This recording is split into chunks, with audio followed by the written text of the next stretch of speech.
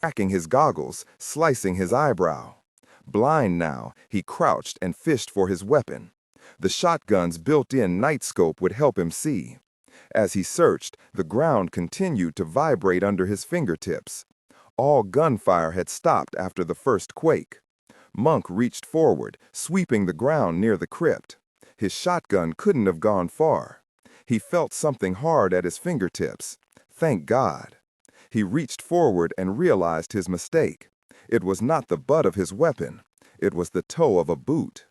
Behind him, he felt the hot barrel of a rifle press against the base of his skull. Gosh, 9:58 p.m. Gray heard the crack of a rifle blast across the necropolis.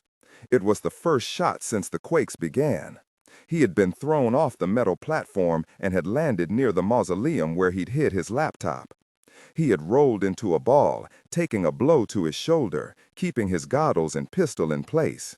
But he had lost his radio.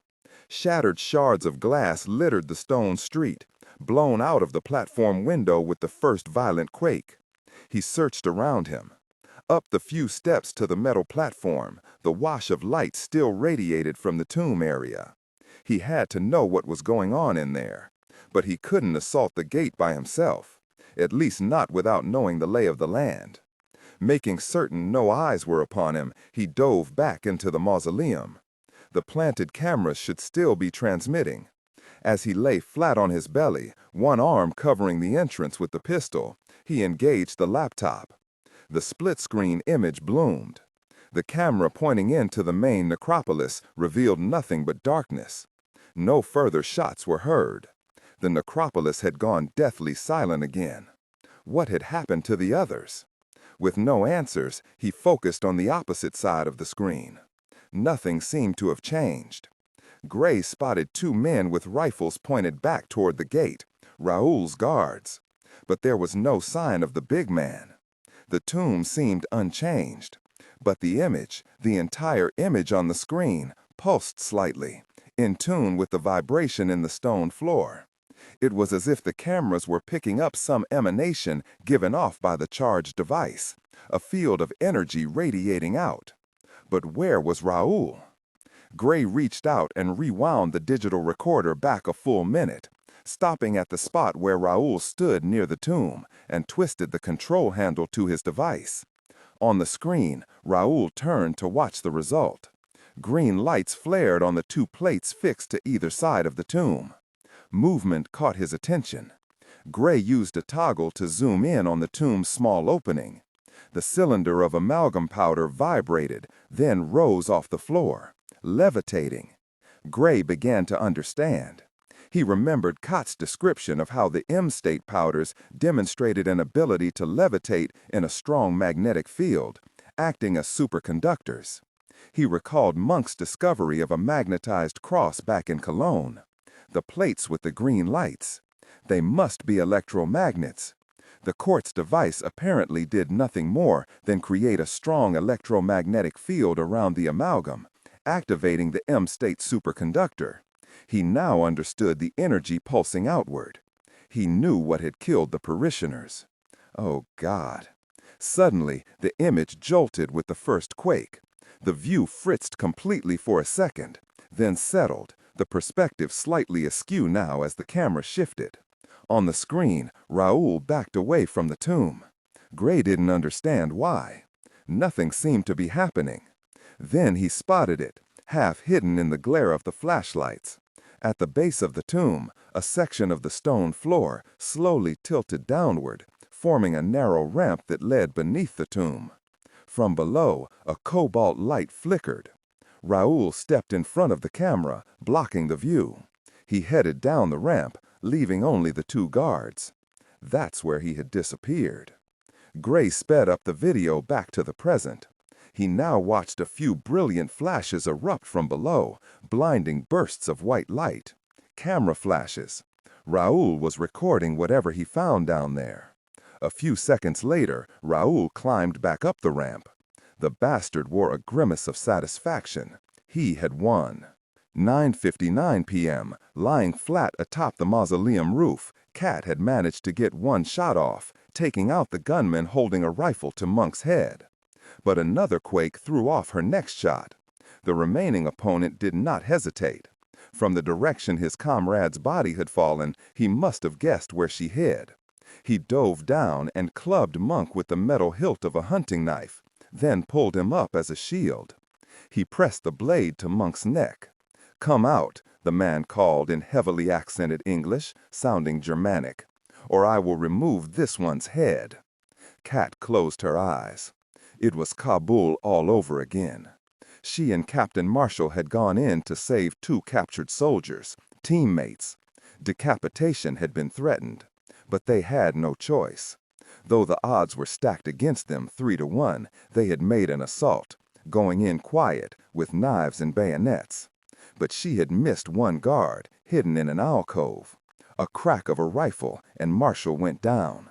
She had dispatched the last guard with a fling of a dagger, but it was too late for the captain. She had held his body as he gasped his last breath, thrashing in pain, eyes on her, pleading, knowing, then nothing. Eyes gone to glass. A vital man, a tender man, gone like smoke. "Come out now," the man yelled across the necropolis. "Kat?" Rachel subvocalized to her, touching her elbow. The Carabineria lieutenant lay flat next to her on the roof. "Stay hidden," Kat said. "Try to make it to one of the ropes that lead out of here." That had been their original plan, to leap from rooftop to rooftop, to gain one of the scaling ropes that still hung down from the level above, to raise the alarm and gather reinforcements. That plan must not fail. Rachel knew this too. Kat had her own duty. She rolled off the mausoleum roof and landed lightly on her toes. She glided over 2 rows to hide her former position, leaving some room for Rachel to escape, then stepped out into the open, 10 yards from the man who held Monk. Kat lifted her hands and tossed her pistol aside. "I surrender," she said coldly. Dazed and blind, Monk struggled, but the man restraining him had enough training to keep him subdued, on his knees, knife point digging into his neck. Kat studied Monk's eyes as she strode forward. 3 steps. The combatant relaxed. Kat noted his knife point shift away. Good enough. She dove forward, pulling the dagger from her wrist sheath. She used her momentum to fling the blade. It sailed and struck the man in the eye. He fell backward, carrying Monk with him. Kat twisted, yanking a blade from her boot. She flipped it in the direction Monk had indicated, catching the barest flicker of shadow. A 3rd combatant. A short cry followed. A man fell out of the shadows, pierced through the neck. Monk struggled to his feet, fingers scrabbling and finding the other's knife. But he had lost his goggles, and Kat didn't have a spare pair. She would have to guide him. She helped Monk up and placed his hand on her shoulder. "Stay with me," she whispered. She turned as a flashlight flared ahead of her. Amplified by her night vision scopes, the sudden brightness seared into the back of her head, blinding, painful. A 4th combatant. Someone she missed. Again. 10:02 p.m. Gray had noted the bloom of light on his computer screen, deep in the necropolis. That couldn't be good. It proved not to be. On one side of the split-screen image, he watched Raoul press his radio to his ear, his smile broadening. On the other side, he watched Kat and Monk being marched out at gunpoint, arms secured behind their backs with yellow plastic fast ties. They were shoved up the steps to the top of the platform. Raoul remained by the tomb. The ground continued to tremble. One of his bodyguards stood beside him. The other had gone down the ramp. Raoul raised his voice. "Commander Pierce, Lieutenant Verona, show yourselves now or these 2 die." Gray remained where he was. He didn't have the force to overpower this situation. Rescue was hopeless. And if he gave in to the demands, he would just be handing his own life over. Raoul would kill them all. He closed his eyes, knowing he was dooming his teammates. A new voice drew his eyes back open. "I'm coming!" Rachel stepped into view on the second camera. She had her hands in the air. Gray watched Kat shake her head. She, too, knew the foolishness of the lieutenant's act. Two armed gunmen collected Rachel and drove her to join the others. Raoul stepped forward and pointed a meaty pistol into Rachel's shoulder. He bellowed at her ear. "This is a horse pistol, Commander Pierce, 56 caliber. It will rip her arm right off. Show yourself or I'll start removing limbs. On the count of 5. Gray saw the flash of terror in Rachel's eyes. Could he watch his friends brutally torn apart? And if he did, what would he gain? As he hid, Raoul and his men would surely take or destroy whatever clue had been hidden here. The others' deaths would be for nothing. 5. He stared at the laptop, at Rachel. No choice. Suppressing a groan, he wiggled out of his pack and grabbed one item from an inner pocket, palming it. 4. Gray switched the laptop into dark mode and clicked it closed. If he didn't live, he would have to trust that the computer would serve as witness to the events down here. 3. Gray crawled out of the mausoleum but remained hidden. He circled to hide his position. 2. He ducked back onto the main street. 1. He laced his hands atop his head and stepped into sight. "I'm here, don't shoot." 10:04 p.m. Rachel watched Gray march up to them at gunpoint. From the hard look on Gray's face, she recognized her error. She had hoped her surrender would buy Gray time to act, to do something to save them, or at least himself. She had not wanted to be the one left alone out in the necropolis, to stand by and watch the others be killed. And while Kat had given herself up for Monk, the woman had had a rescue plan in place, botched though it may have ended. Rachel, on the other hand, had acted on faith alone, placing all her trust in Gray. The Dragon Court leader shoved her aside, meeting Gray as he climbed atop the platform. Raoul raised the massive horse pistol, pointing it at Gray's chest. "You've caused me a hell of a lot of trouble." He cocked the gun. "And no amount of body armor will stop this slug." Gray ignored him. His eyes were on Monk, Kat, and Rachel. He parted his fingers atop his head, revealing a matte black egg, and said one word: blackout. 10:05 p.m.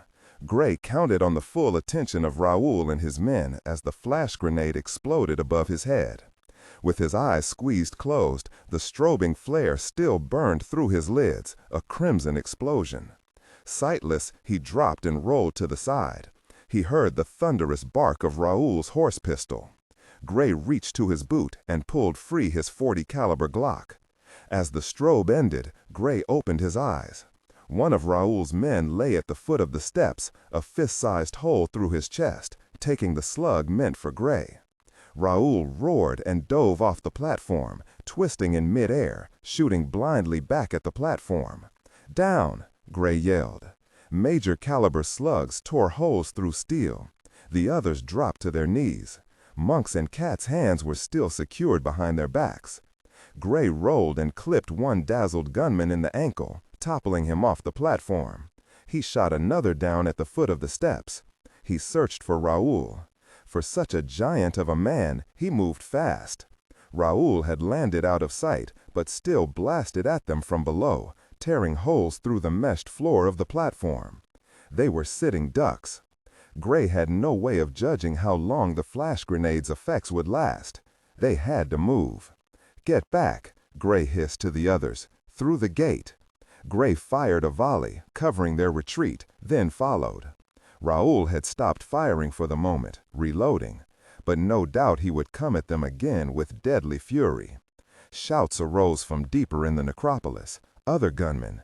They were rushing to the aid of their compromised comrades. What now? He had only one magazine of ammo. A cry rose behind him. Gray glanced back. He watched Rachel flailing backward. She must have been half dazzled by the flash bomb. In the darkness, she missed seeing the ramp in front of the tomb and backstepped into it. She grabbed for Kat's elbow, trying to stop her fall. But Kat was equally caught off guard. Both women tumbled down the ramp and rolled below. Monk met Gray's eyes. "Gosh." "Down," Gray said. It was the only shelter. And besides, they had to protect whatever clue lay below. Monk went first, stumbling with his arms behind his back. Gray followed as a new barrage began. Chunks of rock were torn from the surface of the tomb. Raoul had reloaded. He meant to keep them away. Twisting around, Gray's eyes caught on the green light glowing from one of the two plates attached to the tomb. Still activated. He thought quickly and made a choice. He pointed his pistol and fired. The slug severed the knot of wires running to the plate. The green light winked out. Gray ran down the stone ramp, noting the immediate cessation of the trembling in the ground. Both ears popped with a sudden release of pressure. The device had shorted. Immediately a loud grinding sounded underfoot. Gray dove forward and landed inside a small cavern at the foot of the ramp, a natural pocket, volcanic in origin, common in the hills of Rome. Behind him, the ramp swung back up, closing. Gray rolled to his feet, keeping his gun pointed up. As he had hoped, the device's activation had opened the tomb, and likewise its deactivation was closing it. Outside, the barrage by Raoul continued, tearing into rock. Too late, Gray thought with satisfaction. With a final grate of stone on stone, the ramp sealed above them. Darkness settled, but it was not complete. Gray turned. The others had gathered around a slab of metallic black rock that rested on the floor. It was lit by a tiny pyre of blue flame atop its surface, rising like a small flume of electrical fire. Gray approached. There was barely room for the four of them to circle it. Hematite, Kat said, identifying the rock from her background in geology. She glanced from the sealed ramp to the slab. An iron oxide. She bent down and studied the silver lines etched into its surface, tiny rivers against a black background, which were illuminated by the blue flames. As Gray watched, the fire slowly expired, fading to a flicker, then winked out. Monk drew their attention to a more immediate concern. Another glowing object. "Over here," he said. Gray joined him. Resting in a corner of the brined cavern was a familiar silver cylinder, shaped like a barbell, an incendiary grenade. A timer counted down in the dark. 04:28, 04:27. Gray remembered one of Raoul's bodyguards ducking down here after their leader was done taking photographs. He had been planting the bomb. "Looks like they intended to destroy this clue," Monk said. He dropped down to one knee, studying the device. Very things, booby-trapped. Gray glanced to the sealed ramp. Maybe Raoul's barrage a moment ago hadn't been meant to drive them off, but to trap them. He stared back to the bomb. With the fiery star on the hematite slab extinguished, the only light in the cavern glowed from the LCD timer on the incendiary grenade. 04:04. 04:10:06 p.m. Vigor had felt the sudden release. The wash of electrical fire that had been tearing plaster from the cupola dispersed in seconds. Its energy skittered away like ghostly cerulean spiders. Still, chaos reigned inside the basilica. Few noted the cessation of the fireworks. Half the parishioners had managed to flee to safety, but the logjam at the entrances had slowed further evacuation. The Swiss Guard and Vatican police were doing their best to assist. Some people hid under pews. Dozens of other parishioners had been struck by falling plaster and sat with bloody fingers pressed to scalp wounds. They were being helped and consoled by a handful of brave individuals, true Christians. The Swiss Guard had come to the rescue of the Pope, but he had refused to abandon the church, acting as the captain of this sinking ship. Cardinal Sparrow remained at his side. They had evacuated out from under the fiery baldacchino and taken shelter in the Clementina chapel off to the side. Vigor strode over to join them. He glanced back across the basilica. The chaos was slowly subsiding. Order was being restored. Vigor stared up at the assaulted dome. It had held, whether through the mercy of God or through the engineering genius of Michelangelo. As Vigor approached, Cardinal Sparrow broke through the ranks of the Swiss Guard. "Is it over?" "I don't know," Vigor said honestly. He had a larger concern. The bones had been ignited, that was plain.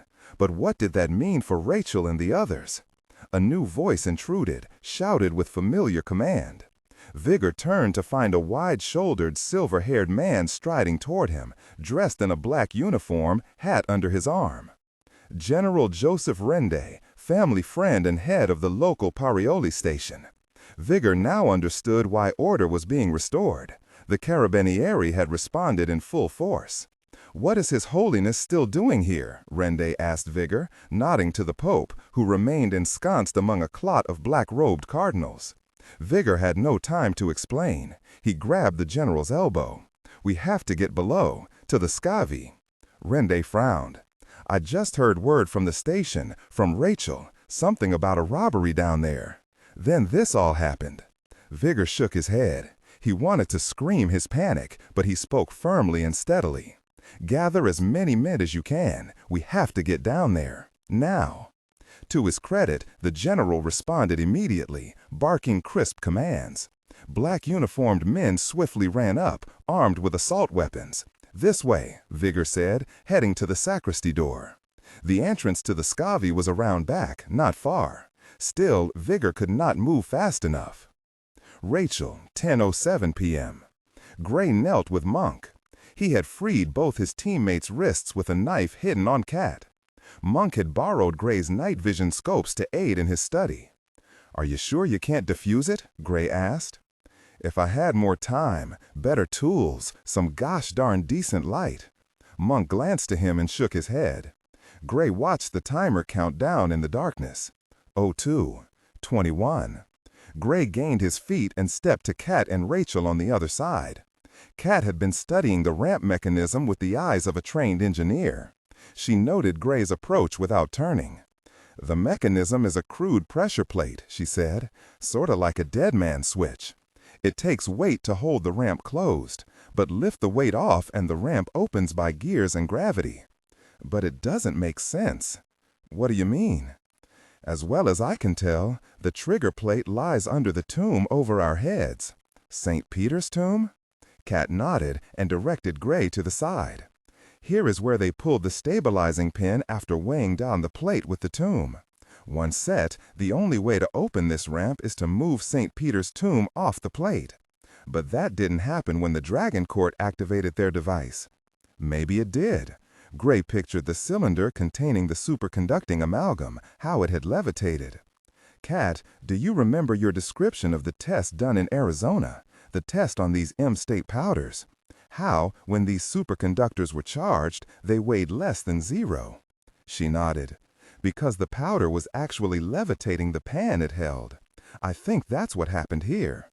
I saw the amalgam cylinder levitate when the device was turned on. What if the field around the amalgam affected the tomb too, like the pan in the experiment? While not actually lifting the massive structure, it simply made the stone structure weigh less." Cat's eyes widened. "Triggering the pressure plate. Exactly. Does that offer any clue on how to reopen the ramp?" Cat stared a moment at the mechanism. She slowly shook her head. "I'm afraid not. Not unless we can move the tomb." Gray glanced to the timer. 01:44. 10:08 p.m. Vigor rushed down the spiral stairs that led to the Scavi. He saw no evidence of trespassing. The narrow door appeared ahead. "Wait," General Rende said behind him. "Let one of my men go in first. If there are hostiles—" Vigor ignored him and rushed to the door. He hit the latch. Unlocked, thank God. He didn't have a spare key. His weight struck the door, but it held.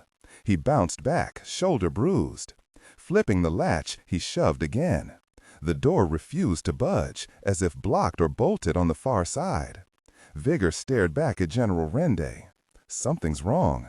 10:08 p.m. Rachel stared unblinking as the timer ticked below 1 minute.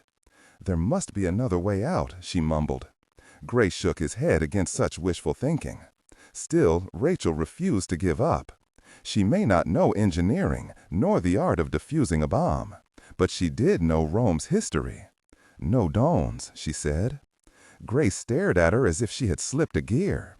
"Cat," she said, "you mentioned that someone had to pull the stabilizing pin when the mechanism was first set, locking the ramp, right?"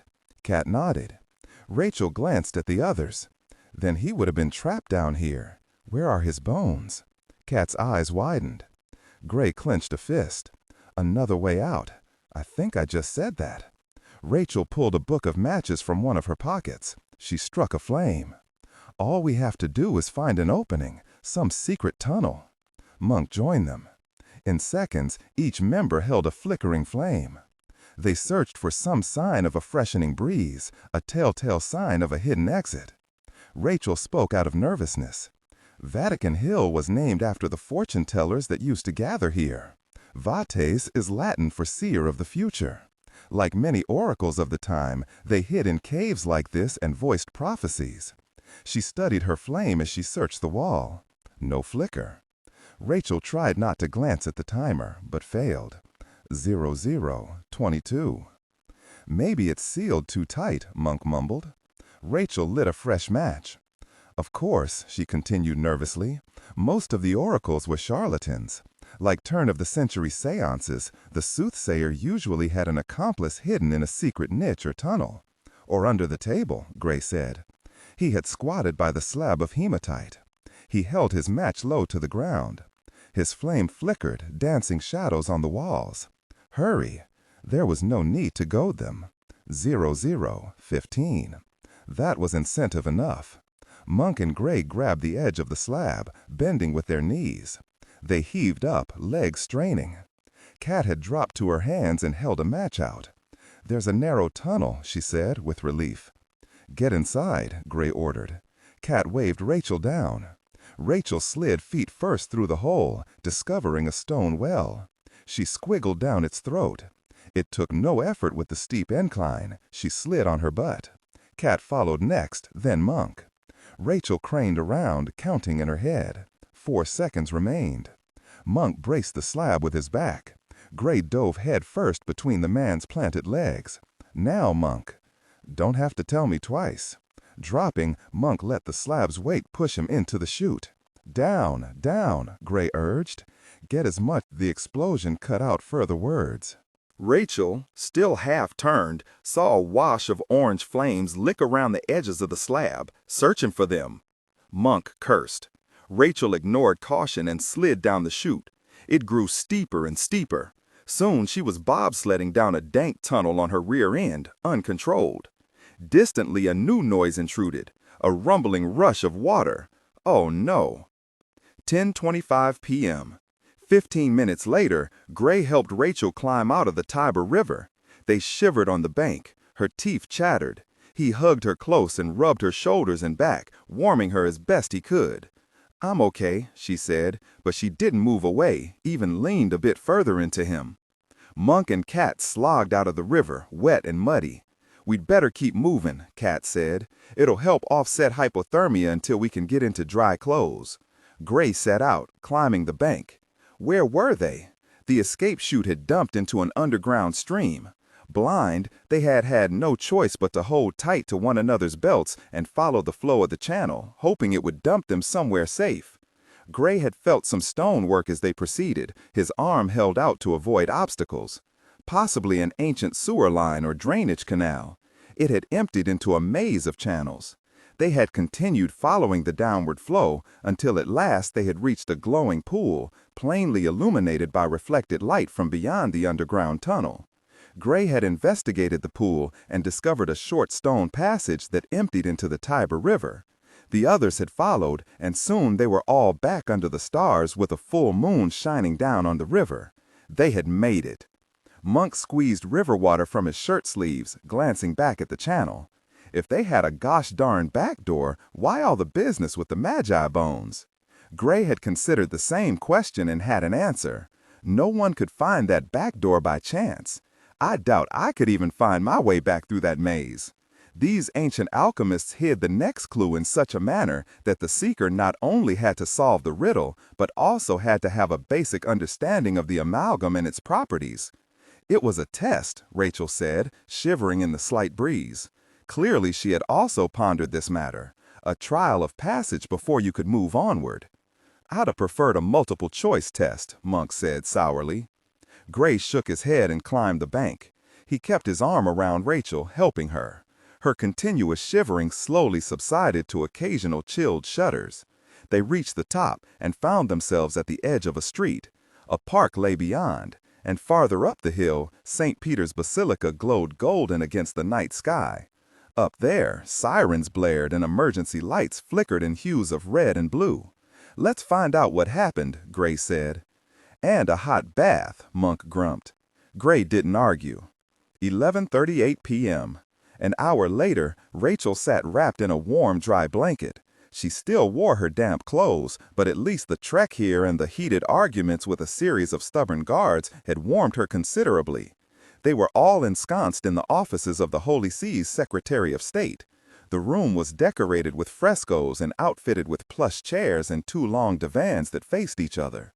Seated around the room were Cardinal Spera, General Rende, and a very relieved uncle. Uncle Vigor sat beside Rachel, her hand in his. He hadn't let go since they had broken through the cordon and gained access to this inner sanctum. They had gone over a preliminary account of events. "And the dragon court is gone?" Gray asked. "Even the bodies," Vigor said. "It took us 10 minutes to break through the lower door. All we found were some discarded weapons. They must have left the way they came in, through the roof." Gray nodded. "At least the bones of St. Peter are safe," Cardinal Spera said. "The damage to the basilica and the necropolis can be repaired. If we had lost the relics—" He shook his head. "We owe you all a large debt." "And no one in attendance at the memorial service died," Rachel said, equally relieved. General Rende held up a folder. "Cuts and bumps, bruises, a few broken bones. More damage was done by the trampling crowd than from the series of quakes." Cardinal Spera absently twisted the 2 gold rings of his station, one on each hand, switching back and forth, a nervous gesture. "What about the cavern below the tomb? What did you find?" Rachel frowned. "It was too dark to see clearly," Gray said, cutting her off. He met her eyes, apologetic but firm. "There was a large slab that had some writing on it, but I suspect that the firebomb will have scorched the surface clean. We may never know what was there." Rachel understood his reluctance to speak plainly. The head prefect of the archives had vanished during the confusion, disappearing with the Dragon Court. If Prefetto Alberto worked with the court, who else might be a part of the conspiracy? Cardinal Spera had already promised to investigate Alberto's room and private papers. Maybe it would lead somewhere. In the meantime, discretion was important. Gray cleared his throat. "If this debriefing is finished, I appreciate the Vatican's hospitality in offering us a suite of rooms." "Certainly," Cardinal Spera stood. "I'll have someone show you there. I'd also like to take another look around the Scavi myself, see if anything was missed." General Rende nodded. "I can send you with one of my men." Gray turned to Monk and Cat. "I'll see you back up in the rooms." His eyes flicked to include Rachel and Vigor. Rachel nodded, understanding the silent command. Speak to no one. They would talk together later in private. Gray headed out with General Rende. Rachel watched him leave, remembering those arms around her. She tightened the blanket about her shoulders. It was not the same. 11:43 p.m. Gray searched the mausoleum where he had hidden his gear. He found his pack where he had left it, unmolested. Beside him, a young carabiniere stood stiffly as his uniform was starched. The red stripes down the edges of his suit ran as straight as plumb lines, the white sash a perfect 90-degree angle across his chest. The silver emblem on his hat looked spit-polished. He eyed the pack as if Gray had just stolen it. Gray didn't bother to explain. He had too much on his mind.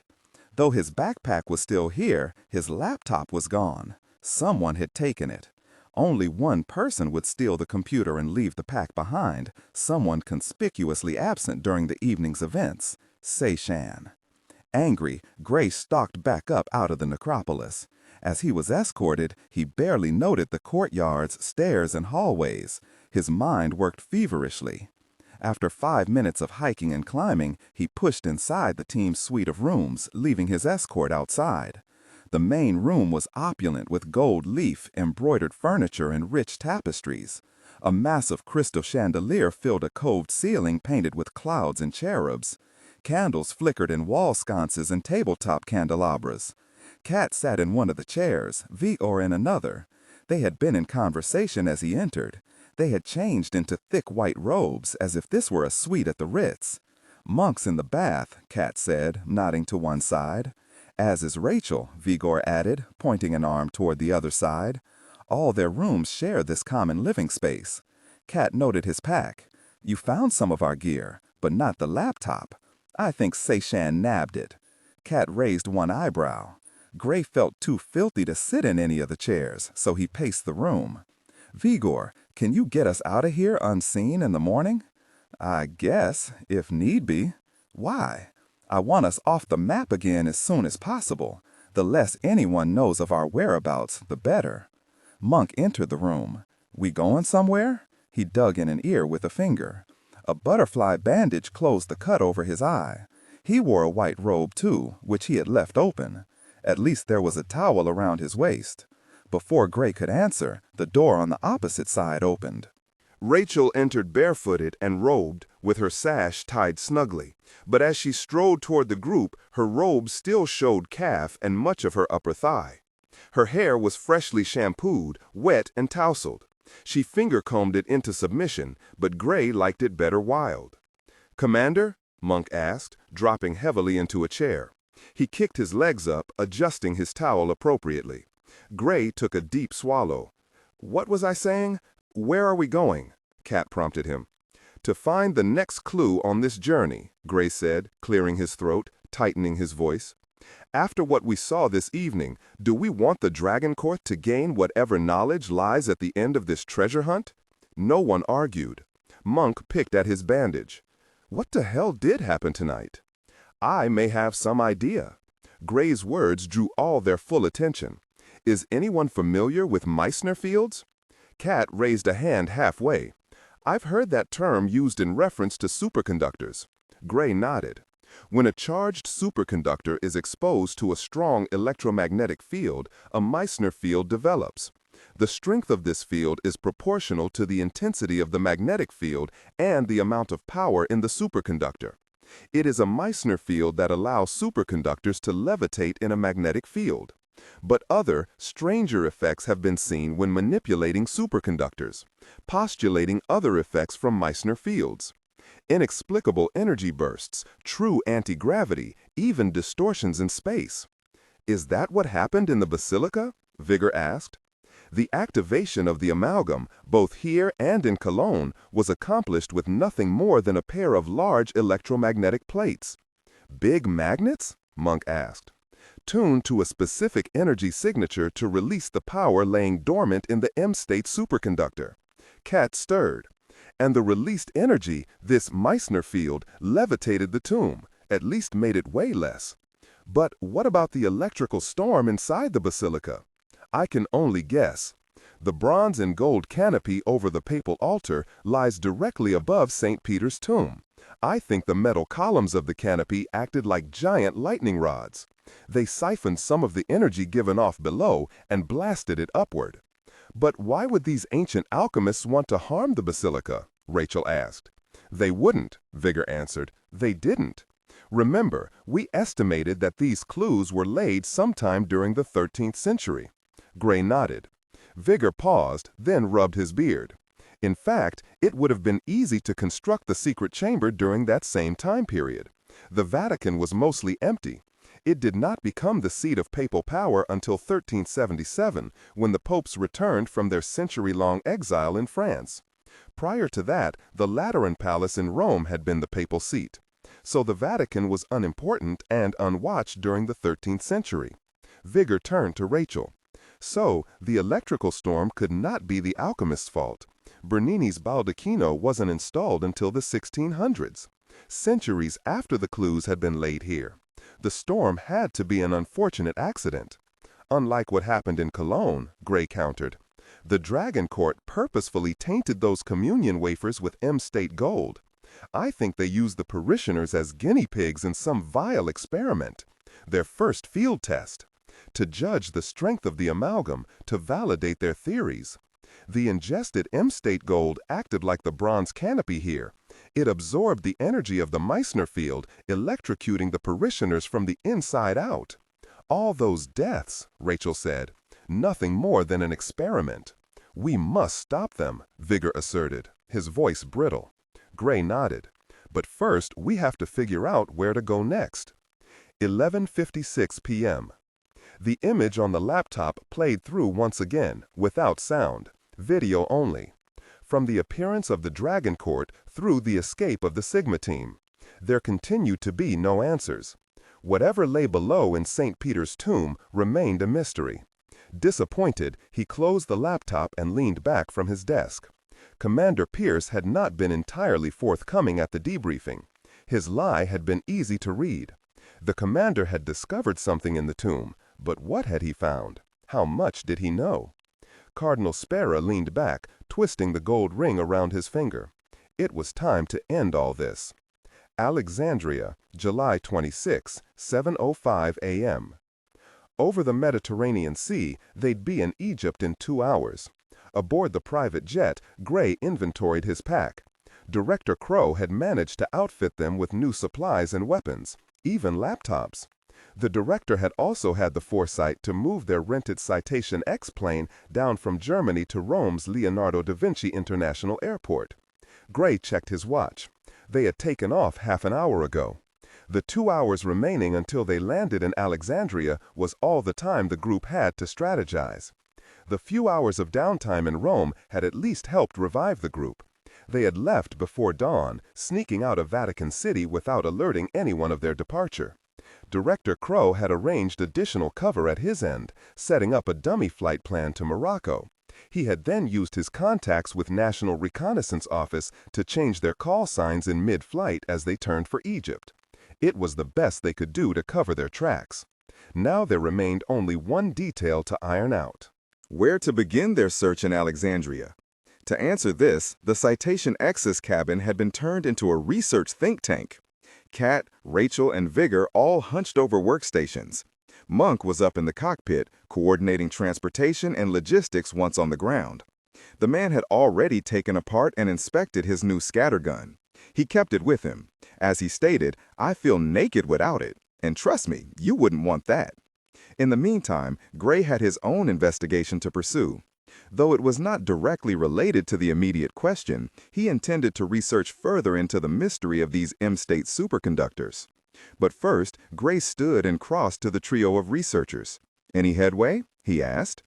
Kat answered, "We've divided our efforts, scouring all references and documents beginning before Alexander's birth and continuing through his death and the eventual disappearance of his tomb." Vigor rubbed his eyes. He'd had the least sleep of any of them. A single-hour nap. The Monsignor had taken it upon himself to do some further research among the stacks at the Vatican archives. He was sure that the head prefect of the libraries, the traitor Dr. Alberto Minardi, was the mastermind behind solving the riddles for the Dragon Court. Vigor had hoped to track the prefect's footsteps to gain some additional insight, but little had been discerned. Kat continued, "Mystery still surrounds Alexander, even his parentage. His mother was a woman named Olympias. His father was King Philip II of Macedonia. But there's some disagreement here. Alexander came to believe his father was a god named Zeus Ammon, and that he himself was a demigod." "Not exactly humble," Gray said. "He was a man of many contradictions," Vigor said. "Prone to drunken rages, but thoughtful in his strategy. Fierce in his friendships, but murderous when crossed. He dabbled with homosexuality, but married both a Persian dancer and the daughter of a Persian king, this last in an attempt to unite Persia and Greece. But back to his parentage. It was well known that his mother and father hated each other. Some historians believe Olympias may have had a hand in assassinating King Philip. And what's interesting is that one writer, Pseudo-Callisthenes, claimed Alexander was not the son of Philip, but instead was the son of an Egyptian magician to the court named Nectanebo. A magician, as in Magi? Gray understood the implication. Whoever his parents truly were, Kat continued, he was born on July 20, 356 BC. Vigor shrugged.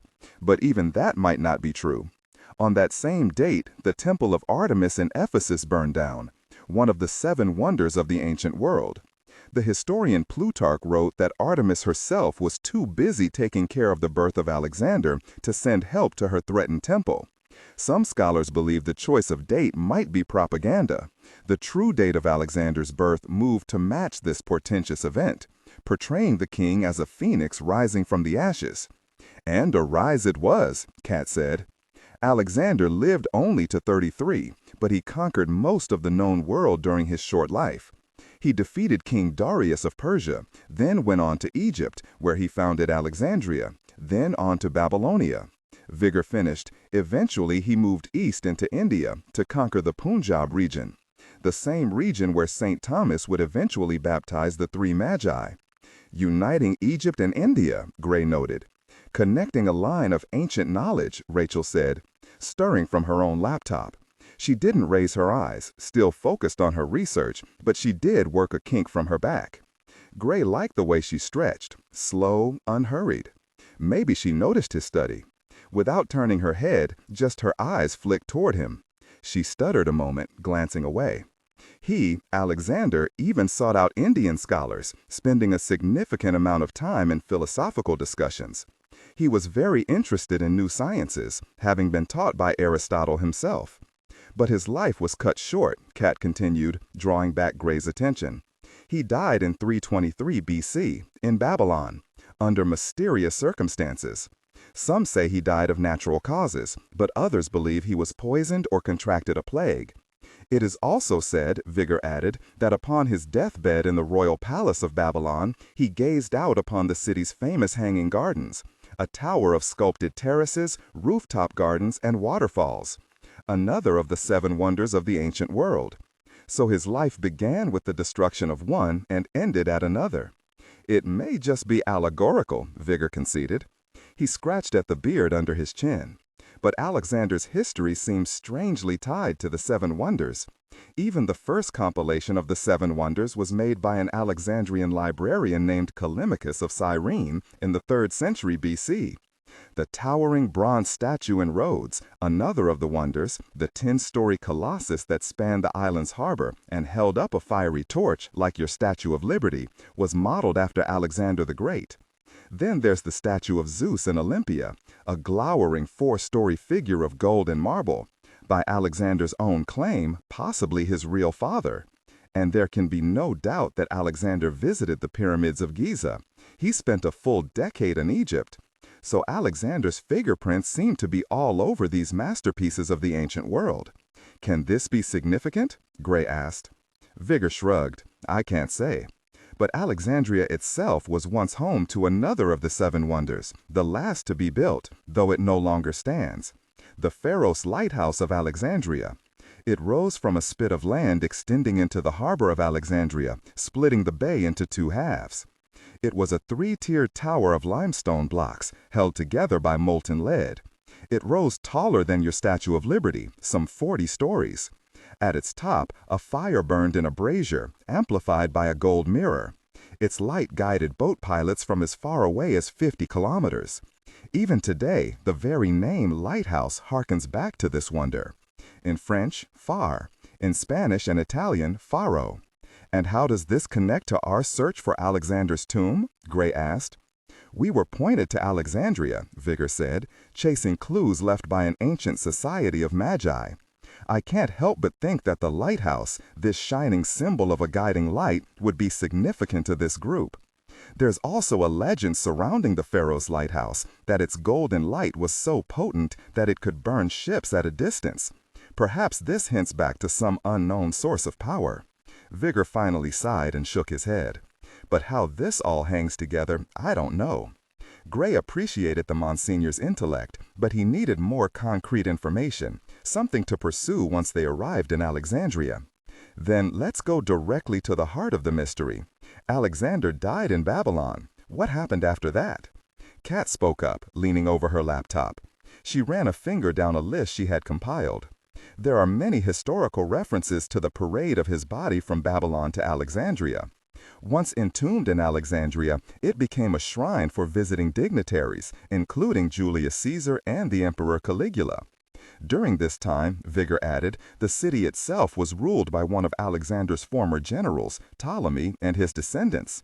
They would go on to establish the Library of Alexandria, turning the city into a major site of intellectual and philosophical study, bringing scholars from around the known world. And what happened to the tomb? That's what's intriguing, Kat said. The tomb was supposedly a massive sarcophagus made of gold.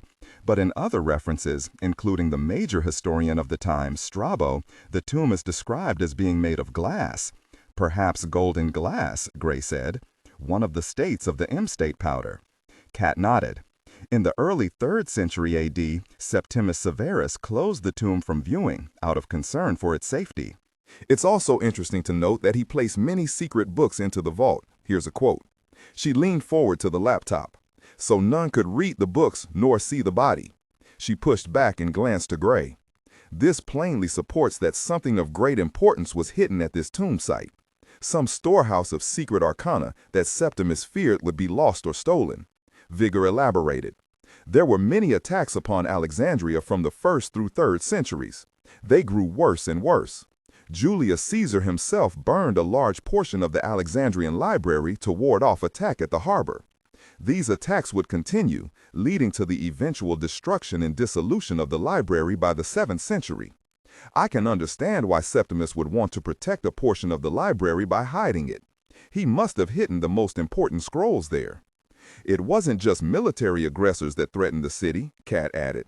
A series of plagues struck. Frequent earthquakes damaged significant parts of Alexandria.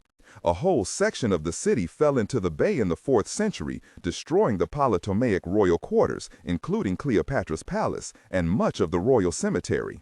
In 1996, a French explorer, Frank Gaudio, discovered sections of this lost city in the East Harbor of Alexandria. Another archaeologist, Honor Frost, believes that perhaps this might be the fate of Alexander's tomb, sunk into a watery grave. I'm not convinced of that, Vigor said. Rumors abound on the location of that tomb, but most historical documents place the tomb in the center of the city, away from the coastline. Until, like I said, Septimus Severus closed it off, Cat argued. Maybe he moved it, Vigor frowned. Either way, throughout the subsequent centuries, treasure hunters and archaeologists scoured Alexandria and its vicinity. Even today, there's a gold rush-like fervor to find this lost tomb. A couple of years ago, a German geophysicist team used ground-penetrating radar to show that the subsoil throughout Alexandria is riddled with anomalies and cavities. There are plenty of places to hide a tomb. It could take decades to search them all. We don't have decades, Gray said. I don't know if we have 24 hours. Frustrated, Gray paced the narrow cabin. He knew the Dragon Court had the same intel as they did. It would not take them long to realize the hematite slab under St. Peter's tomb was a map with Alexandria marked on it. He faced the trio. So, where do we look first? I may have one hint, Rachel said, speaking for the first time in a while.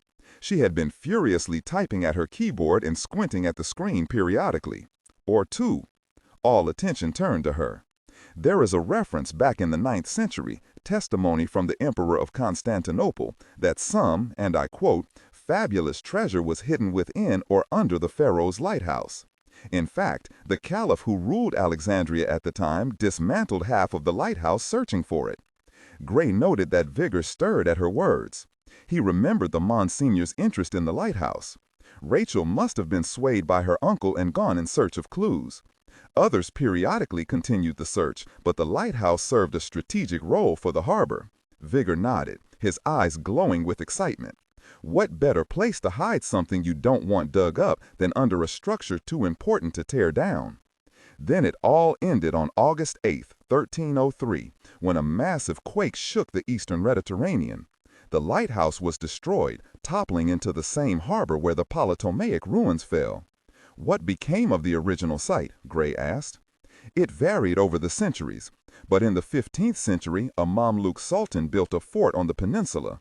It still stands today, the fort of Kite Bay. Some of its construction includes the original limestone blocks that made up the lighthouse. And if the treasure was never found, Vigor continued, then it must still be there, beneath the fort. If it ever existed, Gray warned. It's a place to start looking, Vigor said. And what do? Knock on the door and ask them if it's okay to dig under their fort? Cat offered a more practical solution. We contact NRO. They have access to satellites with ground-penetrating radar capability. Have them do a pass over the site. We can look for any abnormalities or cavities like the German geophysicist did in the city. It might help pinpoint our search.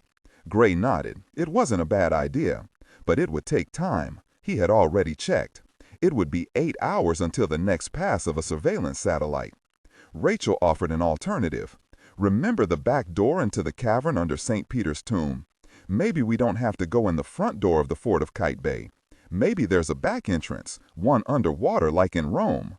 Gray liked her idea. Rachel seemed to take strength from the approval in his face. There are tour groups that dive on the sites near Kite Bay and the Polytomaic moons.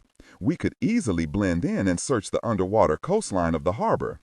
It might not lead to anything, Kat said, but it would allow us to do something until a GPR satellite could make a pass over there. Gray nodded slowly. It was a start.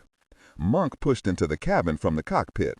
I have a van and a hotel already booked under our aliases, and customs has already been cleared through some cooperation with Washington. I think that should take care of everything. No, Gray turned to him. We're also going to need a boat, preferably something fast. Monk's eyes widened. Okay, he dragged out. His gaze settled on Rachel. But she's not going to be driving the freaking thing, is she? 8:55 a.m., Rome, Italy. The heat of the morning did not help Raoul's mood. It was only mid-morning and already the temperature spiked. Sunlight baked the stone square outside and glared too brightly. His naked body gleamed with sweat as he stood at the doors out to his room's balcony. The doors were open, but no breeze moved. He hated Rome. He despised the stupefying herds of tourists, the black-draped locals smoking continually, the constant chatter, yells, the honking cars. The air reeked of petrol. At the bedside table, the phone rang. He had been expecting this call. It was what had really soured his mood. He crossed and picked up the cell phone. "Raoul," he said, "I received the report from last night's mission. As expected, it was the imperator of his order." His voice was stiff with fury. "Sir," he was cut off, "I won't accept any excuse. Failure is one thing, but insubordination will not be tolerated." Raoul frowned at this last. "I would never disobey." "Then what about the woman, Rachel Verona?" "Sir?" He pictured the black-haired, difficult person. He remembered the smell of the nape of her neck as he clutched her and threatened her with a knife. He had felt her heartbeat in her throat as he squeezed and lifted her to her toes. "You were instructed to capture her, not kill her. The others were to be eliminated. Those were your orders." "Yes, sir. Understood. But 3 times now I've been restrained from using full brutal force against the American team because of this caution. They are still in this matter only because of such restraint." He hadn't been planning on excusing his failures, but here was one handed to him. "I need better clarification. Which is more important, the mission or the woman?" A long silence stretched. Raoul smiled. He poked the dead body on the bed with the tip of his finger. "You do make a good point." The edge of fury had faded from the other's voice. "The woman is important, but the mission must not be jeopardized. The wealth and power at the end of this trail must be ours." And Raoul knew why. It had been drilled into him since childhood. The ultimate goal of their sect. To bring about a new world order, one led by their court, descendants of kings and emperors, genetically pure and superior. It was their birthright. For generations, going back centuries, their court had hunted for the treasure and arcane knowledge of this lost society of mages. Whoever possessed it would hold the keys to the world, or so it was written in an ancient text in the court's library. Now they were so close. Raoul spoke. "Then I have the go-ahead to proceed forward without concern for the woman's security?" A sigh came through.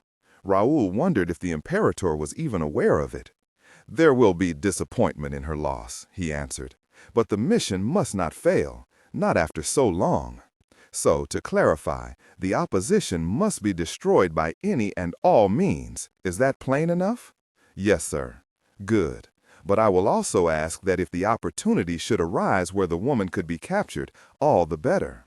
Still, take no needless risks." Raoul tightened a fist. He had a question that had been bothering him. He had never asked it before. He had learned it best to keep such curiosities to himself, to obey without question. Still, he asked it now. Why is she so important? The dragon blood runs strongly through her, back all the way to our Austrian Habsburg roots. In fact, she had been chosen for you, Raoul, to be your mate. The court sees great value in strengthening our lines through such a blood tie." Raoul stood straighter.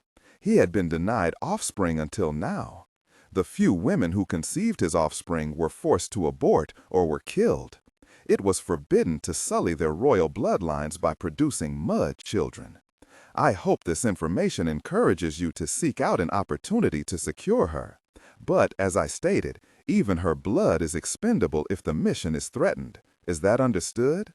"Yes, sir." Raoul found his breath shortened.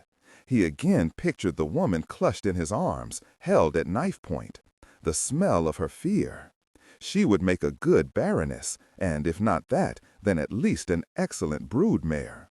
The Dragon Court hid a few such women across Europe, caged away, kept alive only to produce children.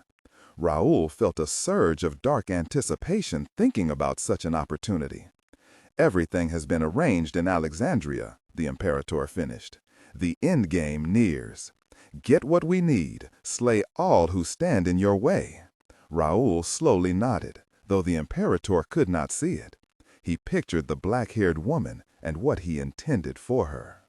9:34 a.m., Rachel stood behind the wheel of the speedboat, one knee on the bucket seat behind her to support her. Once past the no-wake buoy, she gunned the throttle and shot across the bay. The boat skimmed the flat water, bucking over the occasional wake of another boat. Wind whipped her hair, spray cooled her face. Sunlight glinted brightly off the sapphire-blue waters of the Mediterranean. Her every sense rang and tingled. It helped awaken her after the plane ride and the hours spent in front of the computer. They had landed 40 minutes ago. They had breezed through customs, greased by monks' calls, and had found the boat and gear already waiting for them at the pier to the East Harbor. Rachel glanced behind her. The city of Alexandria rose from the arc of the Blue Bay, a modern sprawl of high-rise apartments, hotels, and timeshare properties.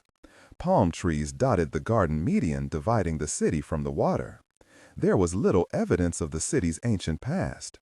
Even the famed Alexandrian Library, lost centuries ago, had arisen anew as a massive complex of glass, steel, and concrete, decorated with reflecting pools and serviced by a light rail station. But now, out in the water, some of the past came alive again.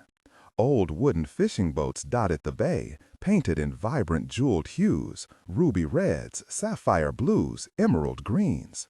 Some sails were raised, square-shaped, the skiff's direction guided by two oars, an ancient Egyptian design. And ahead rose a citadel right out of the Middle Ages, the fort of Bay. It crested a spit of land that divided the bay into halves. A stone causeway joined the fortress to the mainland. Along its length, fishermen with long poles relaxed and shouted among themselves, as their ancestors probably had for centuries into the past. Rachel studied the fort of Bay. Built solely of white limestone and marble, it shone starkly against the deep blue waters of the bay. The main citadel was built atop a foundation of stone, raised 20 feet. There, towering walls, topped with arched parapets, were guarded by 4 towers and circled a central higher keep. A flagpole jutted from the inner castle, flapping the Egyptian colors, striped bands of red, white, and black, along with the golden eagle of Saladin. Squinting, Rachel pictured what had once stood atop this foundation. The 40-story-tall Pharaoh's lighthouse, built in tiers like a wedding cake, decorated with a giant statue of Poseidon, and tipped by a giant fiery brazier, flaming and smoking. Nothing remained of this wonder of the ancient world, except perhaps for a few limestone blocks rebuilt into the citadel here. French archaeologists had also discovered a tumble of blocks in the East Harbor, along with a 20-foot section of statue believed to be the sculpture of Poseidon. It was all that was left of the wonder since the earthquake devastated the region. Or was it? Could there be another treasure, one dating even further back in time, hidden below the foundations? The lost tomb of Alexander the Great. That's what they had come to find out. Behind her, the others were gathered over the pile of scuba gear, checking tanks, regulators, and weight belts. Do we really need all this gear? Gray asked. He picked up a full-face mask. Thick dry suits and all this special headgear? You'll need it all, Vigor said. Her uncle was an experienced diver. Being an archaeologist in the Mediterranean, there was no way not to be.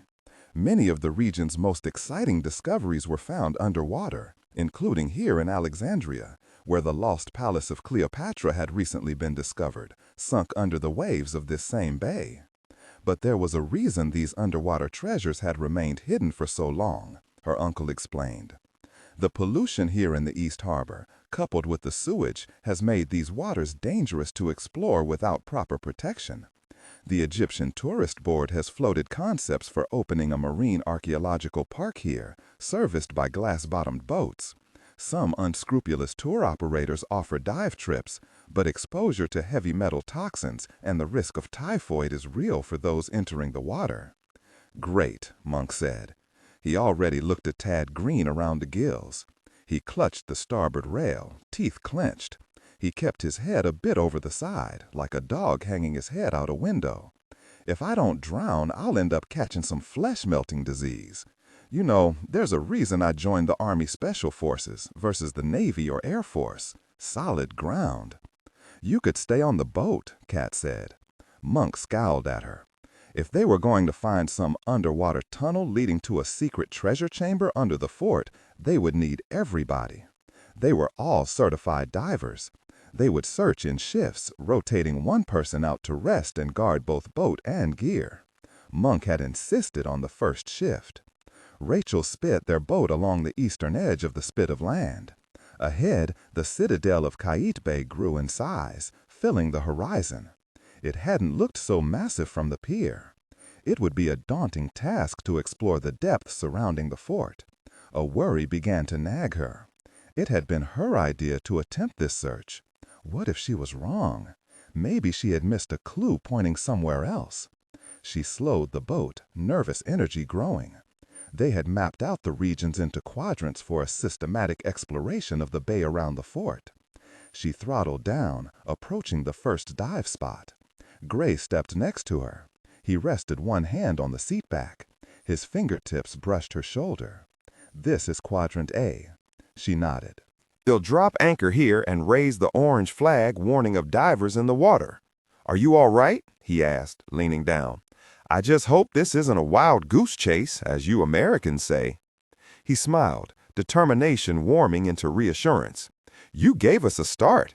It was more than we had going into the matter. And I'd rather be chasing wild geese, as we Americans say, than doing nothing.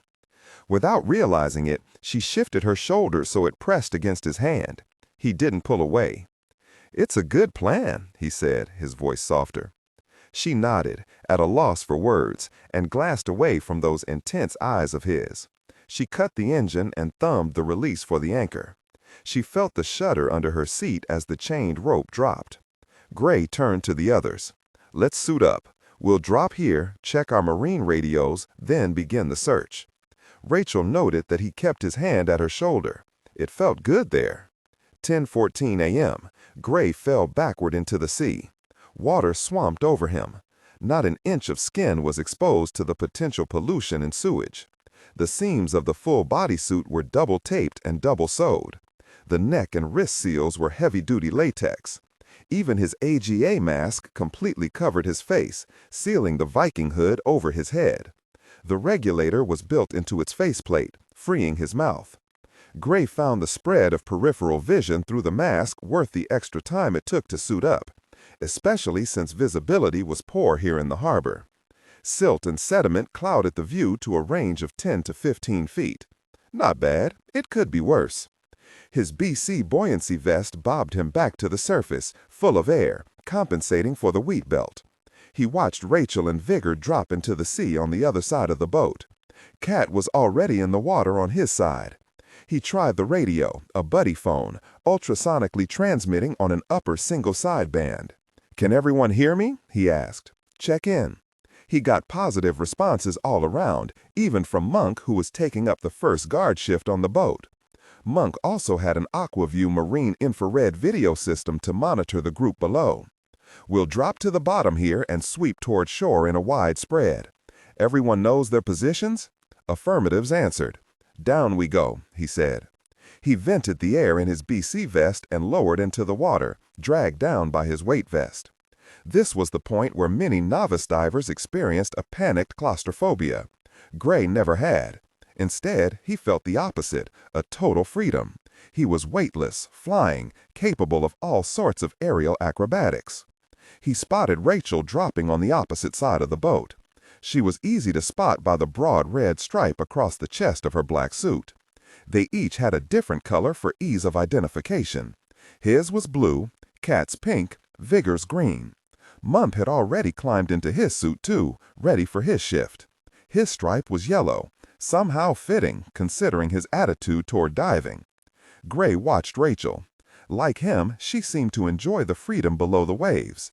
She twisted and flew, spiraling down with a minimal flicker of fins. He took a moment to enjoy the curves of her form, then concentrated on his own descent. The sandy bottom rose up, cluttered with debris. Gray adjusted his buoyancy to keep him drifting just above the seabed. He searched right and left. The others settled into similar postures. "Can everyone see each other?" he asked. Nods and affirmatives all around. "Monk, how's the underwater video camera working? You look like a bunch of ghosts. Visibility is a mess. I'll lose you once you head out. Keep in radio contact. Any problems, you raise the alarm and get over to us fast." Gray was pretty confident that they had the jump on the Dragon Court, but he was not taking any chances with Raoul. He didn't know how much of a head start they had gained. But there were plenty of other boats about. It was broad daylight. Still, they needed to act quickly. Gray pointed an arm. "Okay, we'll head to shore, keep no greater distance than 15 feet apart. Visual contact with each other at all times." The four of them could sweep a swath of about 25 yards across. Once at shore, if nothing was detected, they would shift down the coastline another 25 yards and swim back toward the waiting boat. Back and forth, quadrant by quadrant, they would comb the entire coastline around the fort. Gray set out.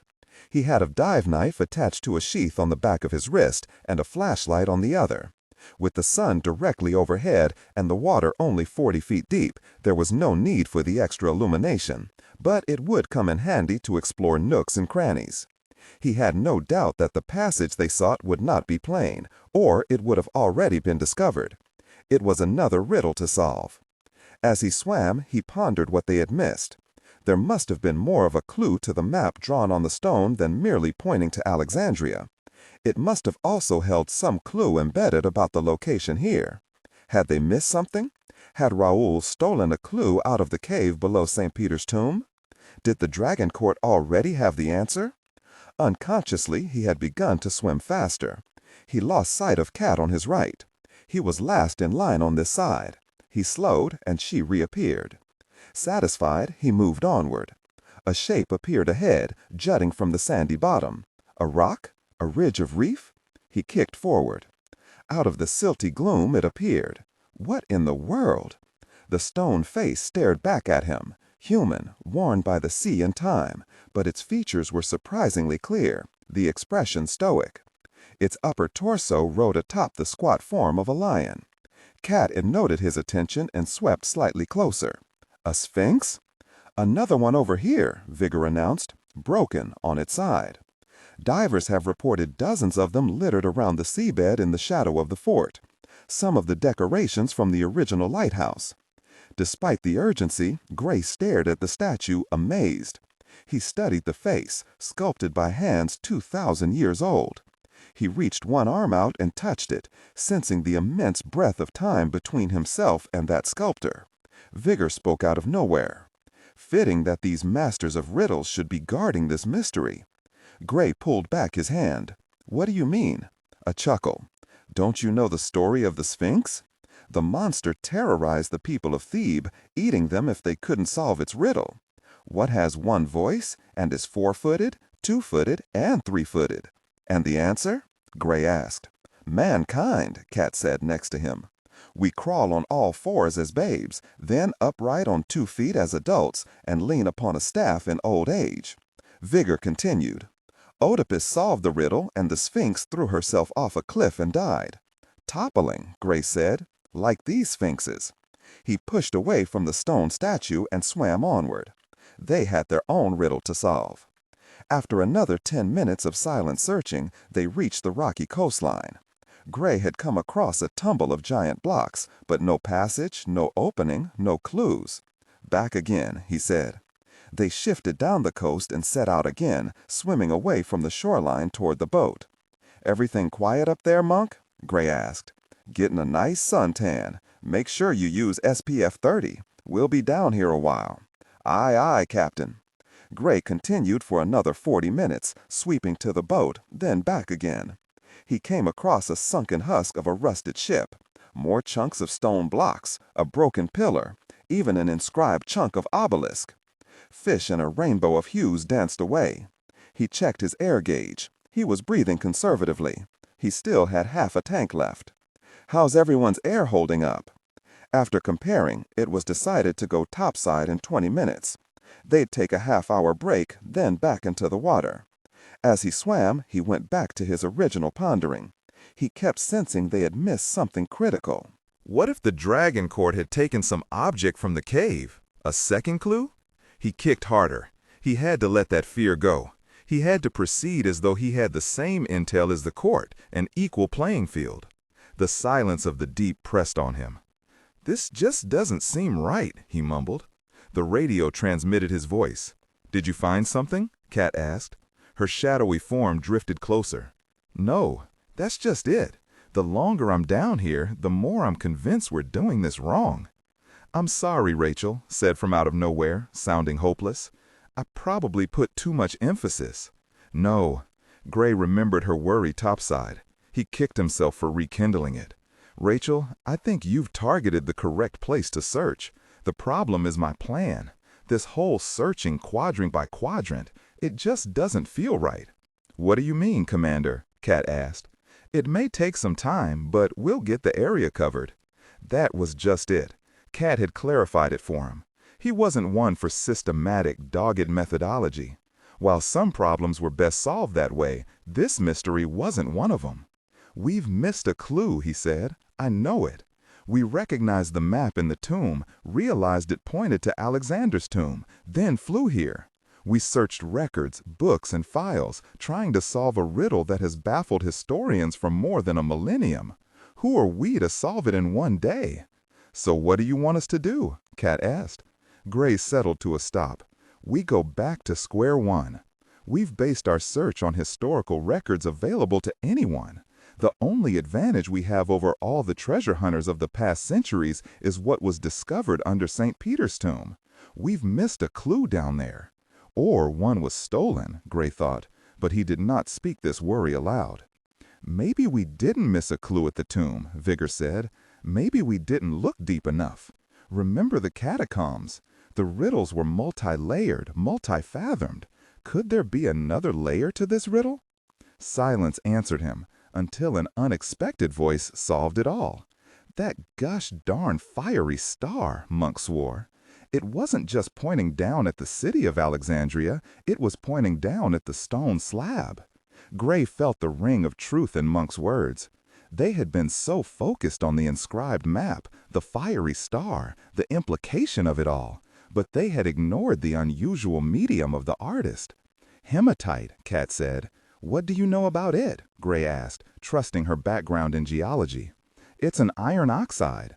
Large deposits have been found throughout Europe. It is mostly iron, but sometimes it contains a fair amount of iridium and titanium." "Iridium?" Rachel said. "Isn't that one of the elements in the amalgam, in the Magi bones?" "Yes," Kat said, voice suddenly sounding strained over the radio. "But I don't think that's the significant part." "What?" Gray asked. "I'm sorry, Commander. I should have thought of it. The iron in hematite is often weakly magnetic, not as strongly as magnetite, but it's sometimes used as a lodestone." Gray realized the implication. Magnetism had also opened the first tomb. So the star wasn't just pointing to Alexandria, it was pointing to a magnetized stone, something we're supposed to find. And what did the ancient world do with lodestones? Vigor asked, excitement growing in his voice. Gray knew the answer. They made compasses. He fed air into his BC vest and rose toward the surface. Everyone topside. 11:10 a.m. In a matter of minutes, they were shedding tanks, vests, and weight belts.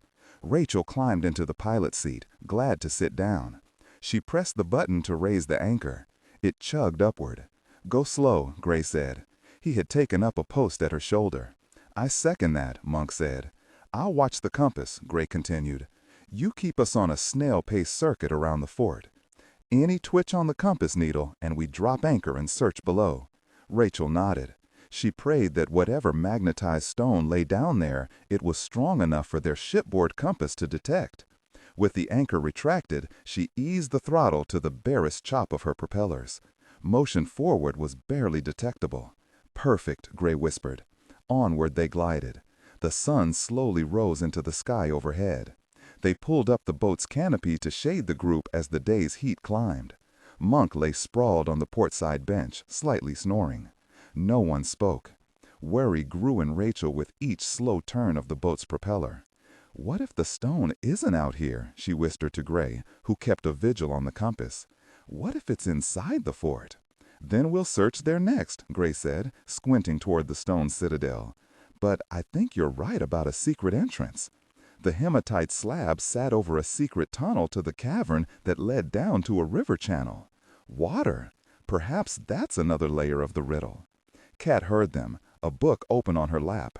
Or we're reading too much into it, she said, trying to force what we want to match the riddle. Up in the bow end, Vigor massaged a sore calf muscle from the swim. I think the ultimate question of where the stone might lie, on land or in the water, depends on when the alchemists hid the clue.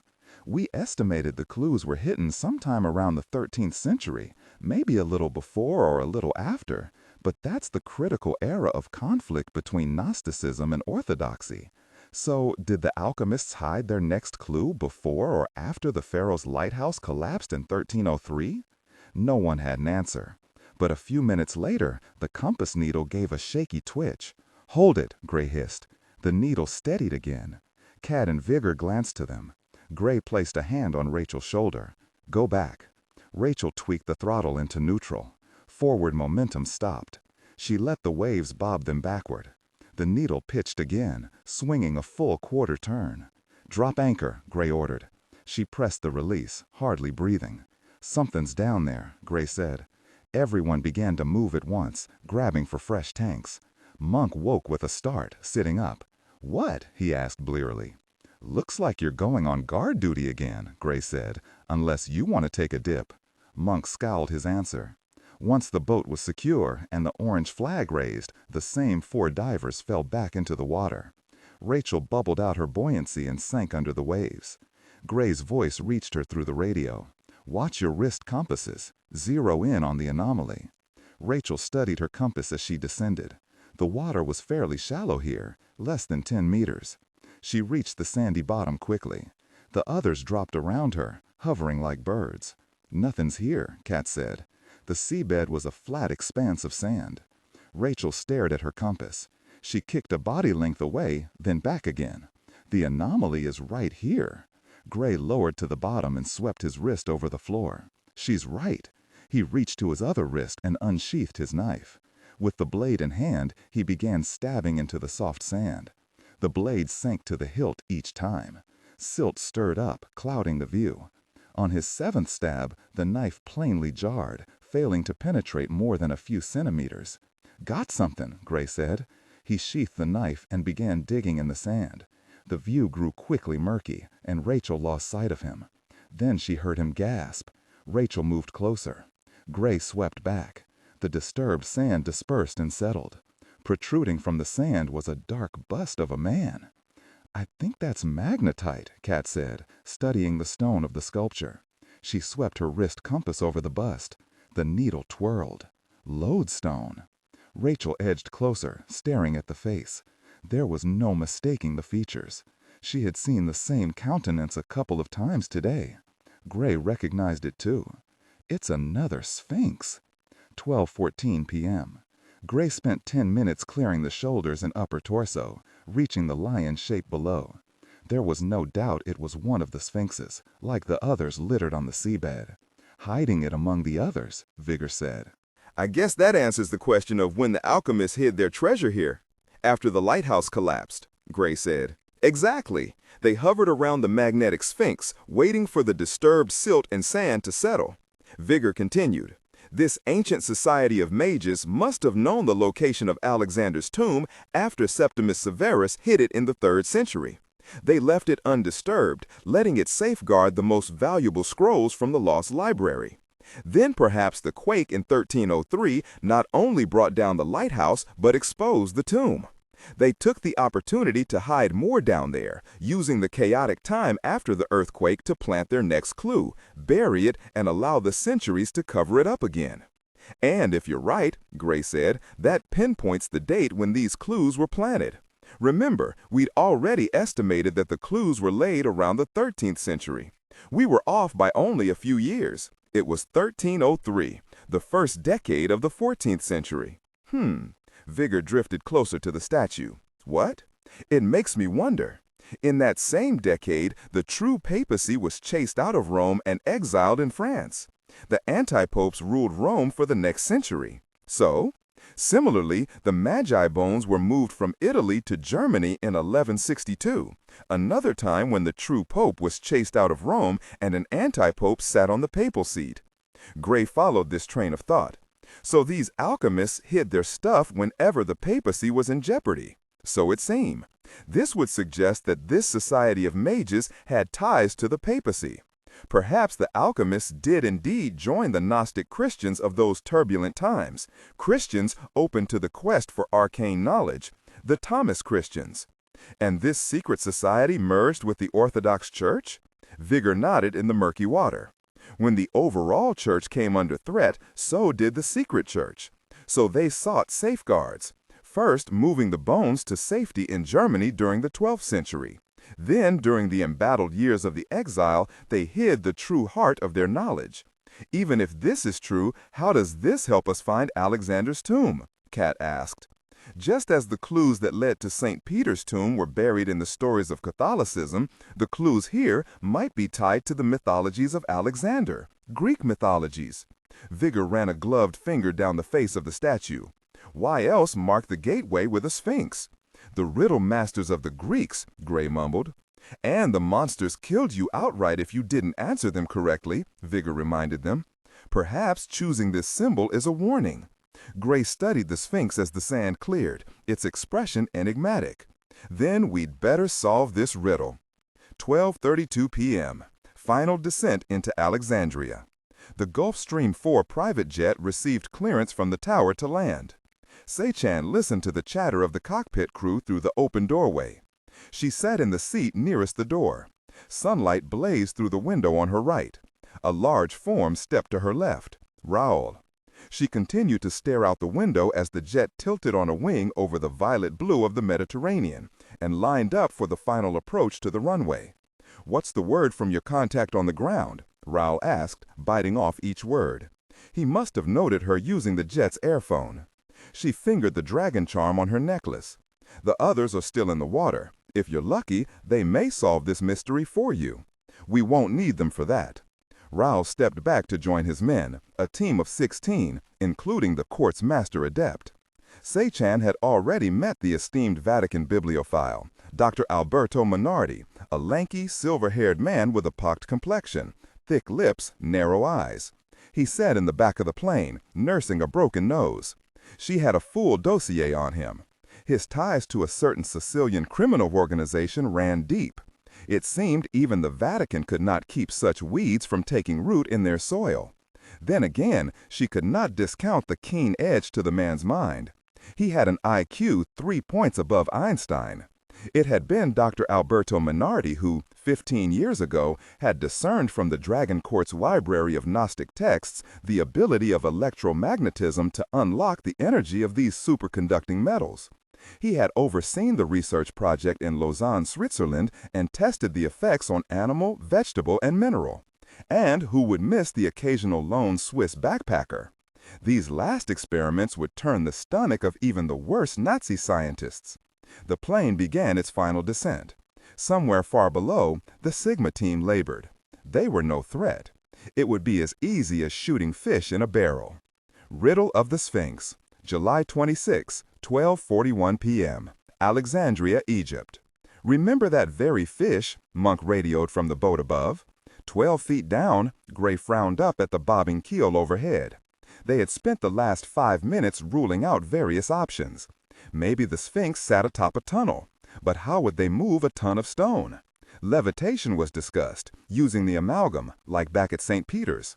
Gray had a test tube of the powder from his research on the Milan bones, but to activate it would require electricity of some sort, not wise in water. "What fish are you talking about, Monk?" Gray asked. He had seen enough fish down here to turn him off seafood.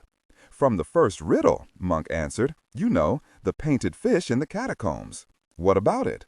"I can see you guys in the statue through the aquaview camera. The Sphinx is facing toward that big fort." Gray stared at the statue. From here, where visibility was no greater than 5 yards, it was hard to get the bigger picture. Monk had the better perspective. And the bigger picture was his area of expertise, seeing the forest through the trees. "The catacombs," Gray mumbled, understanding Monk's intent. "Could it be that easy?" "Remember," Monk continued, "how we had to follow the direction the fish was facing to find our next clue? Maybe the Sphinx is facing toward the tunnel opening." "Monk could be right," Vigor said. "These clues were planted in the early 14th century. We should be considering the problem from the perspective of that era's level of technology. They didn't have scuba gear at the time, but they did have compasses. The Sphinx may be nothing but a magnetic road marker. You use your compass to find it. Swim down to take a peek at where it's facing and move on to shore." "There's only one way to find out," Gray said. "Monk, keep the boat anchored here until we're sure. We'll swim toward shore." Gray kicked away from the statue. He waited until he was far enough away to get a good compass fix without the magnetic interference of the lodestone. "Okay, let's see where this leads." He set off. The others trailed behind him. They stuck close together. The shore was not far. The spit of land rose steeply. The sandy bottom ended abruptly at a tumbled maze of stone blocks. Man-made. "Must have once been a section of the Pharaoh's lighthouse," Vigor said. Barnacles and anemones had taken over the area, forming it into their own reef. Crabs scrabbled and tiny fish darted. "We should spread out," Cat said. "Search the area." No. Gray intuitively understood what needed to be done. It's like the magnetic sphinx hidden among the other sphinxes. He kicked off the bottom, traveling up the reefscape. He kept one arm fixed in front of him, watching the wrist compass. It didn't take long. Passing over one block, his compass needle pitched and rolled. He was only 4 yards from the surface. "Here," he said. The others joined him. Cat took a blade and scraped off the accumulation of sea life. Hematite again. Less strongly magnetic. You'd never notice it unless you were looking for it. "Monk," Gray said. "Yeah, boss. Bring the boat over here and drop anchor." "On my way." Gray searched the edges of the block. It was cemented to its neighbors above, below, and to the sides by coral, sand, and dense accumulations of rough-shelled mussels. "Everyone pick a side and dig the edges clear," he ordered. He pictured the hematite slab under St. Peter's tomb. It had covered a secret tunnel. He had no doubt that they were on the right track, for once. In a couple of minutes, the block was cleared. The beat of a propeller echoed leadenly through the water. Monk approached the shoreline slowly. "I can see you guys," he said. "A bunch of striped frogs sitting on a rock." "Lower the anchor," Gray said, slowly. As the prong of heavy steel dropped from the keel, Gray swam over and helped guide it to the hematite block. He jammed a corner into a gap between the block and its neighbor. "Winch it up," Gray ordered. Monk retracted the anchor line. It grew taut. "Everybody back," Gray warned. The block rocked. Sand billowed from it. Then the chunk of stone tipped loose. It had only been about a foot thick. It rolled down the cliff face, bouncing with muffled crashes, then landed heavily on the sandy floor. Gray waited for the silt to clear. Pebbles continued to rain down the wall of rock. He moved forward. In the gap-toothed opening left by the dislodged stone, a dark space loomed. Gray flicked on the flashlight on his wrist. He pointed it into the opening. The light illuminated a straight tunnel, angled slightly upward.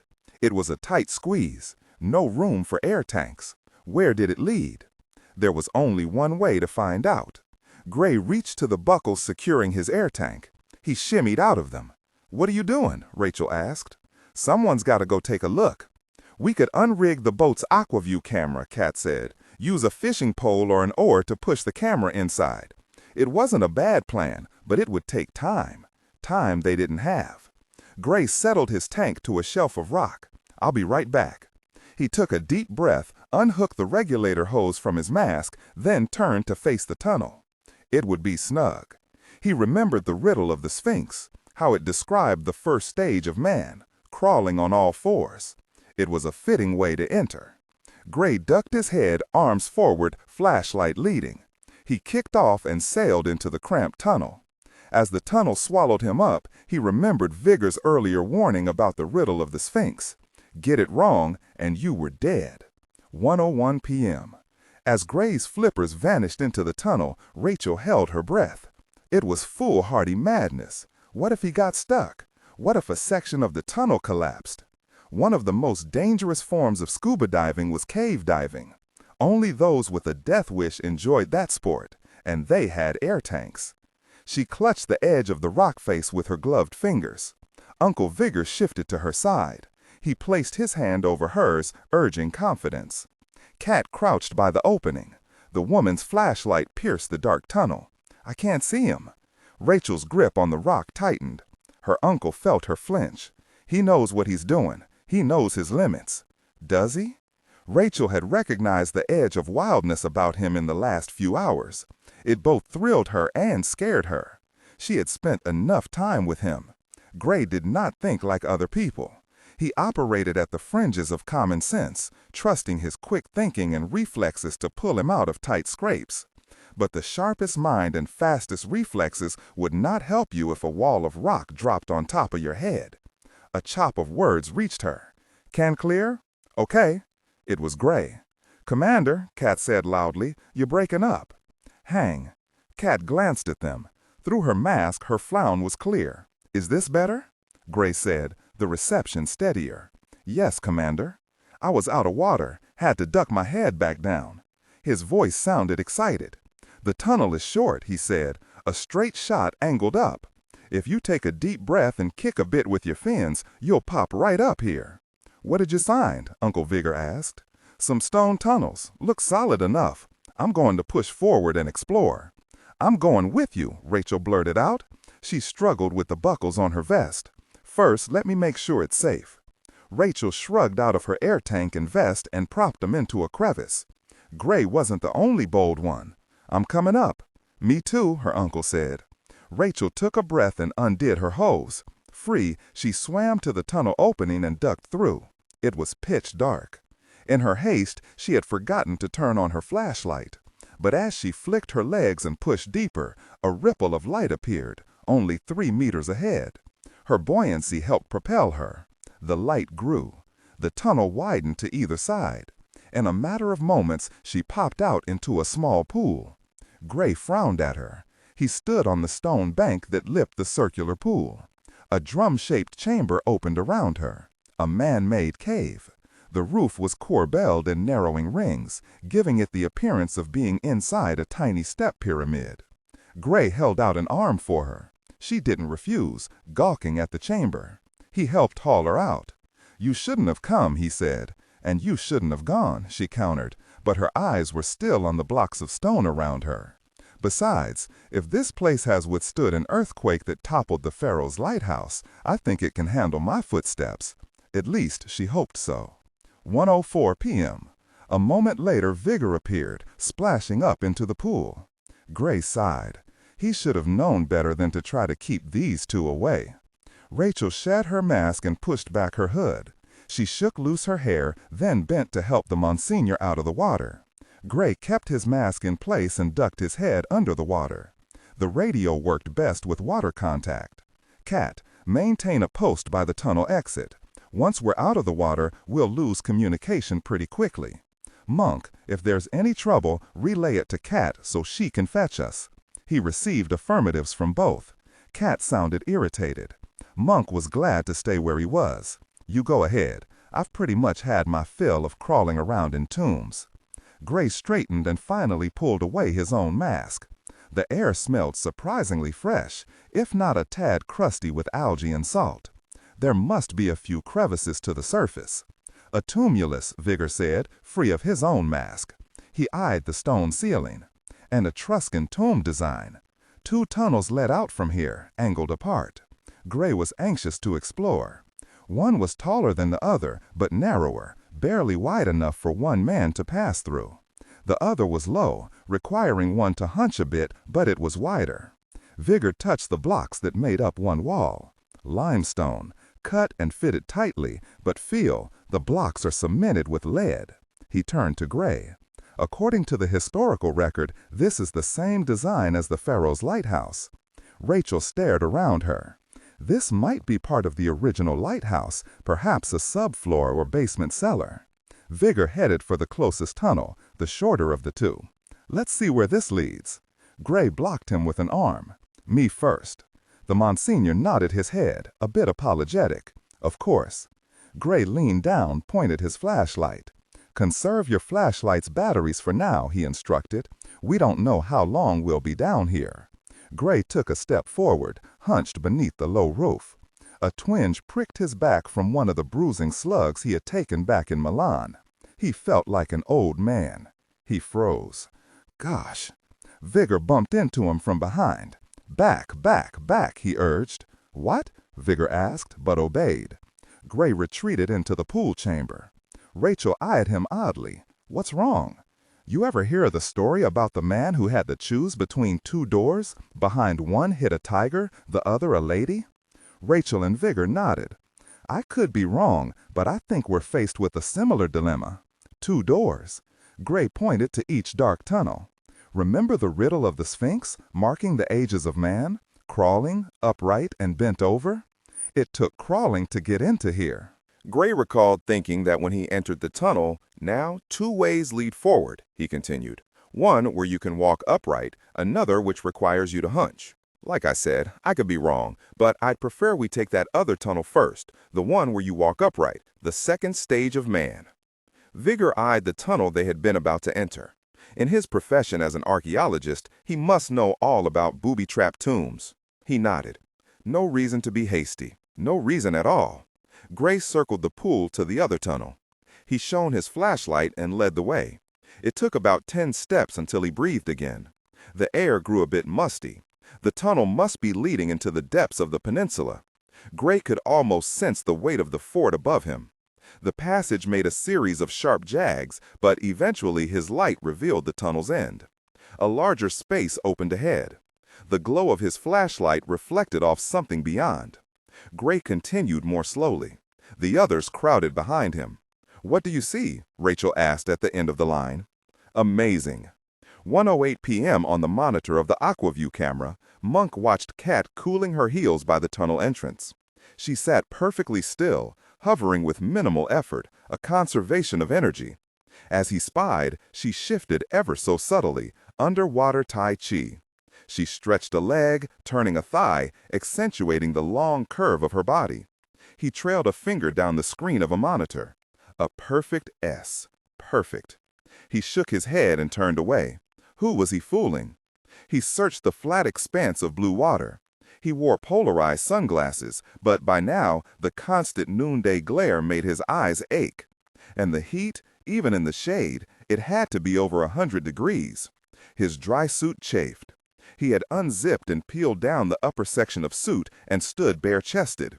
But all the sweat seemed to have pooled in his lower body. And now he needed to relieve himself. He'd better cut off the Diet Cokes. Monk caught his eye. Coming around the far side of the peninsula, a large, sleek ship, midnight blue, 30-footer. He read the lines. Not an ordinary ship. Hydrofoil. It raced over the waters, slightly raised on its surface-piercing skids. It flew unimpeded over the slight waves, skimming like a sled on ice. Gosh, it was fast. He followed its curve around the spit of land, a quarter click out. It aimed toward the East Harbor. It was too small for a ferry shuttle, maybe some rich Arab's private yacht. He raised a pair of binoculars and searched for the ship. It took an extra moment to pin down the boat. In the bow, he spotted a pair of girls in bikinis. No burqa-wrapped modesty here. Monk had already surveyed a few of the other boats around the harbor, fixing them in place in his mental chessboard. One mini-yacht had a party in full swing, champagne flowing. Another houseboat-like craft had an older couple lounging about unclothed. Apparently, Alexandria was the Fort Lauderdale of Egypt. "Monk," Cat called from the radio. He wore a headset connected to the underwater transceiver. "What is it, Cat?" "I'm picking up a pulsing note of static over the radio. Is that you?" He lowered the binoculars. "It's not me. I'll run a diagnostic on the transceiver. You might be picking up someone's fish finder." "Roger that." Monk glanced across the water. The hydrofoil slowed and settled deeper into the water. It had drifted to the far side of the harbor. Good. Monk fixed its berth among the other boats in his head, one more piece to the chessboard. He turned his attention to the buddy phone transceiver. He twisted the amplitude control, earning a feedback whine in his ear, then reset the channel. "How's that?" he asked. Cat answered. "Better. It's gone now." Monk shook his head. "Very rental equipment. Let me know if it returns," he said. "Will do. Thanks." Monk eyed the length of her form on the camera screen and sighed. What was the use? He picked up his binoculars. Where were those two bikini-clad girls? 1:10 p.m. Rachel stepped last into the chamber. The two men parted to either side in front of her. Despite Gray's warning to conserve their batteries, Uncle Vigor had flicked on his own flashlight. The spears of light illuminated another drum-shaped room, domed above. The ceiling plaster had been painted black. Silver stars glowed brightly against the dark background. But the stars had not been painted onto the ceiling. They were metallic inlays. The ceiling was reflected in a still pool of water that covered the entire floor. It looked knee-deep.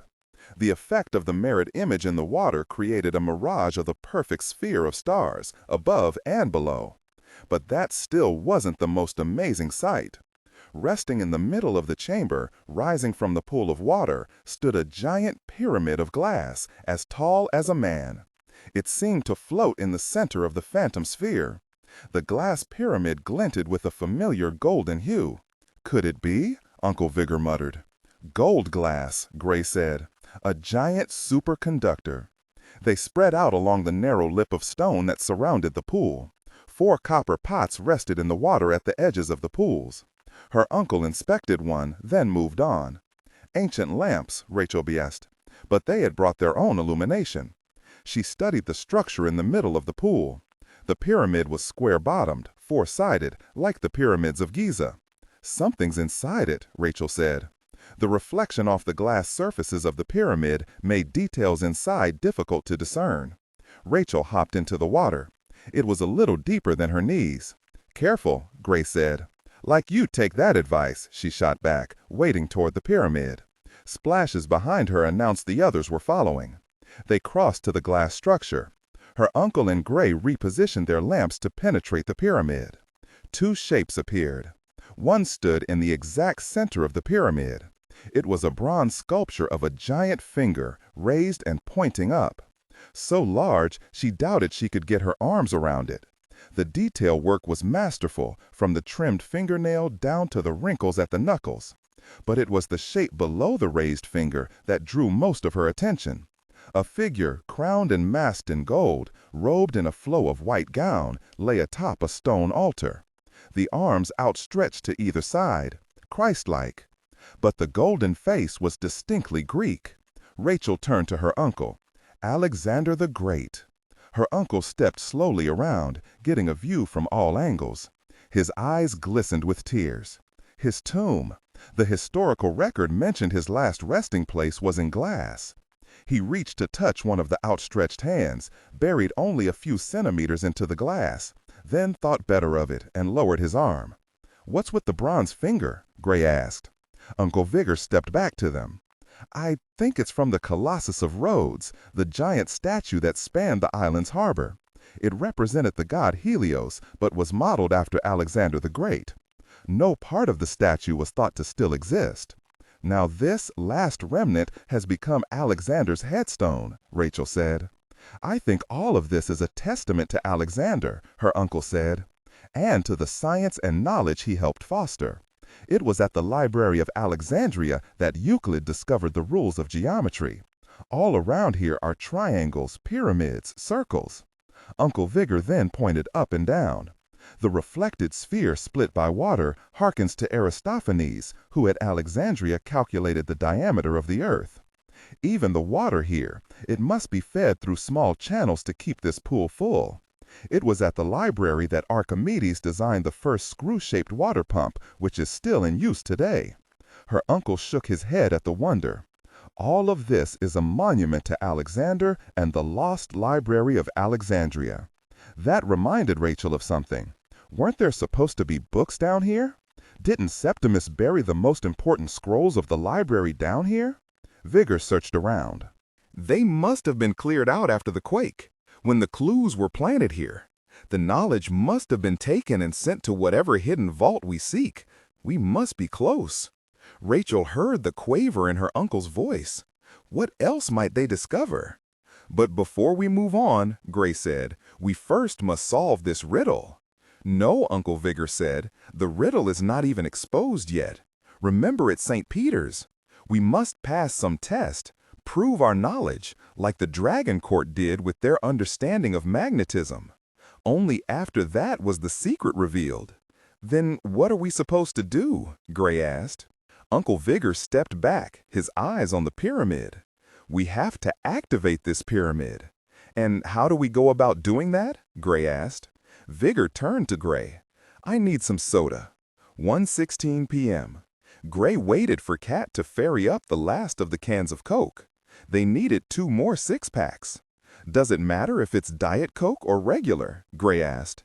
No, Vigor said. I just need something acidic. Even citrus juice would work, or vinegar. Gray glanced to Rachel. She just shook her head and shrugged. Would you care to explain now? Gray asked. Remember how magnetism opened the first tomb? Vigor said. We know that the ancients were well aware of magnetism. Lodestones were widely distributed and used. Chinese compasses date back to 200 BC. To move forward, we had to prove our understanding of magnetism. It even led us here, a magnetic marker left underwater. Gray nodded. So another scientific wonder must be demonstrated here. Vigor was interrupted by the arrival of Cat. She rose up into the entry pool, bearing aloft 2 more six-packs, making it a total of 4. We're going to need Cat's help for a few minutes, Vigor said. It'll take 4 people. How are things topside? Gray asked Cat. She shrugged, quiet. Monk fixed a radio glitch. That was the extent of any excitement. Let him know you'll be off the air for a couple minutes, Gray said, uneasy, but they needed whatever was hidden here. Cat dunked under, passing on the message. She then quickly climbed out, and they all returned to Alexander's tomb. Vigor waved for them to disperse. He pointed to a copper urn at the pool's edge. There were 4 of the pots. Each of you take a 6-pack of soda and take up a post by the jars. They spread out. Care to tell us what we're doing? Gray asked as he reached his copper jar. Vigor nodded, demonstrating another scientific wonder. What we must show here is the knowledge of a force known even to the Greeks. They called it electricus, a name for the static charge of a cloth rubbed over amber. They witnessed it in the form of lightning and along the masts of their sailing ships as St. Elmo's fire. Electricity, Gray said. Vigor nodded. In 1938, a German archaeologist named Wilhelm Koenig discovered a number of curious clay jars in the National Museum of Iraq. They were only 15 centimeters tall. They were attributed to the Persians, the homeland of our biblical Magi. The odd thing about the tiny jars was that they were plugged with asphalt, and from the top protruded a copper cylinder with an iron rod inside. The confirmation was familiar to anyone with knowledge of voltaic sciences. Gray frowned. And for those not familiar? The jars, They were the exact confirmation of battery cells, even earning the name the Baghdad batteries. Gray shook his head. Ancient batteries? Both General Electric and Science Digest magazine in 1957 replicated these jars. They primed them with vinegar, and the jars gave off significant volts of electricity. Gray stared down at the jars at his feet, remembering the Monsignor's request for soda, another acidic solution. He noted the iron rod sticking out of the top of the solid copper jar. "Are you saying these are batteries? Ancient Duracell copper tops?" He stared at the pool. If the Monsignor was correct, Gray understood now why jars were resting in the seawater pool. Whatever shock was generated by the batteries would flow through the water to the pyramid.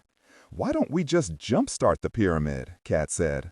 "Bring down a marine battery from the boat?" Vigor shook his head.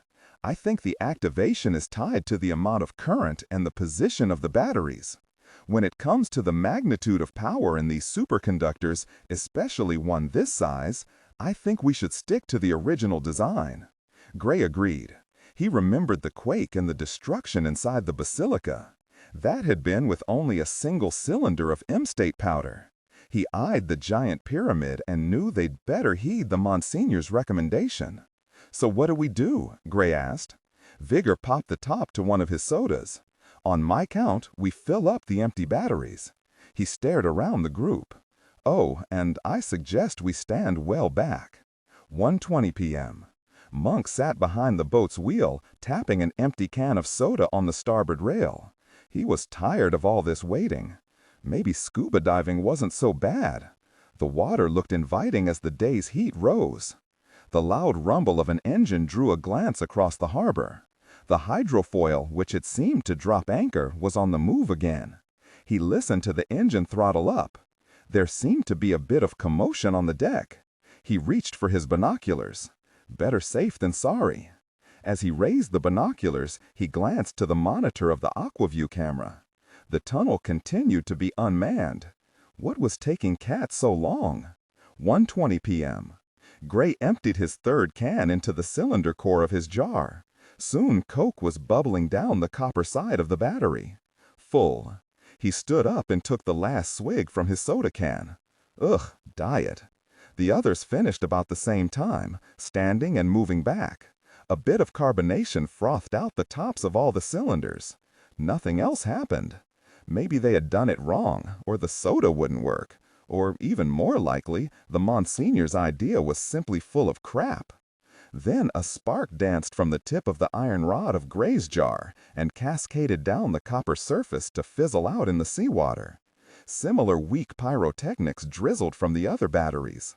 It may take a few minutes for the batteries to build and discharge a proper voltage. Vigor's voice had lost its confident edge. Gray frowned. "I don't think this is going to—" Simultaneously from all four batteries, brilliant arcs of electricity crackled through the water, fire in the deep. They struck the four sides of the pyramid. "Back against the wall," Gray yelled. His warning was not needed. A blast of force thumped outward from the pyramid, throwing him bodily against the wall. The pressure made it feel like Gray was on his back, the drum-shaped chamber circling over him, the pyramid above him, a topsy-turvy amusement ride. Yet Gray knew what held him. A Mesner field, a force that could levitate tombs. Then the true fireworks began. From all surfaces of the pyramid, crackling bursts of lightning shattered to the ceiling, seeming to strike the silver stars embedded there. Jolts also lanced into the pool, as if attempting to attack the reflected stars in the water. Gray felt the image burning into his retina, but he refused to close his eyes. It was worth the risk of blindness. Where the lightning struck the water, flames erupted and danced across the pool's surface. Fire from water. He knew what he was witnessing, the electrolysis of water into hydrogen gas and oxygen. The released gas then ignited, set to flame by the play of energies here. Trapped by force, Gray watched the fire above and below. He could barely comprehend the power being unleashed here. He had read theoretical studies on how a superconductor could store energy, even light, within its matrix for an infinite span of time. And in a perfect superconductor, even the quantity of energy or light could be infinite. Was that what he was witnessing? Before he could grasp it fully, the energy suddenly died away, a lightning storm in a bottle, brilliant but brief. The world swung back upright as the Mesner field expired and his body was released. Gray stumbled a step forward. He caught himself from falling into the pool. Fires died back into the water. Whatever energy had been trapped inside the pyramid had been expended. No one spoke. They silently gathered together, needing the company of others, the physicality of one another. Vigor was the first to make coherent motion. He pointed to the ceiling. "Look." Gray craned. The black paint and stars persisted, but now strange letters glowed in a fiery script across the dome of the roof. "It's the clue," Rachel said. As they stared, the letters faded rapidly. Like the fiery pyre atop the black hematite slab at St. Peter's, the revelation only lasted a brief time. Gray hurried to free his underwater camera. They needed a record. Vigor stayed his hand. "I know what it says. It's Greek. You can translate?" The Monsignor nodded. "It's not difficult. It's a phrase attributed to Plato, describing how the stars affect us and are in fact a reflection of us. It became the foundation for astrology and the cornerstone for Gnostic belief." "What's the phrase?" Gray asked. "As it is above, so it is below." Gray stared at the starry ceiling and at the reflection in the water. Above and below. Here was the same sentiment expressed visually. "But what does it mean?" Rachel had wondered from the group. She slowly made a complete circuit of the room. She called from the far side of the pyramid. "Over here." Gray heard a splash. They hurried over to her. Rachel waded toward the pyramid. "Careful," Gray warned. "Look," she said and pointed. Gray made it around the edge of the pyramid and saw what had excited her. A tiny section of the pyramid, 6 inches square, had vanished midway up one face, dissolved away, consumed during the firestorm. Resting inside the hollow lay one of Alexander the Great's outstretched hands, closed in a fist. Rachel reached for it, but Gray motioned her away. "Let me," he said. He reached to touch the hand, glad he was still wearing his diving gloves. The brittle flesh felt like stone. Between the clenched fingers, a bit of gold glinted. Teeth gritted, Gray broke off one of the fingers, earning a gasp from Vigor. It couldn't be helped. From the fist, Gray removed a 3-inch-long gold key, thick-toothed, one end forged into a cross. It was surprisingly heavy. "A key," Kat said. "But to what lock?" Vigor asked. Gray stepped away. "To wherever we must go next." His eyes wandered to the ceiling, to where the letters had faded away. "As it is above, so it is below," Vigor repeated, noting the direction of his gaze. "But what is the significance?" Gray mumbled. He pocketed the key into his thigh pouch. "Where does it tell us to go?" Rachel had moved a step away. She slowly turned in a circle, surveying the room. She stopped, her gaze fixed on Gray. Her eyes shone brightly. He knew that look by now. "I know where to start." 1:24 p.m. In the raised pilot compartment of the hydrofoil, Raoul zipped into his wetsuit. The boat was owned by the guild. It had cost the Dragon Court a small fortune to rent it, but there could be no mistakes today.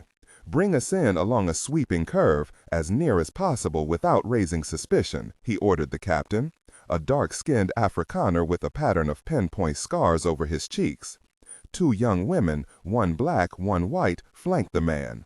They were dressed in bikinis, their equivalent of camouflage gear, but their eyes glinted with the promise of deadly force. The captain didn't acknowledge Raoul, but he shifted the wheel and the craft angled to the side. Raoul turned away from the captain and his women. He headed out to the ladder to the lower deck. He hated being aboard a craft not directly under his authority. He clambered down the ladder to join the 12-man team that would undertake the dive. His other 3 men would operate the strafing guns, cleverly engineered into the bow and both flanks of the stern. The last member of his team, Dr. Alberto Minardi, was ensconced in one of the cabins, preparing to unravel the riddles here. And there was one unwelcome addition to the team: the woman. Se-chan stood with her wetsuit half unzipped down to her belly button. Her breasts were barely concealed behind the neoprene. She stood by her tanks and her aquanaut sled. The tiny one-person sleds were propelled by twin propulsion jets. They would scam a diver through the water at breakneck speeds. The Eurasian woman glanced up to him.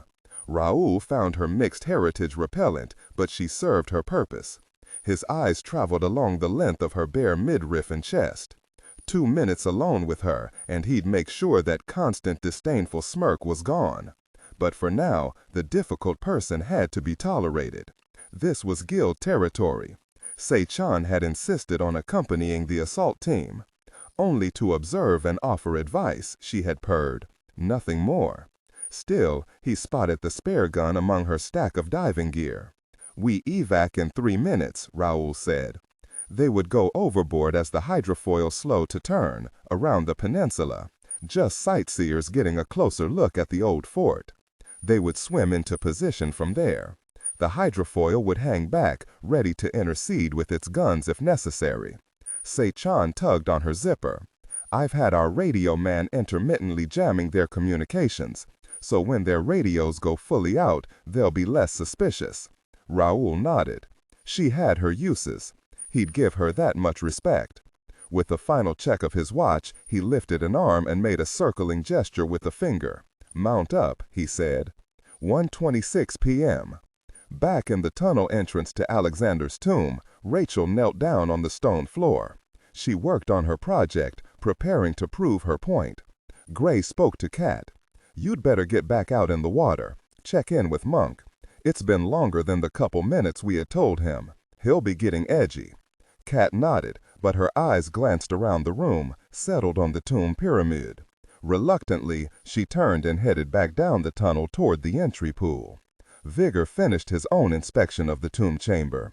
His face was still aglow with wonder. "I don't think it will fire like that again." Gray nodded at Rachel's side. The gold pyramid must have acted like a capacitor. It stored its energy, perfectly preserved within its superconducting matrix, until the charge was released by the shock, creating a cascade reaction that emptied the pyramid. "That means," Vigor said, "that even if the Dragon Court discovers this chamber, they'll never be able to raise the riddle." "Or gain the gold key," Gray said, patting his thigh pouch. "We're finally a full step ahead of them." Rachel heard the relief and satisfaction in his voice. "But first we have to solve this riddle," she reminded him. "I have an inkling of where to begin, but no answer yet." Gray came over to her. "What are you working on?" She had a Mediterranean map spread on the stones, the same map she had used to demonstrate that the inscription on the hematite slab depicted the coastline of the eastern Mediterranean.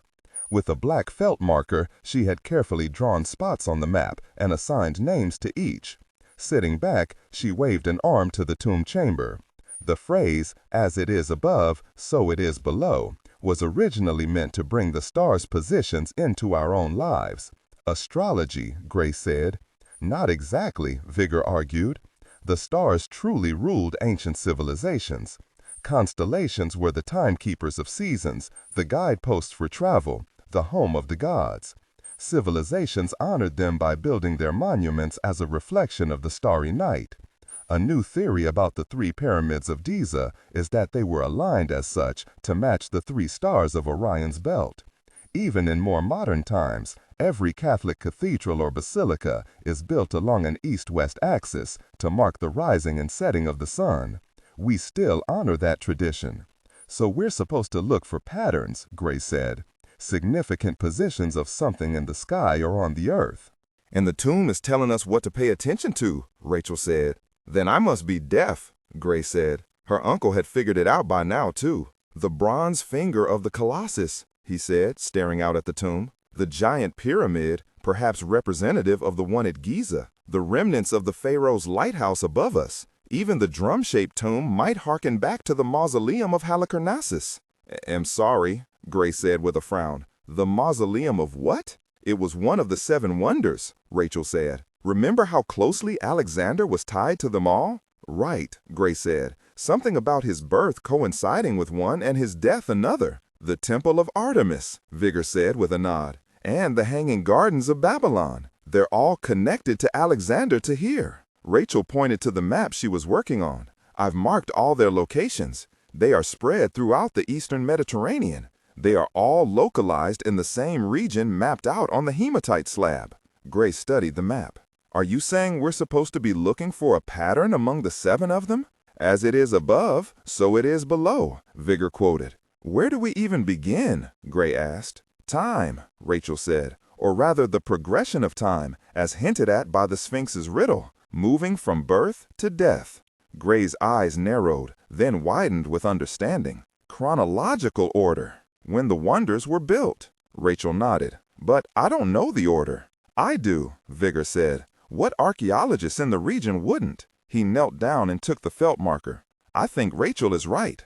The first clue that started this all was hidden in a book in Cairo, near Giza. The pyramids are also the oldest of the 7 wonders. He placed the tip of the marker on Giza.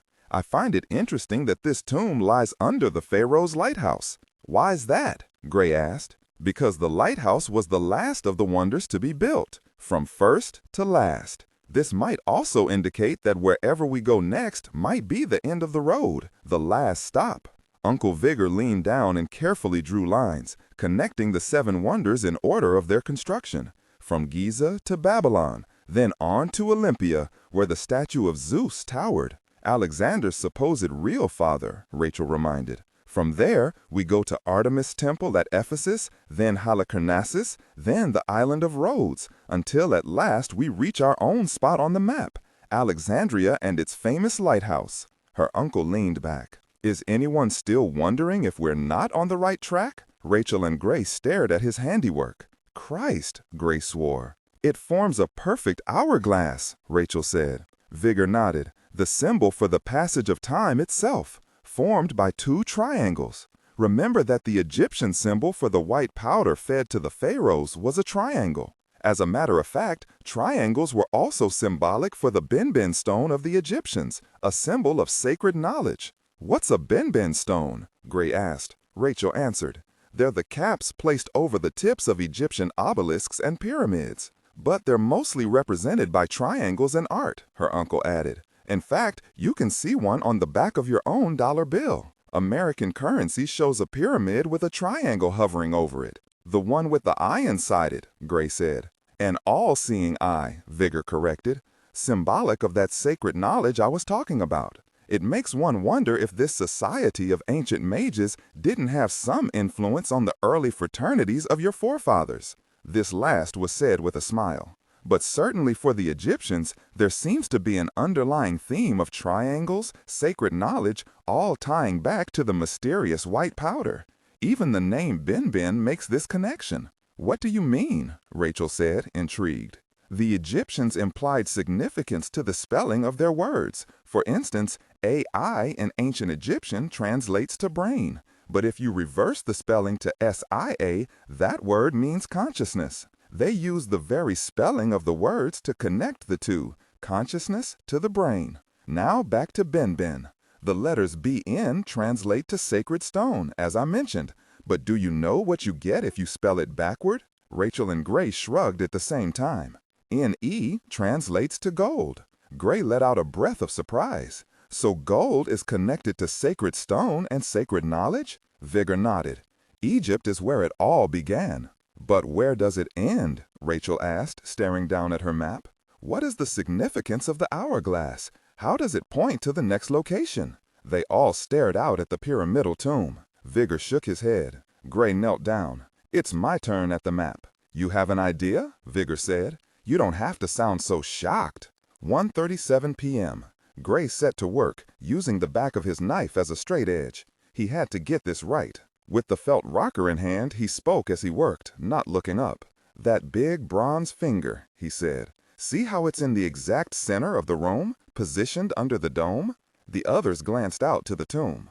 The water had settled to a flat sheen again. The arched starscape on the ceiling was again reflected perfectly in the water, creating an illusion of a starry sphere. The finger is positioned like the north-south pole of that spherical mirage, the axis around which the world spins. And now look at the map. What spot marks the center of the hourglass? Rachel leaned closer and read the name there.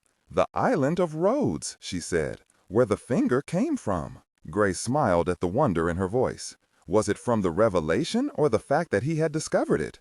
I think we're supposed to find the axis through the hourglass, he said. He took the felt marker and drew a line bisecting the hourglass vertically. And that bronze finger points toward the North Pole, he continued, using his knife blade as a guide, and extended the line north. His marker stopped at a well-known and significant city. Rome, Rachel read off the map. Gray sat back. The fact that all this geometry points right back to Rome must be significant. It must be where we have to go next. But where in Rome? The Vatican again? He stared around at the others. Rachel's brow had bunched up. Vigor slowly knelt down. I think, Commander, that you're both right and wrong. Can I see your knife? Gray handed it over, glad to let the Monsignor usurp his position. He played with the knife's edge on the map. 2 triangles. He tapped the hourglass pattern. What about it? Vigor shook his head, eyes focused. You were right about the fact that this line hits Rome, but it's not where we're supposed to go. How do you know that? Remember the multiple layers of riddles here. We have to look deeper. To where? Vigor dragged his finger along the edge of the blade, extending the line past Rome. Rome was only the first stop. He continued the imaginary line farther north, into France. He halted at a spot just a bit north of Marseille. Vigor nodded and smiled. Clever. What? Vigor passed back the knife and tapped the spot. Avignon. A gasp arose from Rachel. Gray failed to see the significance. His confused expression made that plain. Rachel turned to him. Avignon is the place in France to which the papacy was exiled in the early 14th century. It became the papal seat of power for almost a full century. The second seat of papal power, Vigor stressed. First Rome, then France. 2 triangles, 2 symbols of power and knowledge. But how can we be sure? Gray said. Maybe we're reading too much into it. Vigor waved away his concern. Remember, we already had pinpointed the date when we thought the clues were planted, when the papacy left Rome, the first decade of the 14th century. Gray nodded, but he was not totally convinced. And these crafty alchemists left us another layer to the riddle to help firmly establish this location. Vigor pointed to the shape on the map. When do you think the hourglass was first invented? Gray shook his head. I assumed it was at least a couple thousand years, maybe older. Oddly enough, the hourglass invention matched the time of the first mechanical clocks, only 700 years ago, Gray calculated in his head. That would place it back to the start of the 1300s again, the beginning of the 14th century, marking time, as all hourglasses should do, back to the founding of the French papacy. Gray felt a thrill chase through him. Now they knew where they needed to go next, with the gold key. To Avignon, to the French Vatican. He sensed a similar excitement in Rachel and her uncle. Let's get out of here, Gray said, and led them quickly down the tunnel to the entry pool. What about the tomb? Vigor said. The announcement of the discovery will have to wait for another day. If the Dragon Court comes calling, they'll find out they're too late. Gray hurried into the far chamber. He knelt, slid his mask over his features, and ducked his head underwater, preparing to let the others know the good news. As soon as his head hit the water, his radio buzzed, irritating and loud. Cot, Monk, can anyone hear me? There was no answer. Gray recalled Cot mentioning some glitch with the buddy phones. He listened for a moment longer. His heartbeat thudded more loudly in his chest. Gosh! He shoved out of the water. That white noise wasn't static. They were being jammed. What? Rachel asked. The Dragon Court. They're already here. Blood in the Water, July 26, 1:45 p.m. Alexandria, Egypt. Cat bobbed in the gentle waves. Her radio had completely died 10 seconds ago. She had popped up to check with Monk. She found him with binoculars fixed to his face. The radio, she started. Something's really wrong, he said, cutting her off. Get the others. She reacted instantly, flipping down, kicking her legs high. The weight shoved her in a vertical dive. She emergency flushed the air from her BC vest and plummeted straight down. Diving for the tunnel, she reached her other hand to free the buckle straps that held her vest and tank. Movement at the entrance stayed her fingers. The sleek form of a diver jettisoned out of the tunnel. A streak of blue across the black suit identified the swimmer as Commander Pierce. A perpetual whine filled her ears. No way to communicate the urgency, but there proved to be no need. On the commander's heels, two other forms fled the tunnel, Vigor and Rachel. Kat twisted back upright. Clicking off her buddy phone to end the whine, she kicked toward Gray. He must have realized the radio fritz meant trouble. He simply stared hard at her through his face mask and pointed an arm up questioningly. Was it clear above? She gave him an OK signal. No hostiles above, at least not yet. Gray did not bother with securing their abandoned tanks. He waved the others up. They kicked off the rocks and aimed for the keel of the boat. To the side, Kat noted the anchor being raised. Monk was readying for an immediate departure. Kat filled the buoyancy vest and kicked upward, fighting the drag of her tank and weight belt. Above, the others were already breaching the surface. A new humming whine filled her hearing. It wasn't the radio this time. She searched the waters for the source, but the visibility in the polluted harbor was poor. Something was coming fast. As a Navy intelligence officer, she had spent plenty of time aboard all manner of watercraft, including submarines. She recognized the steady hum. Torpedo. Locked on the speedboat. She threshed upward, but knew she had never reached them in time. 1:46 p.m. Monk engaged the boat's engine while maintaining a watch for the hydrofoil through his binoculars. It had just vanished behind the tip of the peninsula, but he had watched it slow suspiciously a few seconds ago, 200 yards out. There had been no telltale activity on the stern deck, but he had noted a rippling line of bubbles in the craft's wake as it glided slowly away. Then he'd heard the whine over the radio. Kat appeared a few seconds after that. They needed to get out of here. He knew it in his gut. "Monk," a voice called. It was Gray, surfacing to the port side. Thank God.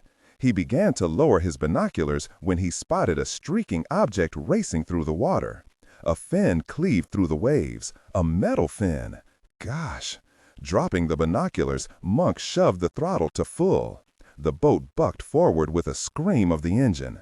He twisted the wheel to starboard, away from Gray. "Everybody down!" he screamed and shoved his mask over his face. He had no time to zip his suit. With the boat canting away under him, he ran for the stern, stepped on the back seat, and catapulted into the water. The torpedo struck behind him. The force of the explosion flipped him feet overhead. Something punched him in the hip, rattling all the way to his teeth. He struck the water, rolling across the surface, chased by a wash of flames. Before it could reach him, he sank into the cool embrace of the sea. Rachel had surfaced just as Monk yelled. She watched him run for the stern of the boat. Reacting to his panic, she shoved back down and twisted to dive. Then the explosion hit. The concussion through the water stabbed her ears, even through her thick neoprene hood. All the air slammed out of her. Her mask seals broke. Seawater rushed in. She scrambled back to the surface, blind, eyes stinging. With her head out of water, she emptied her mask, coughing and gagging. Debris continued to rain down into the water. Smoking flotsam steamed and rocked. Flaming rivers of gasoline skimmed the waves. She searched the waters. No one. Then to her left, a flailing shape burst out of the water. It was Monk, dazed and choking. She paddled over to him and grabbed an arm. His face mask had been turned half around his head. She steadied him as he gagged. "Gosh," he wheezed out and tugged his mask around. A new noise traveled over the water. Both turned. Rachel watched a large hydrofoil swing around the fort, tilted up on skids. It circled out toward them. "Down," Monk urged. They fled together under the water. The explosion had stirred the sand, closing visibility down to a few feet. Rachel pointed in the general direction of the tunnel entrance, lost in the murk. They needed to reach the abandoned scuba tanks, a source of much-needed air. Reaching the pile of rocks, she searched around her for the tunnel entrance, for the others. Where was everyone else? She scrambled along the tumble of boulders. Monk kept with her, but he struggled with his suit. He had only been half zipped up. The upper section flapped and tangled. Where were the tanks? Had she gotten turned around? A dark shape passed overhead, further away from shore. The hydrofoil. From Monk's reaction, it was the source of their trouble. A burning pressure built in Rachel's lungs. Illumination bloomed in the gloom ahead.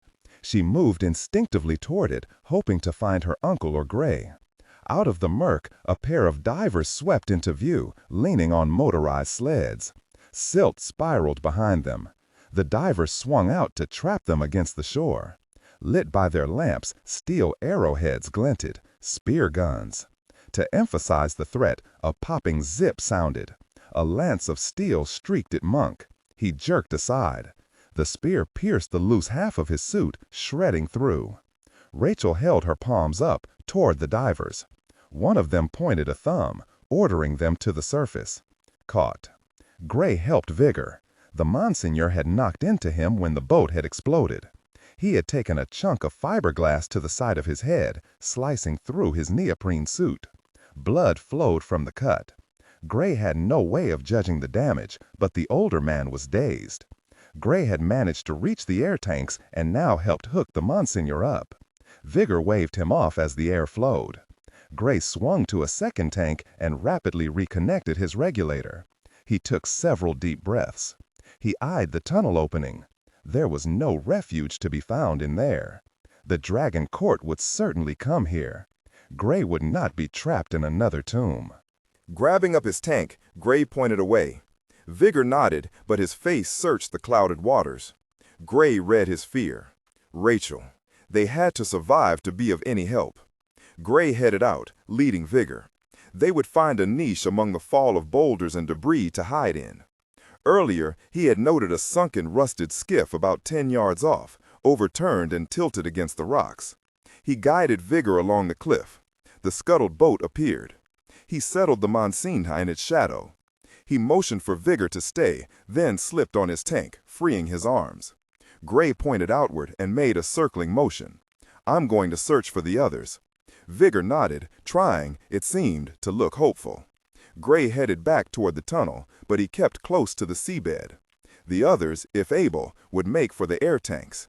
He glided from shadow to shadow, keeping to the boulders. As he neared the tunnel entrance, a glow grew. He slowed.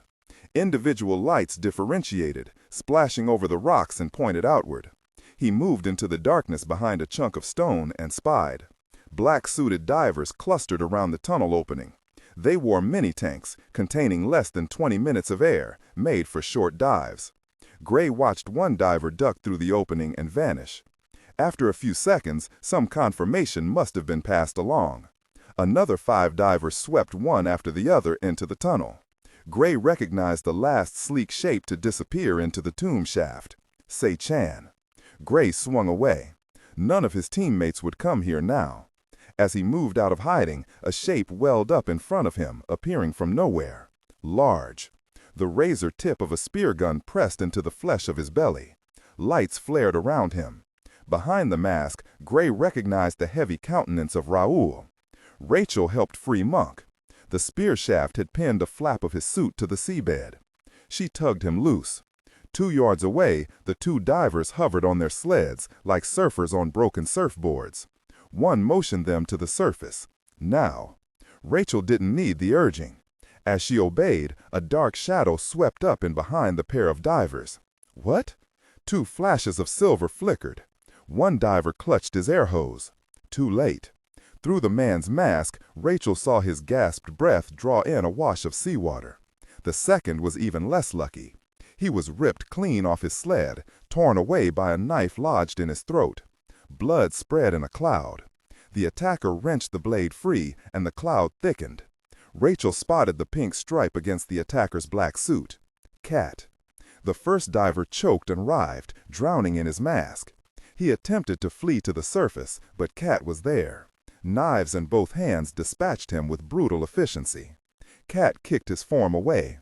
Weighted down by tank and belt, his body drifted into the depths. Finished, Cat dragged his sled to Rachel and Monk.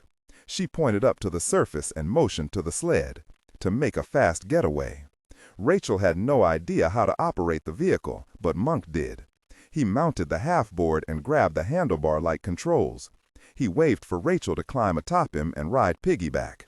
She did so, throwing her arms around his shoulders. Lights now danced across the edges of her vision.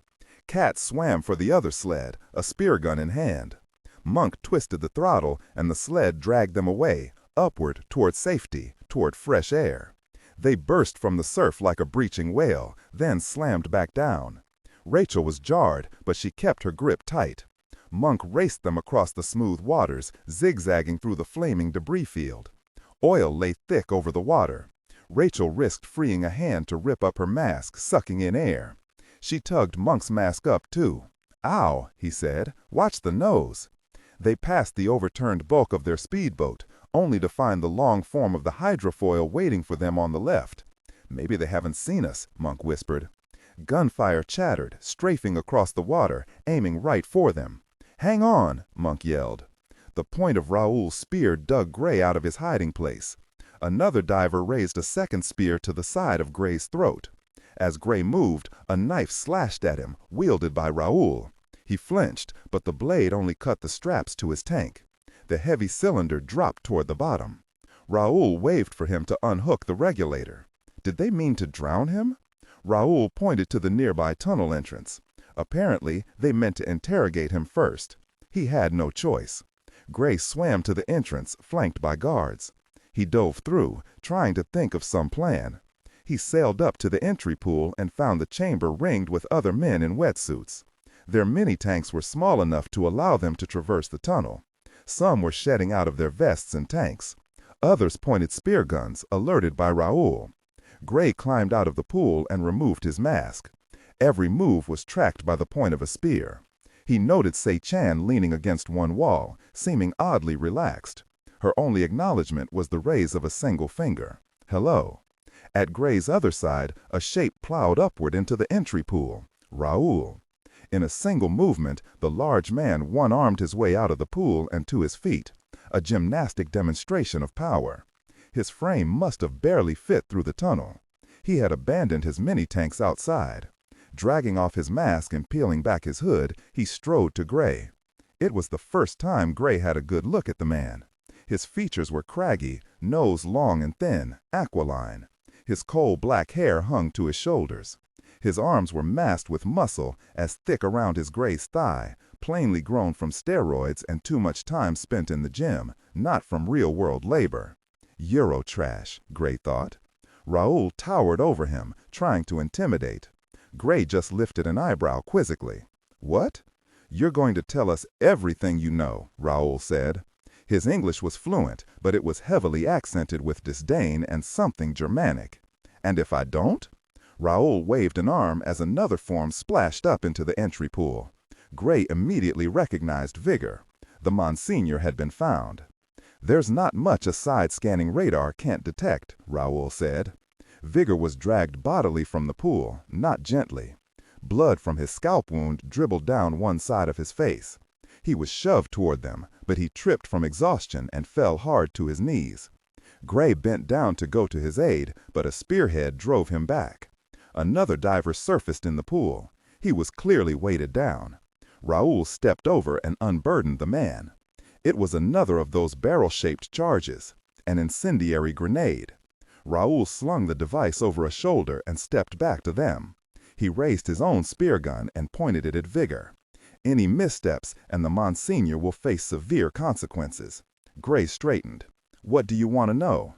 "Everything, but first show us what you found." Gray lifted an arm toward the tunnel to Alexander's tomb, then swung it around to the other tunnel, the shorter of the two, the one that required one to hunch over to traverse it. "It's that way," he said. Vigor's eyes widened. Raoul grinned and lifted his spear gun. He waved a group of men into the tunnel. "Check it out." 5 darted away, leaving 3 men with Raoul. Sei-chan, leaning near the tunnel entrance, watched the group disappear. She stepped to follow. "Not you," Raoul said. Sei-chan glanced over a shoulder. "Do you and your men want to leave this harbor?" Raoul's face reddened. "The escape boat is ours," she reminded him, and ducked away. Raoul clenched a fist, but stayed silent. Trouble in paradise, Gray turned. Vigor's gaze was hard upon him. Gray motioned with his eyes. Dive away at the first opportunity. He faced the terminal again.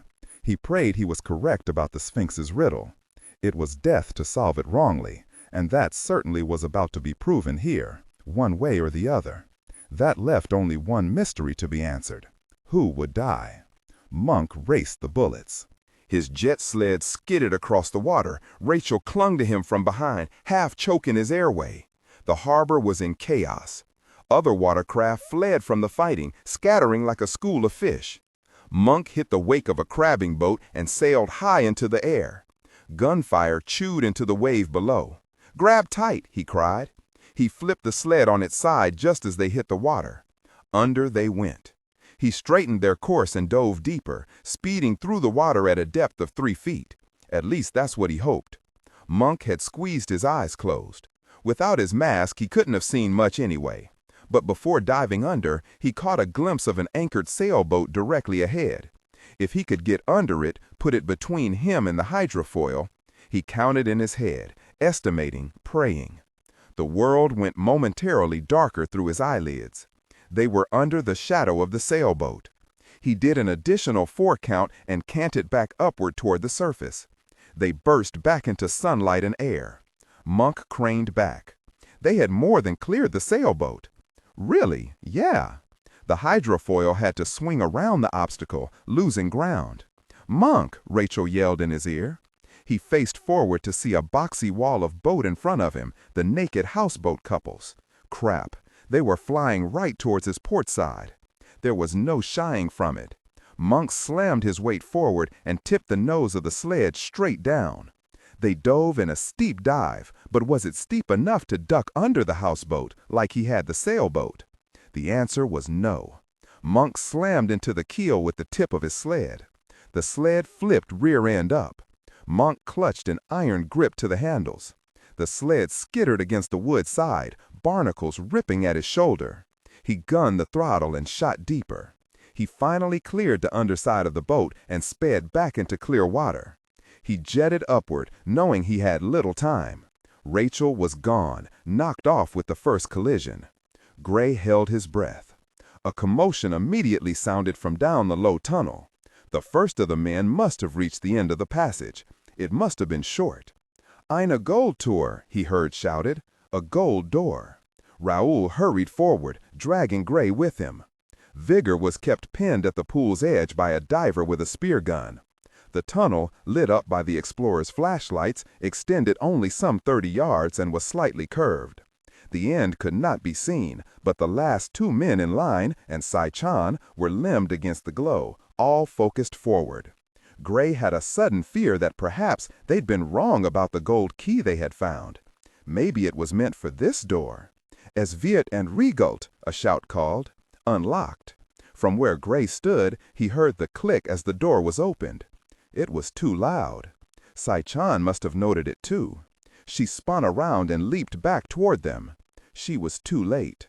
From all walls, sharpened poles of steel shot out of crevices and shadowed nooks. They skewered across the passage, piercing through flesh and bone, and embedded into holes drilled on the opposite side. The deadly tangle started deep and swept outward in a matter of 2 seconds. Lights bobbled, men screamed, impaled and pinned. Sai-chan made it within 2 steps of the exit, but the tail end of the booby trap caught her. A single sharpened pole lanced out and impaled through her shoulder. She jerked to a stop, legs going out from under her. A pained gasp was the only sound she made, hung up and skewered on the bar. Shocked, Raoul weakened his grip on Gray. Taking advantage, Gray wrested free and flung himself toward the pool. "Go!" he shouted to Vigor. Before he could take a second step, something struck the back of his head, hard. He went down on one knee. He was clubbed again, on the side of the head, pistol whipped with the butt of a spear gun. He had underestimated the speed of the giant. A mistake. Raoul kicked Gray onto his face and pressed a boot on his neck, bearing down with full weight. Gasping, Gray watched Vigor fished back out of the pool. The Monsignor had been caught by the ankle and denied escape. Raoul leaned down, leering into Gray's view. "A nasty little trick," he said. "I didn't know." The boot pressed harder, squeezing off his words. "But you have eliminated a bit of a problem for me," he continued, "taking that difficult person out of the picture. But now we have some work to do, the two of us." Rachel clawed back to the surface of the water, hitting her head again on the side of the boat. She choked on a mouthful of water and broke through to open air. She coughed and gagged repeatedly, reflexively unable to stop. Her limbs floundered. A gate suddenly dropped, and she saw a naked, middle-aged man standing there, bare to the world.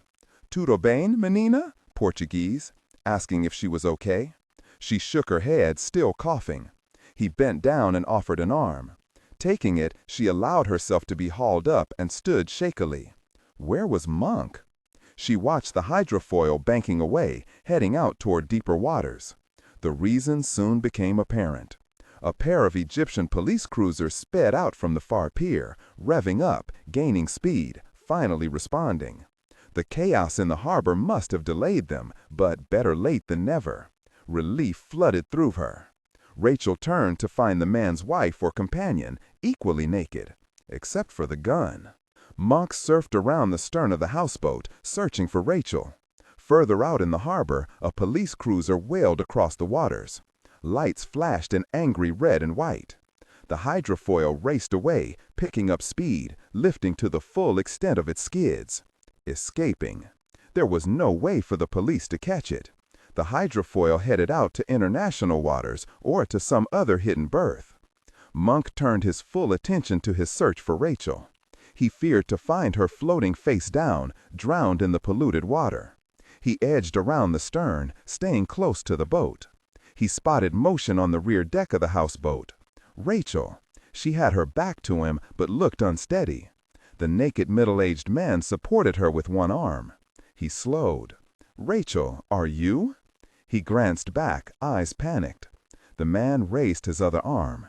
He held a snub-nosed automatic rifle, pointed at Monk's face. "Oh, I guess not," Monk muttered. Gray's neck was about to break. Raoul knelt atop him, one knee square on the middle of his back, the other on the back of his neck. One hand twisted into Gray's hair, yanking his head back. The man's other hand held the spear gun straight arm toward Vigor's left eye. The Monsignor was on his knees, flanked by two divers with additional guns. A third looked on, scowling with a knife balanced in his hand. All eyes were narrowed with raw hatred. Gray's trick had slain 5 of their men, comrades in arms. Moans still echoed from the bloody tunnel, but there would be no rescue for them. Only revenge. Raoul leaned closer. Enough games. "What did you learn?" A zinging thwack cut off his words. The spear gun clattered from Raoul's grip. A roaring howl erupted from him as he fell off Gray. Released, Gray rolled across the floor, snatched up the abandoned spear gun, and shot one of the men holding Vigor. The shaft pierced through the diver's neck, knocking him back. The other man straightened, turning his weapon on Gray. But before he could fire, a spear flashed through the air from the pool and spit at the man through the belly. His weapon fired reflexively, but the shot went wild as he tumbled backward. Vigor slapped the one unfired spear gun toward Gray, then flung himself low. Gray grabbed it and swung it toward Raoul. The giant ran for the nearby tunnel, the one that led to Alexander's tomb. Raoul clutched a hand to his other wrist, his palm pierced through by a length of steel spear. Cat's shot had been precise, disarming and disabling. The last of the court's men, the one with the dagger, was the first into the tunnel and led the way. Raoul followed. Gray gained his feet, took aim at Raoul's back, and fired. The spear flew down the tunnel. Raoul would not reach the first turn in time. The shaft struck the large man in the back and clanged. The spear clattered harmlessly to the stone floor. Gray cursed his luck. He had hit the incendiary grenade still slung over Raoul's shoulder, saved by his own very bomb. The giant vanished around the first turn of the passage. "We have to go," Cat said. "I killed the 2 guards outside, slipping in on one of their own sleds, caught them by surprise. But I don't know how many more are out there." Gray eyed the tunnel, hesitating. Vigor was already in the water. Rachel? I sent her off with Monk on another sled. They should be at shore by now. Vigor hugged Cat quickly, his eyes bright with tears of relief. He pulled down his mask. Commander? Gray considered going after Raoul, but a cornered dog was the most dangerous. He didn't know if Raoul had a dry-wrapped pistol or some other weapon stashed, but the jerk definitely had a bomb. Raoul could lob it here on a short fuse and take them all out. He turned away. They had what they needed. One hand patted the thigh pouch and the hidden gold key. It was time to go. Gray pulled on his mask and joined the others. On the stone floor, the man he'd shot through the throat was already dead. The other moaned, pierced fully through the belly. Blood pooled under him, shot through the kidney, or maybe his aorta had been nicked. He'd be dead in minutes. Gray felt no pity. He remembered the atrocities in Cologne and Milan. Let's get the hell out of here. Raoul yanked the spear from his hand. Steel ground on bone. Fire lanced through his arm to his chest, emptying his breath in an angry hiss. Blood poured. He pulled his glove off and tied the neoprene around his palm, stanching and putting pressure on the wound. No broken bones. Dr. Alberto Minardi had the medical background to patch him up. Raoul stared across the room, illuminated by his flashlight on the floor. What the hell was this place? The glass pyramid? The water? The starry dome?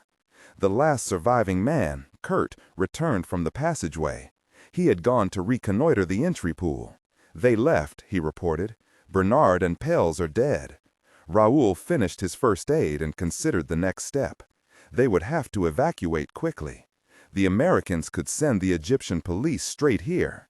The original plan had been to lure the local authorities away with the hydrofoil, leaving Raoul and his team to do a full investigation down here in secret, then make their escape in the clunky, nondescript houseboat. Now matters had changed. Cursing, Raoul bent to his pack on the ground.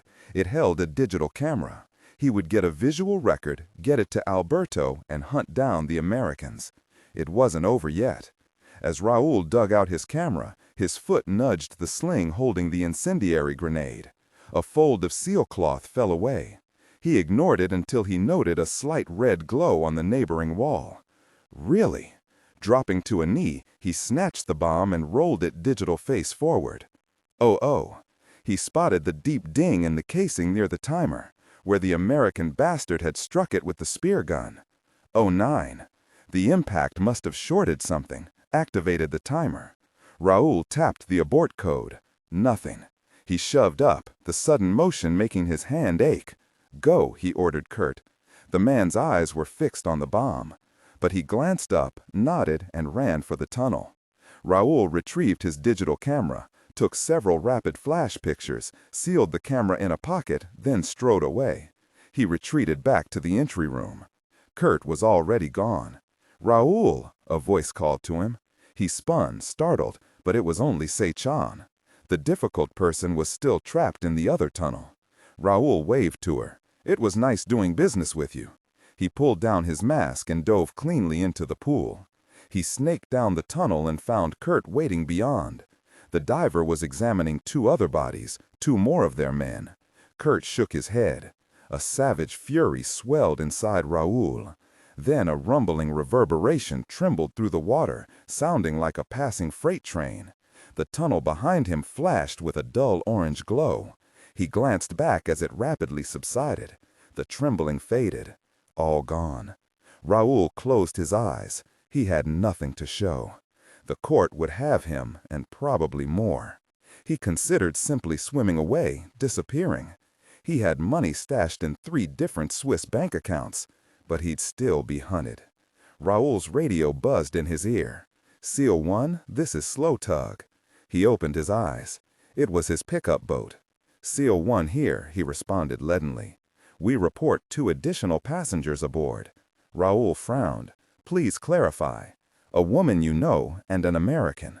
Raoul clenched his wounded fist. Salt water burned with a cleansing agony. The fire spread through him. Perfect. 3:22 p.m. Gray stalked across the length of the hotel suite, the one Monk had pre-booked for the group. They were on the top floor of the Cornice Hotel, having arrived 25 minutes ago. The balcony windows overlooked the glass and steel sweep of the new Alexandria Library.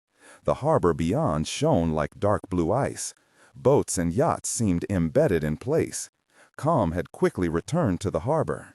Vigor had watched the local news station and listened as an Egyptian newsman reported on a confrontation among a group of drug smugglers. The police had failed to subdue them. The court had escaped. Gray also knew the tomb had been destroyed.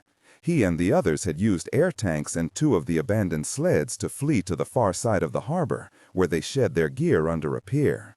But while crossing, Gray had heard a muffled thump through the water behind him. The incendiary grenade. Raoul must have blown it as he made his escape. Once Gray, Cat, and Vigor had climbed out of the harbor, stripped to trunks and swimsuits, they had blended into a crowd of sunbathers and crossed a seaside park to their hotel.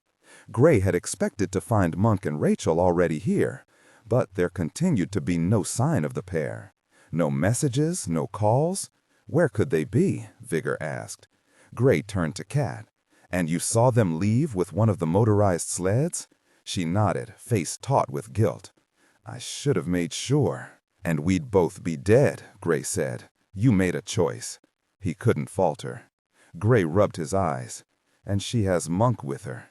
He took a measure of comfort in that. What do we do? Vigor asked. Gray lowered his arms and stared out the window. We have to assume they've been captured. We can't count on our security here lasting much longer. We'll have to evacuate. Leave? Vigor said, standing up. Gray felt the full weight of his responsibility. He faced Vigor, refusing to look away. We have no choice. 4:05 p.m. Rachel climbed into the terrycloth robe. She snugged it around her naked form while glaring at the cabin's other occupant. The tall, muscular blonde woman ignored her and stepped to the cabin doorway. All finished in here, she called out to the passageway. The door opened to reveal a second woman, a twin to the first, but auburn-haired. She entered and held the door for Raoul. The large man ducked through the hatch. She's clean, the blonde reported, peeling off a pair of latex gloves. She had performed a thorough search on Rachel. Nothing hidden. Certainly not any longer, Rachel thought angrily. She turned her back slightly and knotted the robe's sash, tight under her breasts. Her fingers trembled. She squeezed her fingers on the knot. Tears threatened, but she resisted, refusing to give Raoul the satisfaction. Rachel stared out the tiny porthole, attempting to discern some landmark, something to pinpoint where she was. But all she saw was featureless sea. She and Monk had been transferred from the houseboat. The ponderous craft had trundled out of the harbor, met a speedboat, and the pair were tied, hooded, and gagged by a foursome of thick-necked men. They were shoved into the smaller boat, then whisked away, bouncing over the waves. They had traveled for what seemed like half a day, but was probably only a little more than an hour. Once the hood was tugged off her face, Rachel had found the sun had hardly moved across the sky. In a small cove, hidden by a tumble of rock, the familiar hydrofoil waited like a midnight blue shark. Men worked the ropes, preparing to ship out. She'd spotted Raoul at the stern, arms crossed over his chest. Man-mendled aboard, Rachel and Monk were separated. Raoul had taken charge of Monk. Rachel still didn't know what had become of her teammate. She had been hustled below deck to a cabin, guarded by the 2 Amazon women.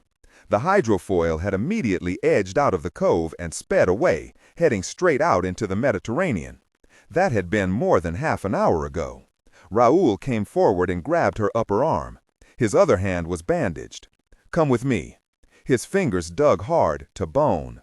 She allowed herself to be led out into the wood-paneled hallway, lit by sconces. The passageway crossed from stern to bow, lined by doors to private cabins. There was only one steep stairway, more like a ladder, to the main deck. Instead of going up, Raoul marched her toward the bow. Raoul knocked on the door to the last cabin. "Entry," a muffled voice said. Raoul pulled the door open and dragged Rachel inside. The cabin was larger than her prison cell. It held not only a bed and chair, but also a desk, side table, and bookshelves. On every flat surface, texts, magazines, even scrolls were stacked. One corner of the desk supported a laptop computer. The room's occupant straightened and turned. He had been leaning over his desk, glasses perched on the tip of his nose. "Rachel," the man said warmly, as if they were the best of friends. She recognized the older man from the days when she had accompanied Uncle Vigor to the Vatican libraries. He had been the head prefect of the archives, Dr. Alberto Minardi. The traitor stood a few inches taller than she, but he had a perpetual hunch to his posture, making him seem shorter. He tapped a sheet on his desk. "From this fresh handwriting, a woman's, if I'm not mistaken, this map must have been embellished by your own hand." He waved her over. Rachel had no choice. Raoul shoved her forward. She tripped over a stack of books and had to grab the edge of the desk to keep from falling. She stared down at the map of the Mediterranean. The hourglass was drawn upon it, as were the names of the 7 wonders. She kept her face stoic. They had found her map. She had sealed it in a pouch of her dry suit. Now she wished she'd burned it. Alberto leaned closer. His breath reeked of olives and sour wine. He drew a fingernail along the axis line that Gray had scribed. It stopped at Rome. "Tell me about this." "It's where we're supposed to go next," Rachel lied. She was relieved her uncle had not drawn on the map in ink himself. He had simply extended the line with his finger and the straight edge of Gray's knife. Alberto turned his head. "Now, why is that? I'd like to hear all about what went down in that tomb, in great detail. Raoul has been good enough to supply digital snapshots, but I think a first-hand account would be of more value." Rachel kept silent. Raoul's fingers tightened on her arm. She winced. Alberto waved Raoul away. "There's no need for that." The pressure relented, but Raoul did not let go. "You have the American for that, don't you?" Alberto asked. "Maybe you'd better show her. We could all use a little fresh air, no?" Raoul grinned. Rachel felt a knot of terror tighten around her heart. She was led out of the cabin and forced up the steps. As she climbed, Raoul reached and made an unwelcome touch along her thigh. She scrambled upward. The stairs led to the open stern of the hydrofoil. Sunlight glared off the white decking. 3 men lounged on side benches, casually carrying assault rifles. They eyed her. She cinched her robe tighter, shuddering, still feeling Raoul's unwelcome touch. The large man climbed up, followed by Alberto. She stepped around a short wall that separated the stairwell from the deck. She found Monk. He was lying on his stomach, naked except for boxers, his wrists bound behind him and his legs hog-tied at the ankle. It looked like 2 of his fingers had been broken on his left hand, bent back at impossible angles. Blood smeared the deck. He opened one swollen eye when she stepped out. He had no quip for her. That scared her more than anything. Raoul and his men must have taken their anger out on Monk, the only target. "Untie his arms," Raoul ordered. "Get him on his back." The men responded quickly. Monk groaned as his arms were freed. He was flipped onto his back. One of the guards held a rifle at Monk's ear. Raoul grabbed a fire axe from a stanchion. "What are you doing?" Rachel hurried to stand between the large man and Monk. "That depends on you," Raoul said. He hefted the axe to his shoulder. One of the men responded to some discreet signal. Rachel's elbows were grabbed and pinned behind her back. She was carted backward. Raoul pointed his axe, one-armed, at the third man. "Sit on his chest. Hold his left arm down at the elbow." Raoul strode forward as the man obeyed. He glanced back to Rachel. "I believe the professore asked you a question." Alberto stepped forward. "And don't leave out any details." Rachel was too horrified to respond. "He has 5 fingers on this side," Raoul added. "We'll start with the broken ones. They're not of much use anyway." He raised the axe. "No," Rachel choked out. "Don't," Monk groaned to her. The guard with the rifle kicked Monk in the head. "I'll tell you," Rachel blurted out. She spoke rapidly, explaining all that had happened, from the discovery of Alexander's body to the activation of the ancient batteries. She left out nothing, except for the truth. "It took us some time, but we solved the riddle, the map, the 7 wonders. It all points back to the beginning, a complete circle, back to Rome." Alberto's eyes glowed with the telling, asking a few pertinent questions, nodding every now and then. Yes, Rachel finished. "That's all we know." Alberto turned to Raoul. "She's lying." "I thought so."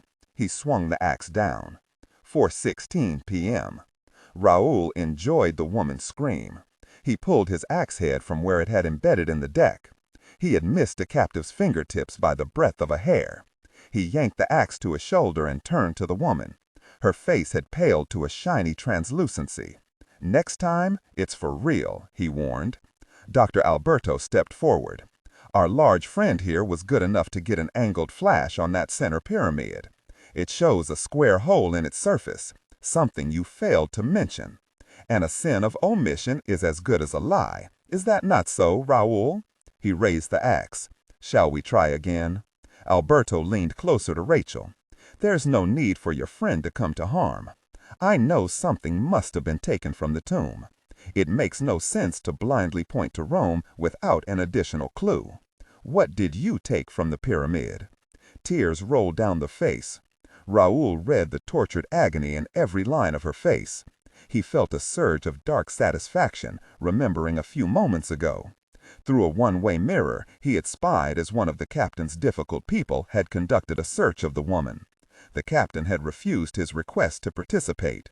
His boat, his rule. Raoul hadn't pressed. The captain was in a sour-and-half mood upon learning of Sechan's demise, lost with so many of Raoul's men. He anticipated his own opportunity to interrogate the woman, planning to be much less gentle. "What was taken?" Alberto pressed. Raoul widened his stance, hefting the axe higher over his head. His freshly sutured hand ached, but he ignored it. Maybe she wouldn't tell. Maybe this could be stretched out. But the woman cracked. "A key, a gold key," she whimpered, then sank to her knees on the deck. "Gray, Commander Pierce has it." Behind her tears, Raoul heard a trace of hope in her voice. He knew a way to squash that. He brought the axe down in a steady, hard swing. The axe severed the man's hand at the wrist. 4:34 p.m. "It's time to go," Gray said. He had given Vigor and Cat an additional 45 minutes to call all the local hospitals and medical centers, even discreet calls to the municipal police. Maybe they had been injured, unable to contact them, or they were cooling their heels in a jail cell. Gray stood up as his sat phone rang from his pack. All eyes turned. "Thank God," Vigor gasped. Only a handful of people had the phone's number, Director Crow and his teammates. Gray grabbed his phone and swung up its antenna. He moved closer to the window. "Commander Pierce," he said, "I will keep this brief so there's no confusion." Gray stiffened. It was Raoul. That could only mean one thing. "We have the woman and your teammate. You'll do exactly as we say, or we'll be mailing their heads to Washington and Rome after we're done with them, of course." "How do I know they're still?" A shuffle sounded at the other end. A new voice gasped. He heard the tears behind the words. They cut off Monk's hand. The phone was taken away. Gray tried not to react. Now was not the time. Still, his fingers clenched hard to the phone. His heart climbed into his throat, constricting his words. "What do you want?" "The gold key from the tomb," Raoul said. So they knew about it. Bray understood why Rachel had revealed the secret. How could she not? She must have traded the information for Monk's life. They were safe as long as the court knew Gray retained the key. But that didn't mean worse mutilations would not be performed if he didn't cooperate. He remembered the condition of the tortured priests in Milan. "You want to trade," he said coldly. "There is an Egypt air flight leaving Alexandria at 2100 hours for Geneva, Switzerland. You will be on that flight, you alone. We will have false papers and tickets in a locker, so no computer searches will trace your flight." Directions to the locker followed. "You will not contact your superiors, either in Washington or Rome. If you do, we'll know. Is that understood?" "Yes," he bit off. "But how do I know you'll stick to your end of the bargain?" "You don't. But as a gesture of goodwill, when you land in Geneva, I'll contact you again. If you follow our directions precisely, I'll free your man. He'll be sent to a local Swiss hospital. We will pass on satisfactory confirmation of this for you. But the woman will remain in custody until you give over the gold key." Gray knew the offer to free Monk was probably sincere, but not out of goodwill.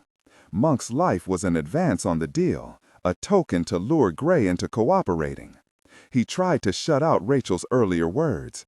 They had cut off Monk's hand. He had no choice. "I'll be on the flight," he said. Raoul was not done.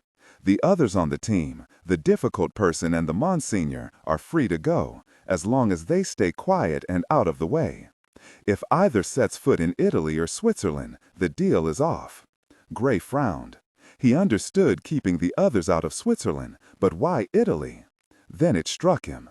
He pictured Rachel's map, the line he had drawn, pointing to Rome. Rachel had revealed much, but not all. "Good girl." "Agreed," Gray said, his mind already wheeling out in various scenarios.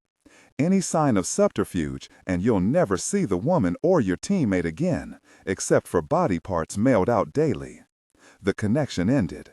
Gray lowered the phone and turned to the others. He repeated the conversation verbatim, so all would understand. "I will be on that flight." Vigor's face had drained of blood, his worst fears realized. "They could ambush you at any point," Kat said. He nodded. "But I believe, as long as I keep moving toward them, they'll let me. They'll not risk losing the key in a failed attempt." "And what about us?" Vigor asked. "I need you both in Avignon, working on the mystery there." "I can't," Vigor said. "Rachel." He sank to the bed. Gray firmed his voice. "Rachel has bought us a slim chance in Avignon, some leeway, paid with Monk's blood and body. I won't let their efforts be squandered." Vigor looked up at him. "You have to trust me." Gray's demeanor hardened. "I'll get Rachel. You have my word." Vigor stared at him, attempting to read something there. Whatever he found, he seemed to gain some resolve from it. "How do you?" Kat began. Gray shook his head, stepping away. "The less we know of each other's movements from here, the better." He crossed and gathered up his pack. "I'll contact you when I have Rachel." He headed out, with one hope. 5:55 p.m. Sachin sat in the dark, holding a broken bit of knife. The spear through her shoulder still held her pinned to the wall. The inch-thick lance had sheared up under her collarbone and out the top of her shoulder, missing major blood vessels in her scapula. But she remained hooked in place. Blood seeped continually down the inside of her wetsuit. Every movement was agony, but she was alive. The last of Raoul's men had gone quiet about the time the last flashlight had died. The firebomb Raoul had set to destroy the far chamber had barely reached this room. The heat had come close to parboiling her, though, but now she wished for that heat again. A chill had set in, even through her suit. The stone surfaces leached the warmth from her. The blood loss didn't help. Sachin refused to give up. She fingered the broken blade in her hand. She had been picking at the stone block, where the sharpened end of the spear had embedded. If she could dig it free, loosen the shaft. Rock chips littered the floor. Down there was also the broken hilt to her dagger. It had shattered shortly after she'd started. All she had left was a 3-inch remnant of blade. Her fingers were bloody from the blade and the coarse rock. It was a futile effort. Cold sweat oiled her face. Off to the side, a glow grew. She thought it was her imagination. She turned her head. The entry pool was shining. The illumination grew. The water stirred. Someone was coming. Sachin clutched a bit of knife, both fearful and hopeful. Who? A dark shape splashed up. A diver. The flashlight blinded her as the figure climbed out. She shadowed her eyes against the sudden brightness and glare. The diver lowered the flashlight. Sachin recognized a familiar face as he yanked back his mask and approached. Commander Gray Pierce. He stepped toward her and lifted a hacksaw. "Let's talk." Gothic, July 27th, 6:02 p.m., Washington, D.C. Director Painter Crow knew he was in for another sleepless night. He had heard the reports out of Egypt of an attack at the East Harbor of Alexandria. Had Gray's team been involved? With no eyes in the sky, they had been unable to investigate through satellite surveillance. And still no word had been passed from the field. The last messages had been exchanged 12 hours ago. Painter regretted not relating his suspicions to Gray Pierce, but at that point they had only been suspicions. Painter had needed time to finesse some further intelligence, and still he wasn't certain. If he proceeded more boldly, the conspirator would know he'd been discovered. It would put Gray and his teammates in further jeopardy. So Painter worked his end alone. A knock on his office door drew his eyes from the computer screen. He turned off his computer monitor to hide his work. He buzzed the lock. His secretary was gone for the day. Logan Gregory entered. "Their jet is in final approach. Still headed into Marseille?" Painter asked. Logan nodded. "Due to land in 18 minutes, just after midnight local time." "Why France?" Painter rubbed his tired eyes. "And they're still maintaining a communication blackout?" "The pilot will confirm their destination, but nothing else. I was able to worm out a manifest through French customs. There are 2 passengers aboard." "Only 2?" Painter sat straighter, frowning. "Flying under diplomatic vouchers, anonymous. I can attempt to dig through that." Painter had to work carefully from here. "No," he said. That might raise some alarm bells. The team wants to keep their activity cloaked. Well, give them some room. For now. Yes, sir. I also have requests from Rome. The Vatican and the Carabineria have not heard anything and are getting anxious. Painter had to offer them something, or the EU authorities might react harshly. He considered his options. It would not take long for the authorities in Europe to ascertain the jet's destination. It would have to do. "Be cooperative," he finally said. "Let them know of the flight to Marseille, and that we'll pass on further intel as we learn more." "Yes, sir." Painter stared at his blank computer screen. He had a narrow window of opportunity. "Once you contact them, I'll need you to run an errand for me, out to DARPA." Logan frowned. "I have something that I need personally couriered over to Dr. Sean McKnight." Painter slid over a sealed letter in a red pouch. "But no one must know you're headed over there." Logan's eyes narrowed quizzically, but he nodded. "I'll take care of it." He took the pouch, tucked it under his arm, and turned away. Painter spoke to him. "Absolute discretion." "You can trust me," Logan said firmly, and closed the door with a click of the lock. Painter switched back on his computer. It showed a map of the Mediterranean basin with swaths of yellow and blue crisscrossing it. Satellite paths. He laid his pointer over one. NRO's newest satellite, nicknamed Hawkeye. He double-clicked and brought up trajectory details and search parameters. He typed in Marseille. Times came up. He cross-referenced with NOAA's weather map. A storm front swept toward southern France. Heavy cloud cover would block surveillance. The window of opportunity was narrow. Painter checked his watch. He picked up the phone and spoke to security. "Let me know when Logan Gregory has left the command center." "Yes, sir." Painter hung up the phone. Timing would be critical.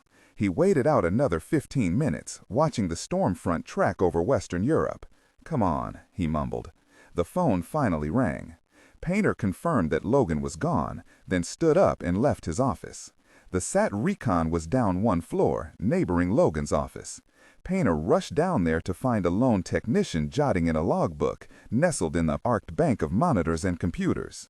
The man was surprised by the sudden appearance of his boss and jerked to his feet. "Director Crow, sir, how can I help you?" "I need a tap feed into NRO's HE-4 satellite." "Hawkeye?"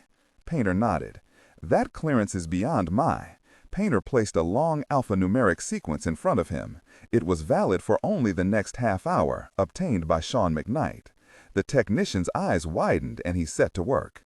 "There was no need to come down here yourself. Dr. Gregory could have patched the feed to your office." "Logan is gone." Painter placed a palm on the technician's shoulder. "Also, I need all record of this tap erased. No recording, no word that this tap ever occurred, even here in Sigma." "Yes, sir." The technician pointed to a screen. "It'll come up on this monitor. I'll need GPS coordinates to zero in on." Painter gave them. After a long minute, the dark airfield bloomed onto the screen. Marseille Airport. Painter directed the feed to zoom down onto a certain gate. The image jittered, then smoothly swelled. A small plane appeared, a Citation X.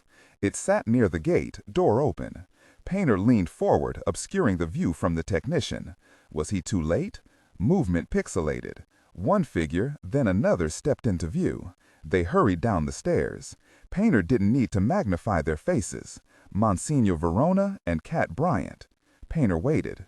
Maybe the manifest had been false. Maybe they all were aboard.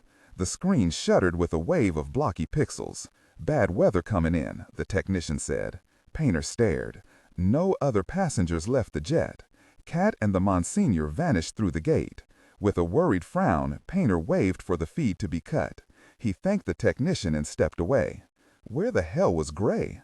1:04 a.m., Geneva, Switzerland. Gray sat in the first-class cabin of the Egypt Air jet. He had to give the Dragon Court credit. They didn't spare expense. He glanced around the small cabin. 8 seats, 6 passengers. One or more were probably spies for the court, keeping an eye on him. It didn't matter. He was cooperating fully, for now. He had picked up his plane tickets and false ID from a bus locker, then proceeded to the airport. The 4-hour flight was interminable. He ate the gourmet meal, drank 2 glasses of red wine, watched some movie with Julia Roberts, even power-napped for 42 minutes. He turned to the window. The gold key shifted against his chest. It rested on a chain around his neck. His body heat had warmed the metal, but it still hung heavy and cold. 2 people's lives weighted it down. He pictured Monk, easy-mannered, sharp-eyed, big-hearted. And Rachel, a mix of steel and silk, intriguing and complicated. But the woman's last call haunted him, so full of pain and panic. He ached to the marrow, knowing she had been captured under his watch. Gray stared out the window as the jet made a steep approach, necessary for landing in the city nestled among the towering Alps. The lights of Geneva glittered, moonlight silvered the peaks and lake. The plane swept over a section of the Rhone River that split the city.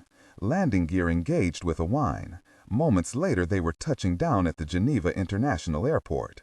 They taxied to their gate and Gray waited for the cabin to empty before gathering up his one carefully packed bag. He hoped he had everything he would need. Slinging his bag over his shoulder, he headed out. As he exited the first-class cabin, he searched for any sign of danger. And one other, his traveling companion. She had been in the coach seats. She wore a blonde wig, a conservative navy blue business suit, and heavy black eyeglasses. She carried herself with a subdued demeanor, her left arm in a sling, half hidden under her jacket. The disguise would not pass close inspection, but no one was expecting her. Se-chan was dead to the world. She exited ahead of him without a glance. Gray followed a few passengers behind her. Once in the terminal, he queued up for customs, showed his false papers, had them stamped, and was on his way. He hadn't checked any baggage.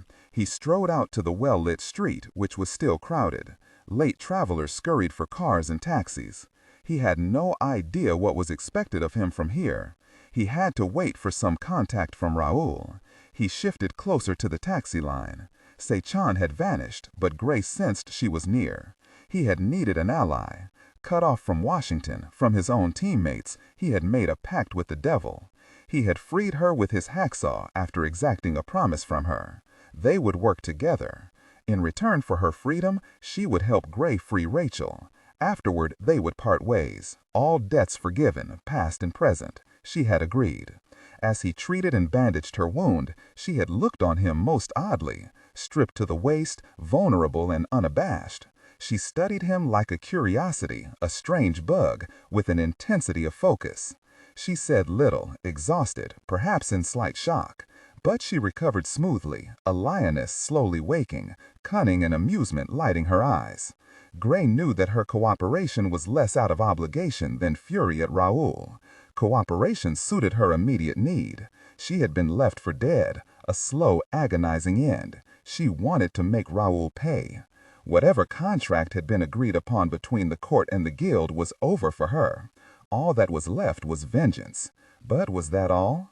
Gray remembered her eyes upon him and her dark curiosity, but he also remembered Painter's earlier warning about her.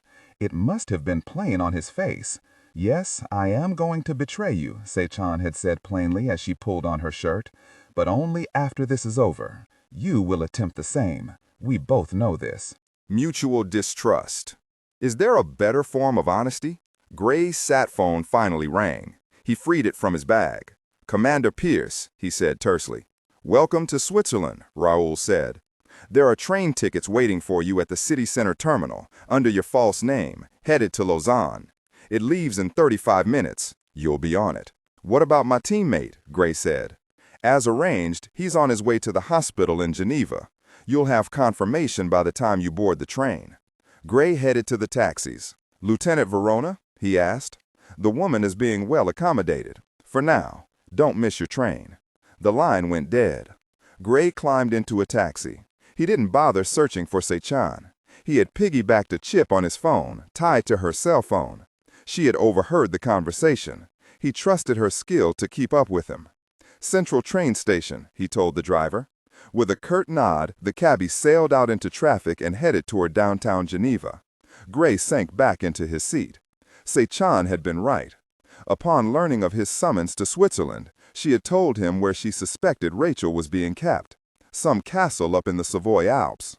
After 10 minutes, the taxi swept alongside the lake.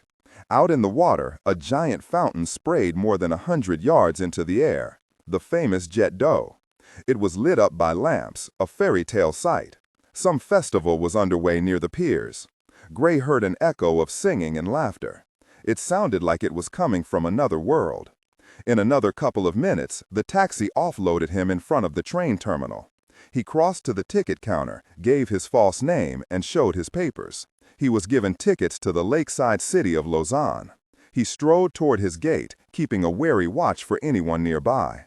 He saw no sign of Sechan. A worry nagged. What if she simply took off? What if she double-crossed him to Raoul? Gray drove down such worries. He had made a choice. It was a calculated risk. His phone rang again. He pulled it free and adjusted the antenna. "Commander Pierce," he said. 2 minutes to satisfy yourself." Raoul again. A click and hiss of a transfer sounded. The next voice was more distant, echoing a bit, but familiar. "Commander? I'm here, Monk. Where are you?" Gray was sure the conversation was being eavesdropped on by more than just Sechan. He had to be careful. "They dumped me at some hospital with this cell phone. Told me to expect your call. I'm in the emergency room. Doctors are all speaking gosh darn French." "You're in Geneva," Gray said. "How are you doing?" A long pause. "I know about your hand," Gray said. "Gosh darn jerks," Monk said with an edge of fury. "They had a doctor on board their ship. Drugged me, IVs, sutured my stump. The docs here want x-rays and such, but they seem satisfied with the other doctor's handiwork, so to speak." Gray appreciated Monk's attempt at levity, but his voice was hard-edged. "Rachel?" Pain intensified his words. "I haven't seen her since they drugged me. I have no idea where she's at. But, Gray, what? You have to get her away from them. I'm working on that. But what about you? Are you safe?" "Seem to be," he said. "I was told to keep my mouth shut. That I've done, playing dumb. The doctors, though, have called the local police. Security is posted. For now, do as they ordered you," Gray said. "I'll get you out of there as soon as I can." "Gray," Monk said, voice strained. Gray recognized his tone. He wanted to communicate something, but he also knew the others were eavesdropping. They let me go." The connection fritzed again. Raoul came back on the line. "Time's up. As you can see, we honor our word. If you want the woman freed, you'll bring the key. Understood? What then?" "I'll have a car waiting for you at the Lausanne station." "No," Gray said. "I won't put myself into your custody until I know Rachel is safe.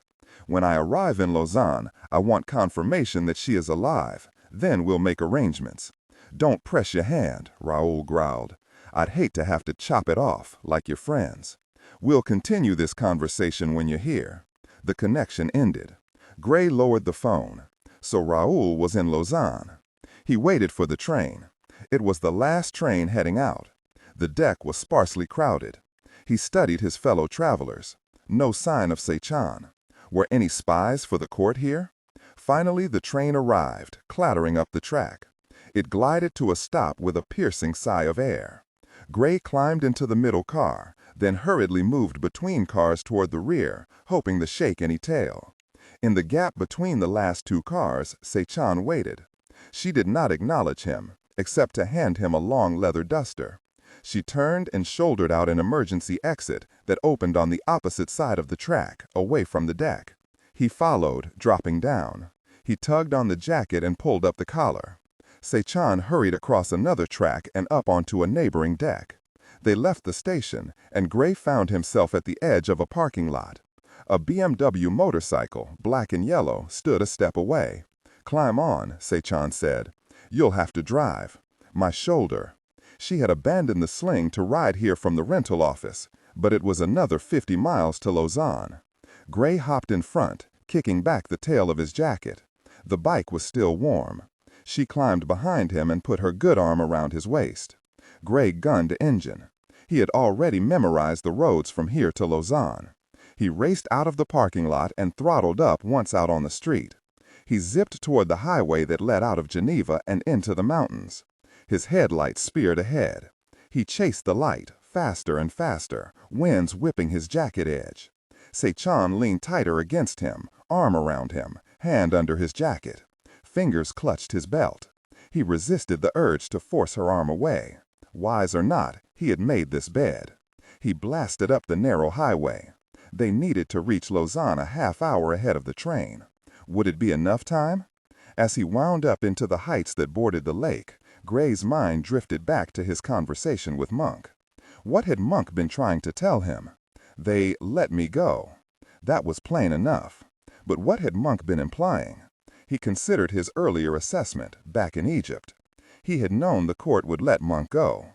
The release was done to ensure and lure Gray's cooperation. And Raoul still had Rachel as a bargaining chip. They let me go. Was there more to his release? The court was ruthless. They were not known to give away potential assets.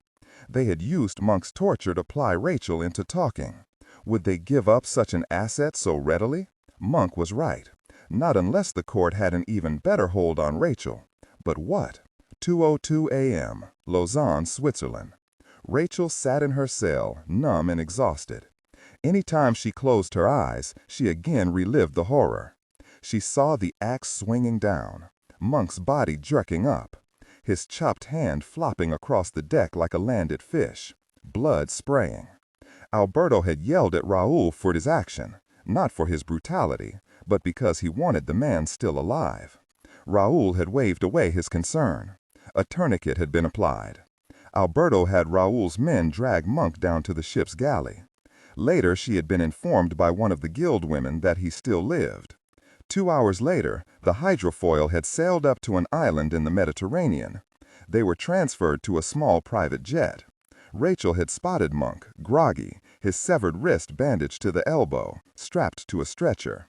She was then locked in a back compartment, alone, no windows.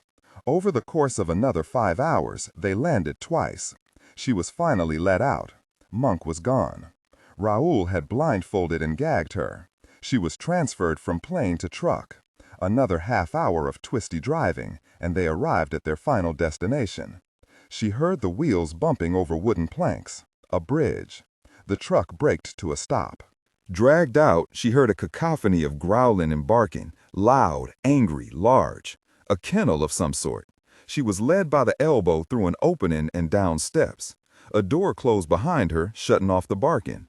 She smelled cold stone and dampness.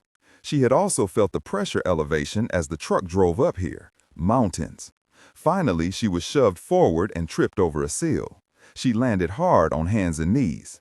Raoul grabbed her, laughing cruelly, already pleading for mercy. Rachel leapt away and crashed her shoulder into something solid. Her soggy gag and hood were pulled off. Rubbing her shoulder, she stared around the small stone cell. Again, no windows. Her sense of time was beginning to slip. The only furniture in the cell was a steel cot. A thin mattress rolled up on one end. A pillow rested on top. No sheets. The cell had no bars. One wall was a solid sheet of glass, except for a rubber-sealed door and fist-sized ventilation holes. But even the holes had tiny lids that could be swung over the openings, for soundproofing or a way to slowly suffocate the prisoner. She had been left down here for over an hour, not even any guards, though she did hear voices down the hall, probably posted at the stairwell. A commotion sounded. She lifted her face and stood. She heard Raoul's coarse voice. Orders barked. She backed from the glass wall. Her clothes had been returned to her on the boat, but she had no weapons.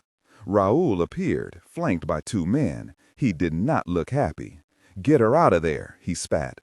A key opened the door. She was dragged out. "This way," Raoul said. He led her down the hallway. She spotted other cells, some sealed like hers, others open and stacked with wine bottles. Raoul marched her to the stairs and up to a dark, moonlit courtyard. Stone walls towered on all sides.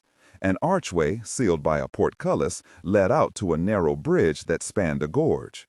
She was in a castle. A row of trucks lined the wall nearest the gateway. Along a neighboring wall, a long row of 20 chain-link cages stretched.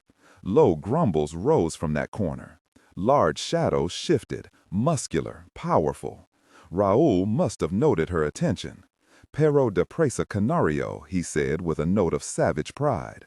"Fighting dogs, an ancestral line from the 1800s. Perfection of breeding. Pure pit fighter. All muscle, jaws, and teeth." Rachel wondered if he was also describing himself. Raoul led her away from the gate and toward the central keep. 2 tiers of stairs led up to a thick oak door. It was brightly lit by sconces, almost inviting. But they didn't go that way. A side door led to a level beneath the stairs. Using a touchpad, he unlocked the lower door.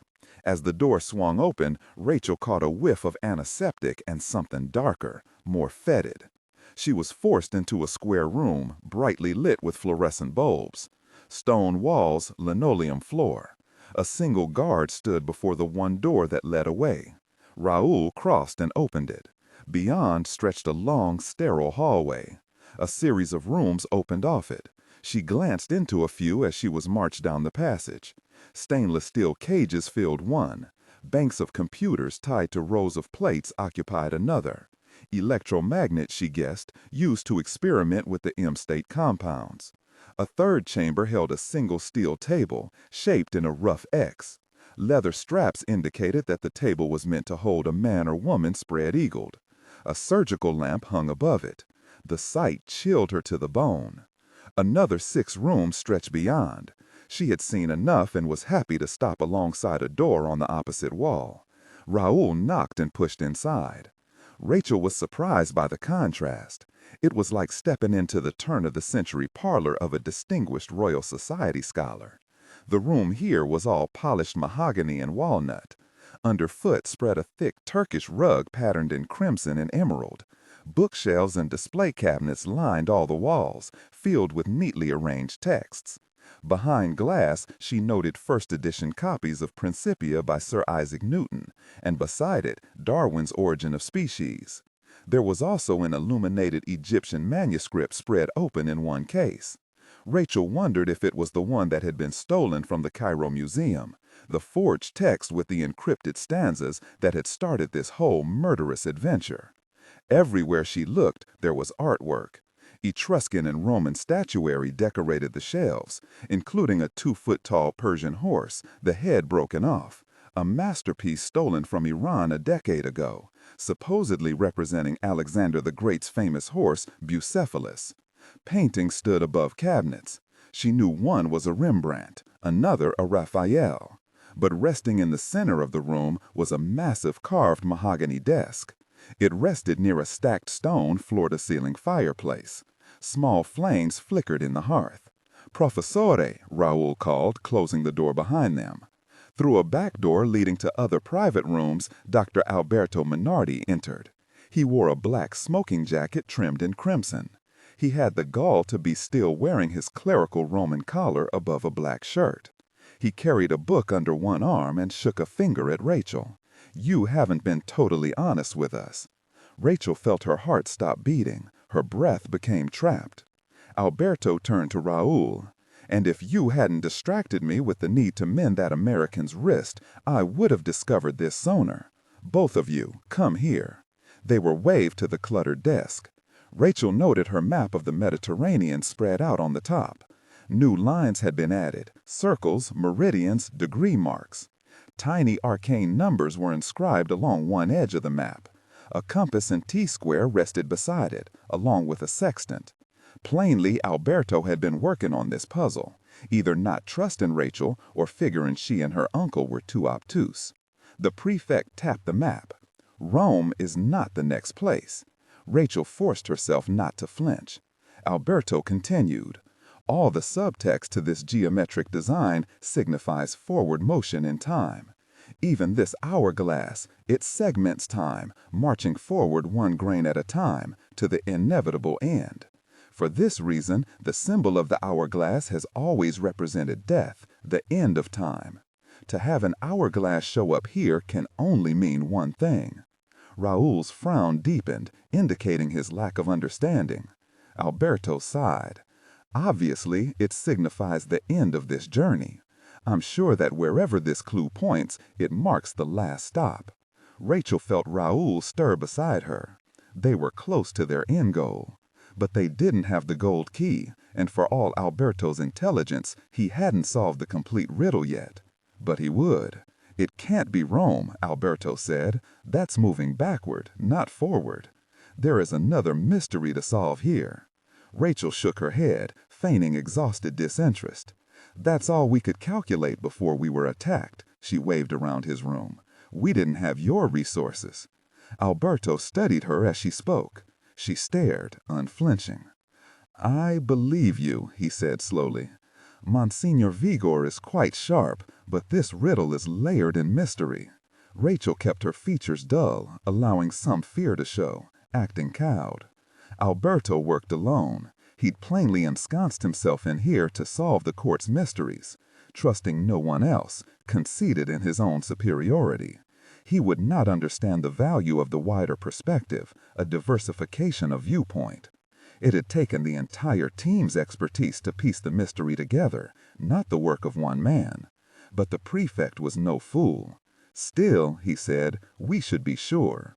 You kept hidden the discovery of the gold key. Maybe there's more you kept hidden. Fear edged higher. I've told you everything, she swore with mustard conviction.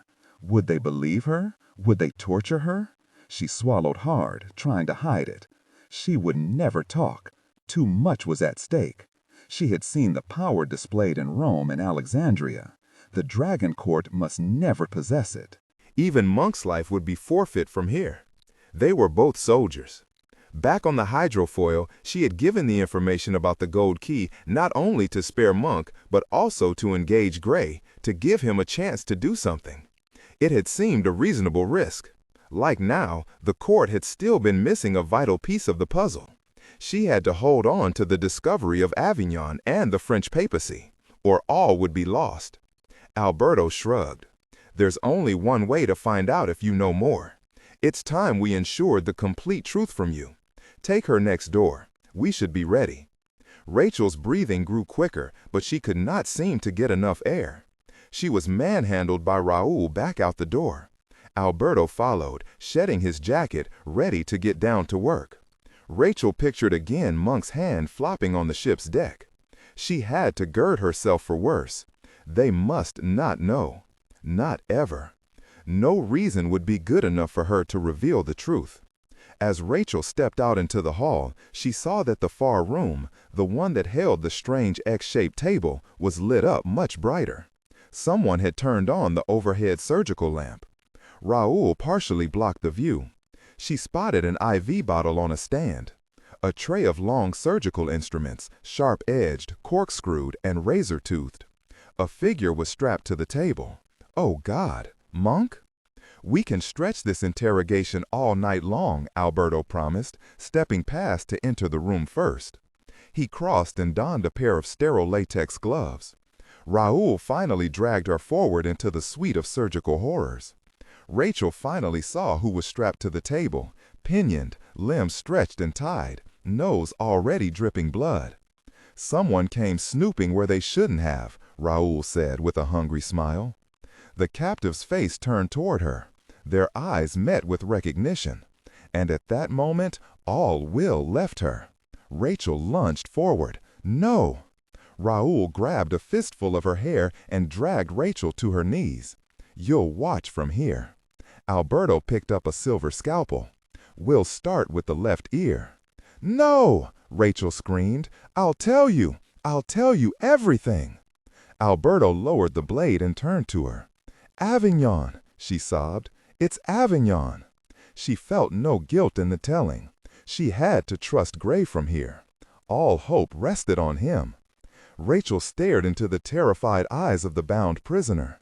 "Nona," Rachel moaned. It was her grandmother. Avignon, France. The city of Avignon glowed, shouted, sang, and danced.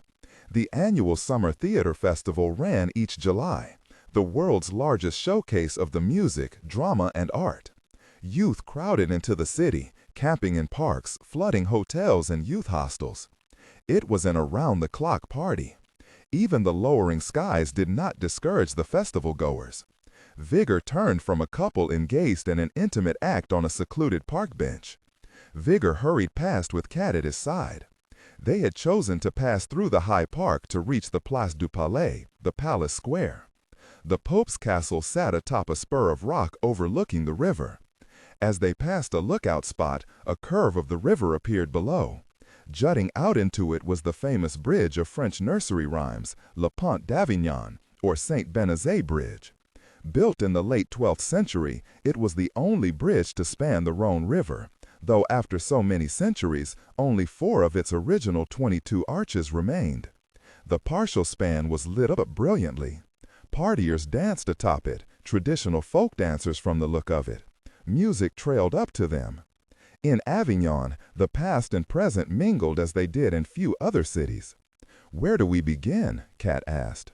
Vigor had spent the flight here in research, trying to answer that exact question. He spoke as he led them away from the river and toward the city. Avignon is one of the oldest townships of Europe. It can trace its roots back to Neolithic times. It was settled by the Celts, then the Romans. But what Avignon is most famous for today is its Gothic heritage, which flourished during the century of the French papacy. Avignon boasts one of the largest ensembles of Gothic architecture in all of Europe. A true Gothic town. And the significance of that would be what? Kat asked. Vigor recognized the stiffness in her voice. She was worried about her teammates, cut off from them, sent here. He knew she felt a deep-seated responsibility for the capture of his niece and monk. She carried that burden despite her own commander's insistence that she had done the right thing. Vigor felt an echo of her concern. He had dragged Rachel into this adventure. Now she was in the hands of the Dragon Court. But he knew that guilt would do them no good. He had grown up with faith. It was the cornerstone of his being. He found some solace in placing his faith in Rachel's safety into the hands of God and Gray. But that didn't mean he couldn't be proactive himself. God helps those who help themselves. He and Kat had their own duty here. Vigor answered her question. The word Gothic comes from the Greek word goetic, which translates to magic. And such architecture was considered magical. It was like none seen at the time. The thin ribbing, the flying buttresses, the impossible heights.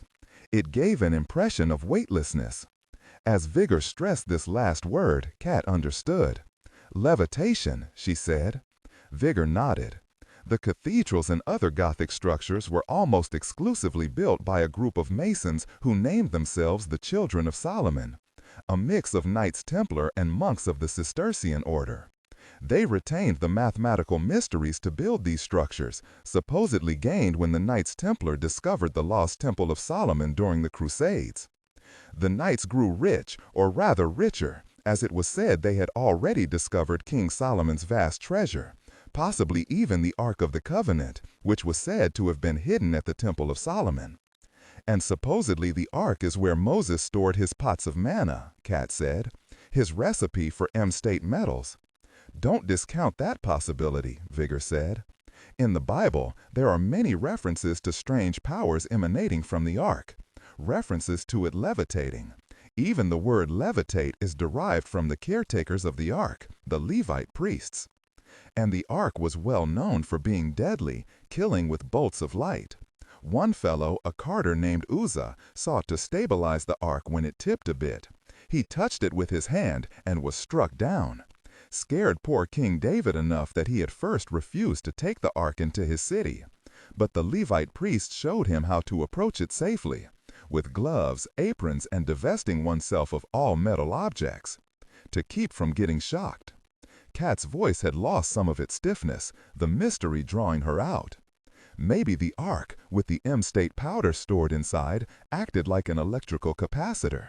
The superconducting material absorbed ambient environmental energy and stored it like the gold pyramid had, until someone mishandled it and got electrocuted. Vigor nodded. Okay, Kat said. Let's say these Knights Templar rediscovered the ark and possibly these M-state superconductors. But can we know if they understood its secrets? I may have an answer. Commander Gray originally challenged me to trace historical references for these strange monoatomic powders, from Egypt to the biblical Magi, Kat said. Vigor nodded. But I wondered if it stretched further, past the age of Christ. Were there more clues left to find? And you found them, Kat said, reading his excitement.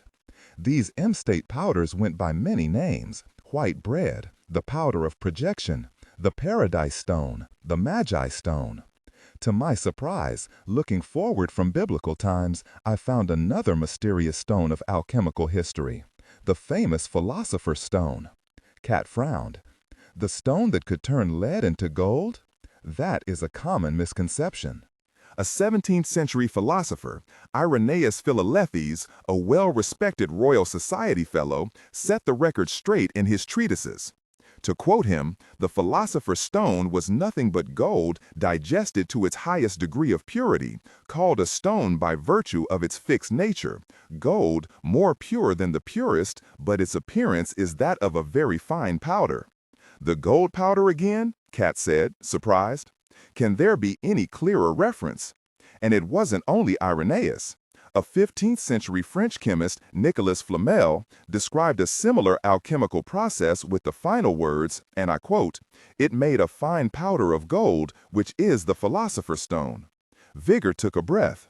So clearly some scientists at the time were experimenting with a strange form of gold.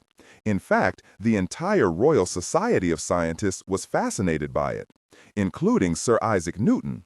Many don't know that Newton was a fervent alchemist and also a colleague of Irenaeus. Then, what became of all their work? Kat asked. I don't know. Many probably reached dead ends. But another colleague of Newton, Robert Boyle, also researched alchemical gold. But something disturbed him, something he discovered. He stopped his research and declared such studies dangerous. So dangerous, in fact, that he said its misuse could disorder the affairs of mankind, turning the world topsy-turvy. It makes one wonder what scared him. Could he have touched upon something that drove our lost alchemical society deep underground? Kat shook her head. But what does the philosopher's stone have to do with Gothic architecture? More than you'd think. An early 20th century Frenchman named Fulcanelli wrote a best-selling treatise titled Le Mystère des Cathédrales. It elaborated on how the Gothic cathedrals of Europe were coded with arcane messages, pointing to a vein of lost knowledge, including how to prepare the philosopher's stone and other alchemical secrets. A code in stone? Don't be surprised. It was what the church was doing already. Most of the populace at the time was illiterate. The decorations of the cathedrals were both instructional and informative, biblical storytelling in stonework. And remember who I said built these massive Gothic storybooks? The Knights Templar, Kat said, a group known to have gained secret knowledge from the Temple of Solomon. So perhaps, besides telling biblical stories, they incorporated some additional coded messages, meant for their fellow Masonic alchemists. Kat wore a doubtful expression. One only has to look closely at some of the Gothic artwork to raise an eyebrow or two. The iconography is full of zodiac symbols, mathematical riddles, geometric mazes right out of alchemical texts of the time. Even the author of The Hunchback of Notre Dame, Victor Hugo, spent a whole chapter decrying how the artwork of Notre Dame was contrary to the Catholic Church, describing its Gothic art as seditious pages in stone. Vigor pointed ahead, through the trees. The park ended as they neared the palace square. And Fulcanelli and Hugo weren't the only ones who believed something heretical was involved with the Knights Templars. Do you know why Friday the 13th is considered unlucky? Kat glanced at him and shook her head. October 13th, 1307, a Friday. The King of France, along with the Pope, declared the Knights Templar to be heretics, sentencing them to death and crucifying and burning their leader. It is well believed that the real reason the Knights were outlawed was to wrest power from them and gain control of their riches, including the secret knowledge they possessed. The King of France tortured thousands of knights, but their storehouse of riches was never discovered. Still, it marked the end of the Knights Templar. Truly an unlucky day for them. The end of an unlucky century, really. Vigor led the way out of the park and along the tree-lined street that led toward the center of town. The division between the church and the knights started 100 years earlier, when Pope Innocent III brutally wiped out the Cathars, a sect of Gnostic Christians with ties to the Knights Templar. It was really a century-long war between orthodoxy and Gnostic belief. And we know who won that, Kat said. Do we? I'm wondering if it wasn't so much a victory as an assimilation. If you can't beat them, join them. An interesting paper turned up in September 2001 titled The Chinon Parchment. It was a scroll dated a year after that bloody Friday the 13th, signed by Pope Clement V, absolving and exonerating the Knights Templar. Unfortunately, King Philippe of France ignored this and continued his countrywide massacre of the Knights. But why this change of heart by the Church? Why did Pope Clement build his Avignon palace here in the Gothic tradition, constructed by the same heretical Masons? And why did Avignon become, in fact, the Gothic center of Europe? Are you suggesting the Church did him about-face and took the Knights into their fold? Remember how we'd already come to conclude that some aspects of the Thomas Christians, Christians of Gnostic leanings, were already hidden inside the Church. Perhaps they convinced Pope Clement to intervene to protect the Knights from King Philippe's rampage. To what end? To hide something of great value to the Church, to the world. During the century of the Avignon papacy, a great surge of building occurred here, much of it overseen by the children of Solomon. They could have easily buried away something of considerable size. But where do we begin looking? Kat said. To the work commissioned by that wayward pope, built by the hands of the Knights, one of the largest masterworks of Gothic architecture. Vigor waved forward, where the street emptied into a large square, populated by merrymakers from the festival. Colored lights framed a dancing area, a rock band on a makeshift stage pounded out a riff, and young people writhed, laughed, and yelled. Along the fringes, tables had been set up, crowded with more festival participants. A juggler tossed flaming brands into the night sky. Clapping encouraged him. Beer flowed, along with paper cups of coffee. Cigarette smoke billowed, along with special hand-rolled herbs. But backdropped against this party rose an immense, dark, and looming structure, framed by square towers, fronted by massive archways of stone, and set off by a pair of conical spires. Its stone face was a sober contrast to the merriment below. History weighed it down, and an ancient secret. The Palace of the Popes. Somewhere within its structure lies some seditious page of stone, Vigor said, stepping closer to Kat. I'm sure of it. We must find it and decode it. But where do we begin looking? Vigor shook his head. Whatever had frightened Robert Boyle, whatever terrible secret finally forged an alliance between heretical knights and the Orthodox Church, whatever mystery required a Mediterranean-wide treasure hunt to solve, the answer is hidden here. Vigor felt a sharp wind blow up from the river. Avignon was named after the constant breezes off the river, but he sensed the true storm to come. Overhead, the stars were gone. Dark clouds lowered. How much time did they have left? 2:48 a.m., Lausanne, Switzerland.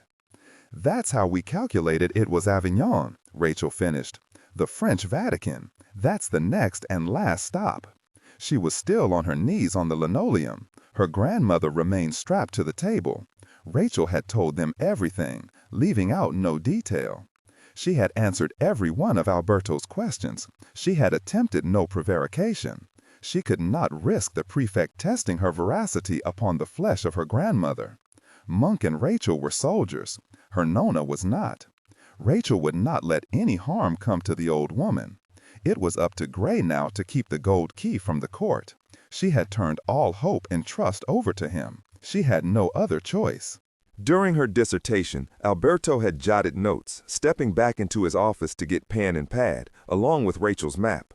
He nodded once she was done, obviously convinced. "Of course," he said, "so simple, so elegant.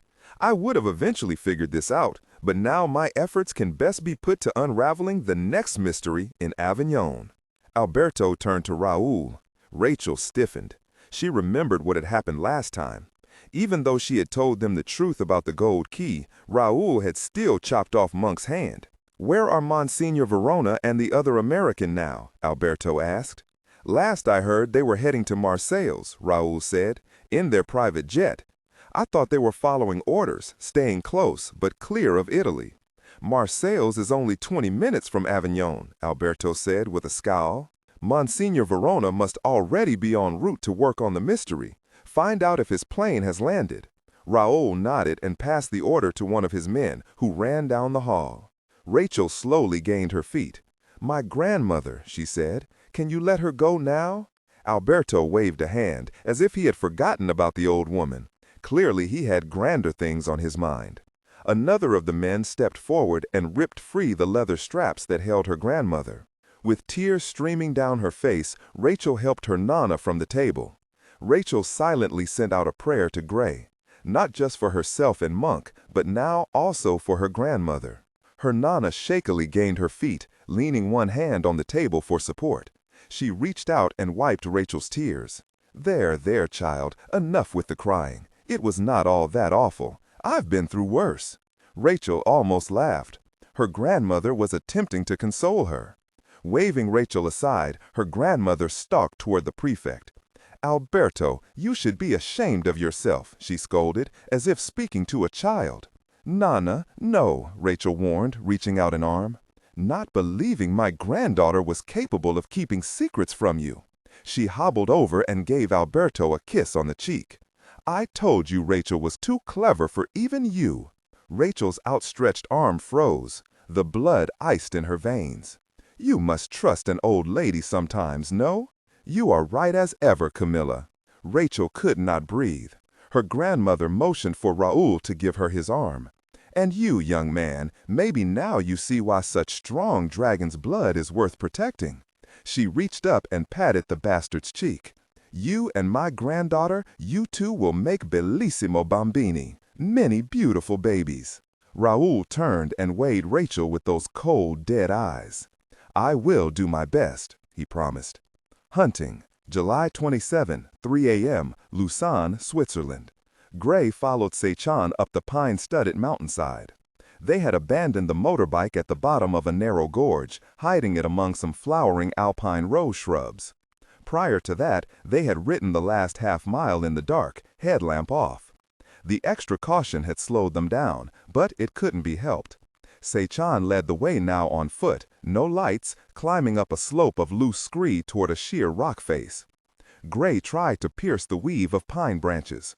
Earlier he had caught a glimpse of the castle as they rode up out of Lausanne and into the surrounding mountains. The chateau had sat like a hulking granite gargoyle, square-faced, eyes glowing with lamplight. Then it had disappeared as they passed under a bridge that spanned far overhead. Gray stepped up beside Sechan. She held a GPS device before her as she climbed. "Are you sure you can find this back entrance? They had me hooded the first time here. But I had a GPS tracker hidden," she glanced to Gray's, "somewhere private. I recorded the approach's position and elevation. It should lead us to the entrance." They continued to the towering cliff face. Gray studied Sechan. What was he doing trusting her? In the dark forest, worries mountained. And not just about his choice of teammate. He began to doubt his own judgment. Was this the action of a true leader? He was risking everything in this rescue attempt.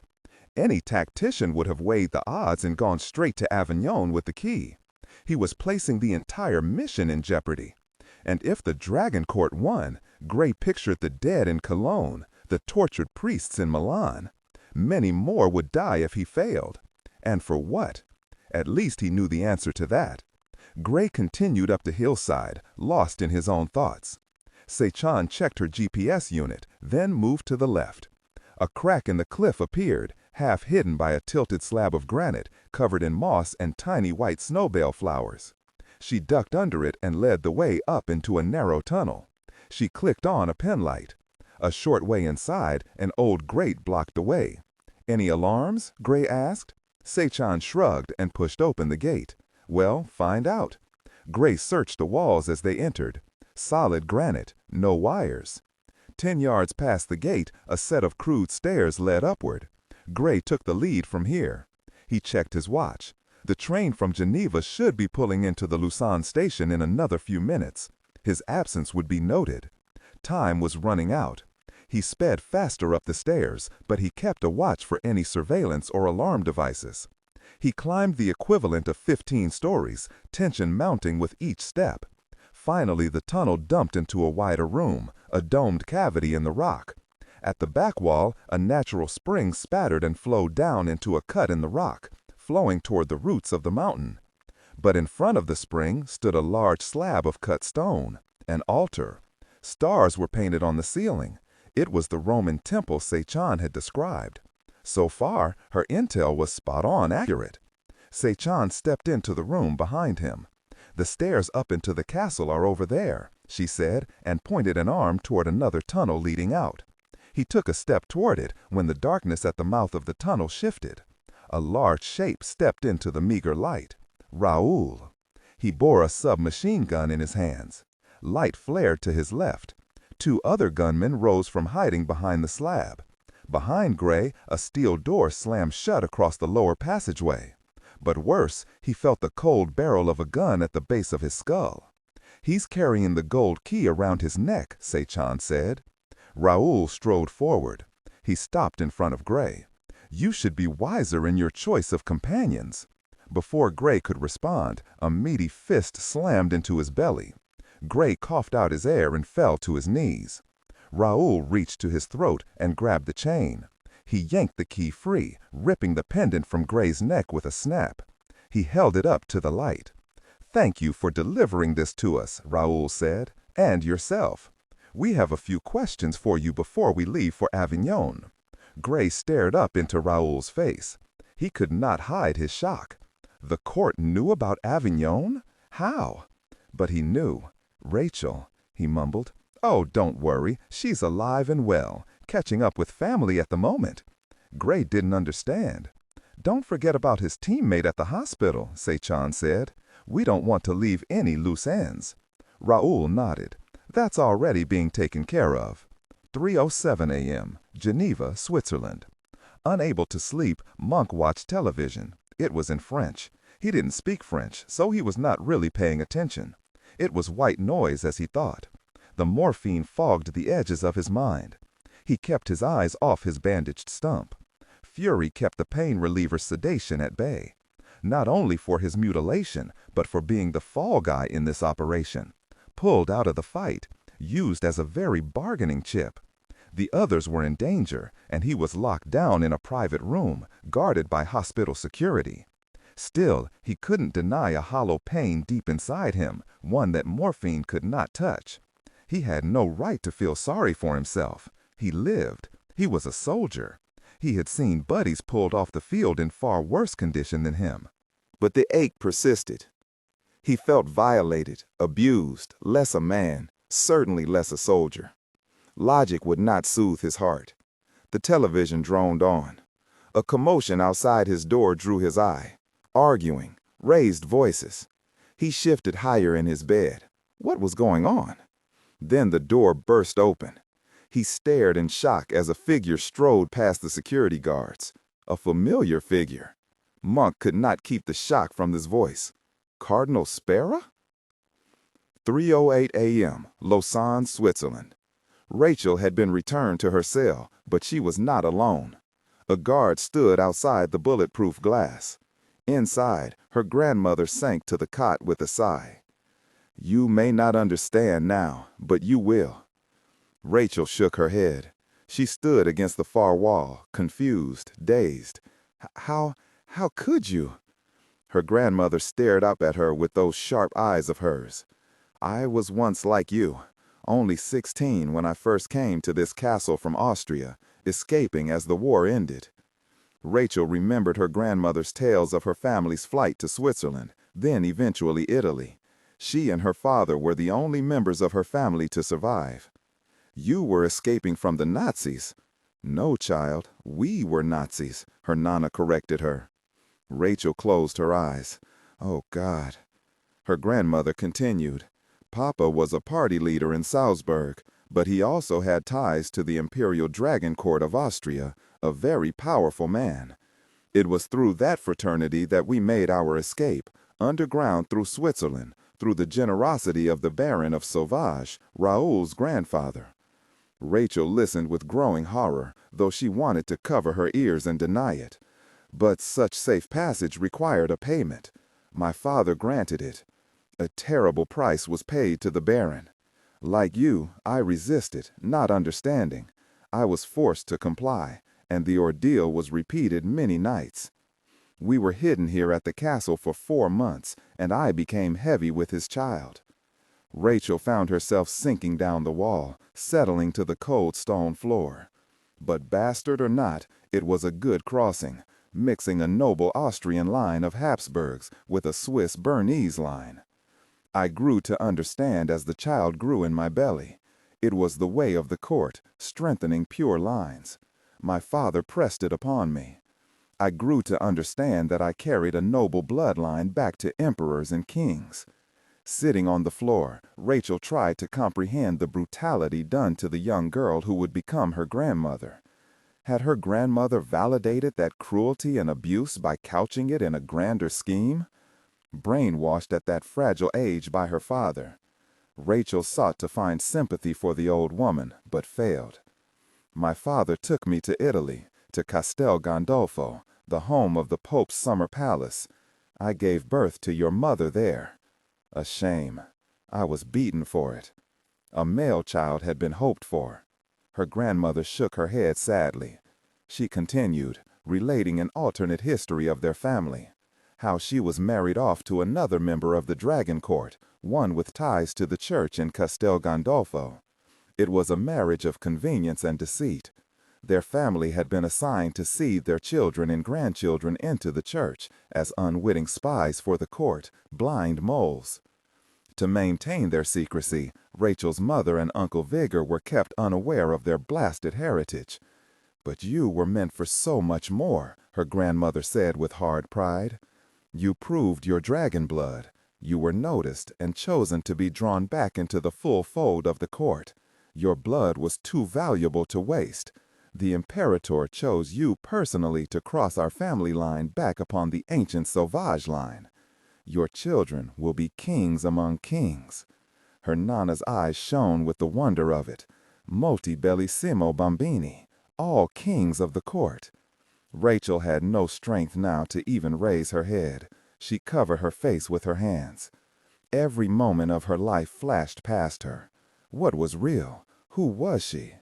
She thought back on the number of times she had taken her grandmother's side over her mother, even her nana's advice on her love life.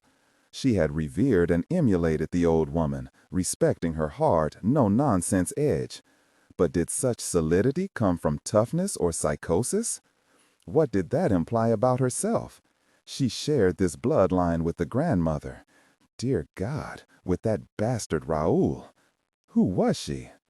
Another concern arose. Fear pushed her to speak. What about Uncle Vigor, your son?" Her grandmother sighed. "He has served his role in the church. Celibacy ended his bloodline. Now he is no longer needed. Our family's legacy will carry forth through you, gloriously into the future." Rachel heard a trace of pain behind these last words and glanced up. She knew her grandmother loved Vigor, in fact, more than Rachel's own mother. She wondered if her grandmother had resented that daughter she had given birth to, a child of rape. And was that same trauma carried down to the next generation?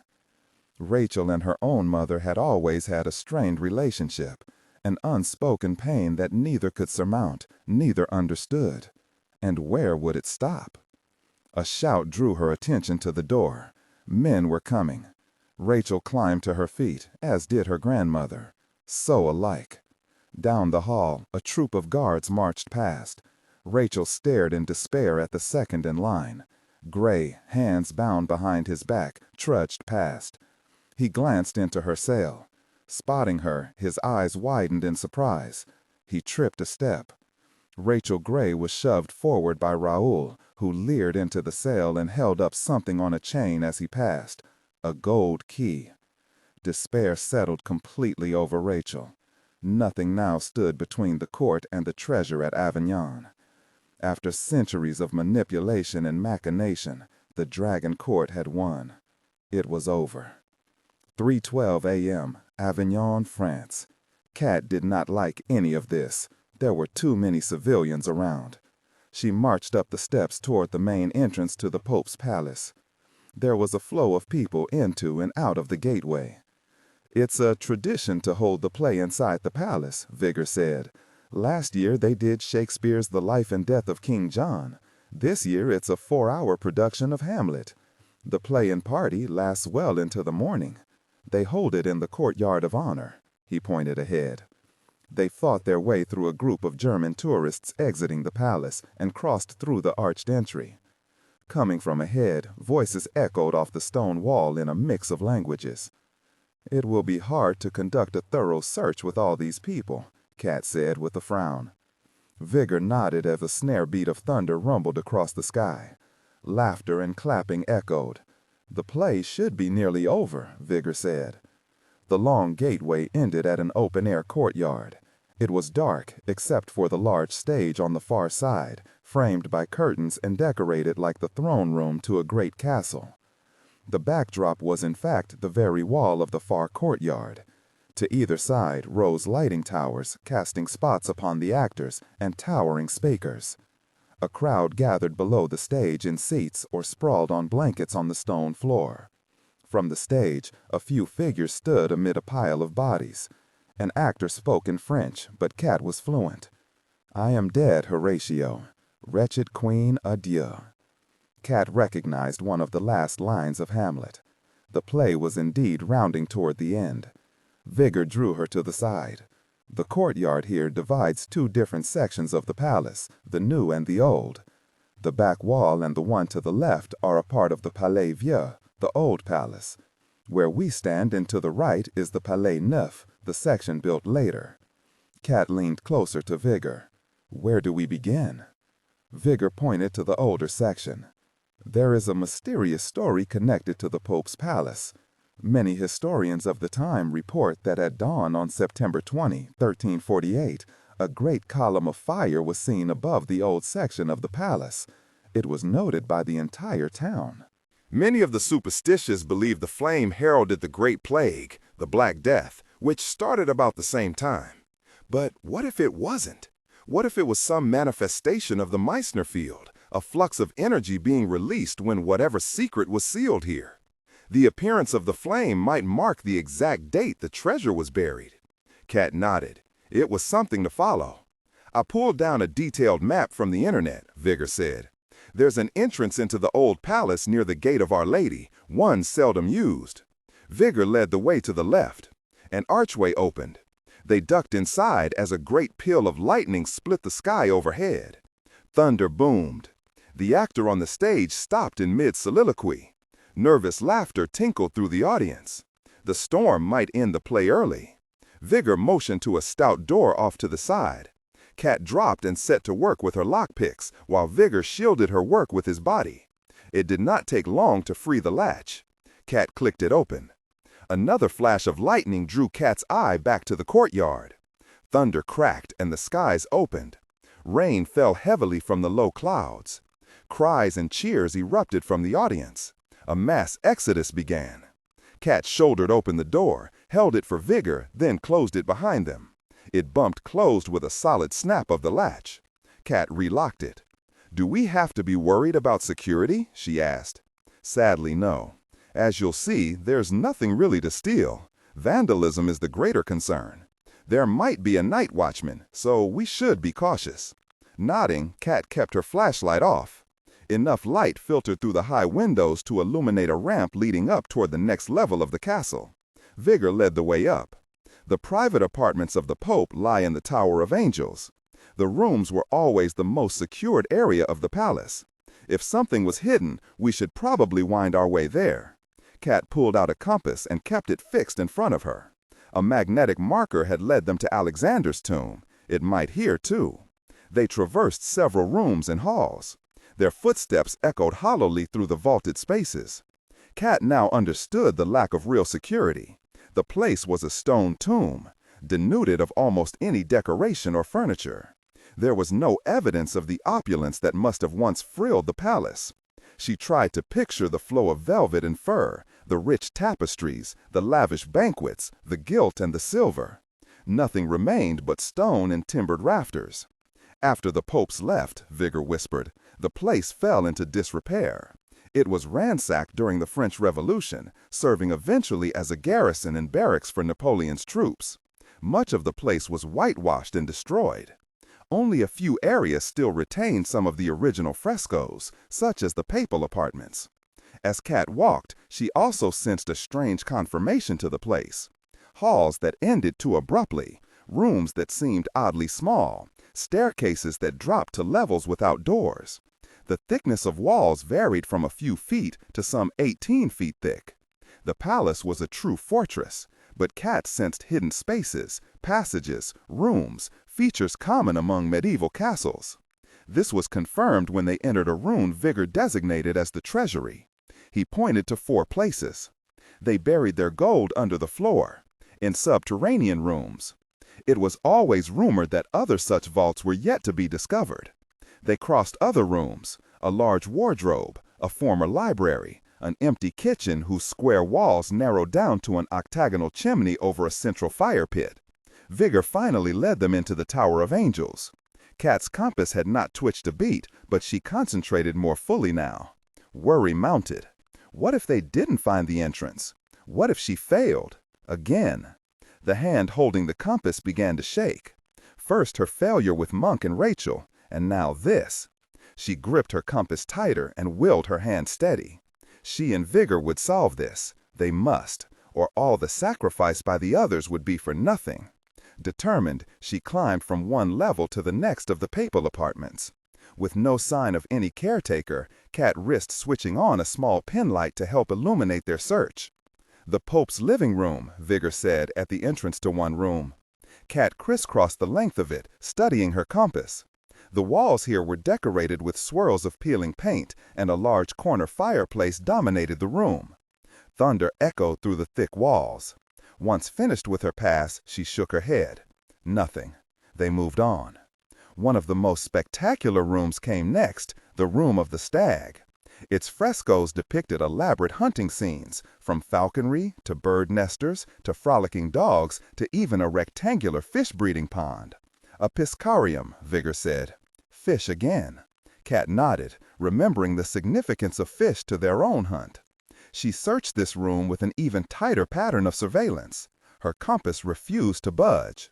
With no clue, she waved Vigor onward. They climbed another level. The Pope's bedroom, Vigor said, sounding disappointed and worried now, too. This is the last of the rooms in the apartments. Kat entered the chamber. No furniture. Its walls were painted a brilliant blue. Lapis lazuli, Vigor said, prized for its luster. The rich decoration depicted a nighttime forest, hung with bird cages of every shape and size. A few squirrels scrambled among the limbs. Kat searched the room, from one end to the other. Still nothing. She lowered her compass. She turned to find the same understanding in Vigor's eyes. They had failed.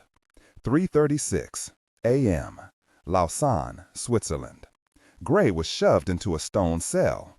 It was sealed with Lexan glass, bulletproof and an inch thick. The door slammed shut. He had spotted Rachel in a cell 2 spaces down, along with her grandmother. It made no sense. Raoul growled at his men and headed away, gold key in hand. Seishan stood at the door, smiling at him. With his hands still bound behind his back by plastic ties, he threw himself bodily at the glass wall. "You very difficult person." She only smiled, kissed her fingertips and pressed them to the glass. "Bye, lover boy. Thanks for the ride here." Gray fell away from the door, turning his back, cursing under his breath, calculating. Raoul had confiscated his pack, giving it to one of his underlings. He'd been patted down, his weapons taken from his shoulder and ankle holsters. He overheard talk by Rachel's cell. A door was opened. Raoul growled to one of his guards, "Take Madame Camilla up to the trucks. Have all the men ready. We'll be leaving for the airport in a few minutes. Ciao, Rachel, my bambina." No response to her grandmother. What was going on? Footsteps marched away. Gray still sensed a presence by the other door. Raoul's voice spoke again. "If only I had more time," Raoul whispered icily. "But orders are orders. It all comes to an end in Avignon. The Imperator will be returning here with me. He wants to watch as I assert my control over you. After that, you will be mine for the rest of your life." "I defy you," Rachel spat back at him. "Exactly right," Raoul laughed. "I'm going to teach you how to obey and properly serve your superior. And if you don't bend to everything I demand, you won't be the first difficult person Alberto lobotomized for the court. I don't need your mind to control you." He stalked away with a final order to a guard. "Keep a watch down here. I'll radio when I'm ready for the American. We'll have a short interrogation before we leave." Gray listened as Raoul's footsteps faded. He didn't wait any longer. He kicked the toe of his boot hard against the solid rock wall. A 3-inch blade sprang from the heel. He crouched and sliced free the ties that bound his wrist. He moved quickly. Timing was everything. He reached into the front of his pants. Seishan had shoved a thin canister past his belt buckle when he thrust himself against the glass wall. Her left hand had passed through an air vent, while her other hand, distracted with her feigned kiss of goodbye, Gray pulled the canister free, stepped to the door, and sprayed the hinges. The steel bolts began to dissolve. He had to give it to the guild. They had cool toys. While Gray could not contact his superiors, nothing had stopped Seichan from coordinating equipment from hers. Gray waited a full minute, then yelled to the guard stationed a few steps down the hall. "Hey, you! Something's wrong over here." Footsteps approached. Gray retreated back from the door. The guard came forward. Gray pointed to the smoky sizzle billowing by the door. "What the gosh?" he yelled. "Are you jerks trying to gas me?" With a crinkled brow, the guard stepped closer to the door. Good enough. Gray leapt forward, slammed into the door, popping the hinges. The plate of hard glass slammed into the guard. He crashed against the far wall, striking his head hard. As he slumped, he tried to free his pistol. Gray shoved aside the door and pivoted off it to swing around. He planted his boot heel blade into the man's throat, then ripped it free, taking out most of the man's neck. Bending, he liberated the pistol from the guard's holster and a set of keys. He ran to Rachel's cell. She was already up and at the door. "Gray!" He keyed the lock. "We don't have much time." He yanked the door open, and she was in his arms. She wrapped tight to him, lips at his ears, breath on his neck. "Thank God," she whispered. "Actually, thank Seichan," he said. Despite the urgency to keep moving, he held the embrace a bit longer, sensing she needed it. And maybe he did too. But finally they both separated. Gray pointed his pistol toward the end of the hall. He checked his watch. 2 minutes. 3:42 a.m. Seichan stood at the foot of the stairs that led up to the main keep. She knew the only escape was out the front door. Steel blast doors sealed the back exit under the castle. In the brilliantly lit courtyard, a caravan of 5 SUVs was being loaded. Men yelled orders. Crates were shoved into the backs of the trucks. Dogs barked in kennels. Seichan studied it all from the corner of her eye, tracking one man among the throng. Maximum mayhem would be needed. She had already confiscated a set of keys to the last Mercedes SUV, a silver one, her favorite color. Behind her, a door opened. Raoul stepped out, along with an old woman.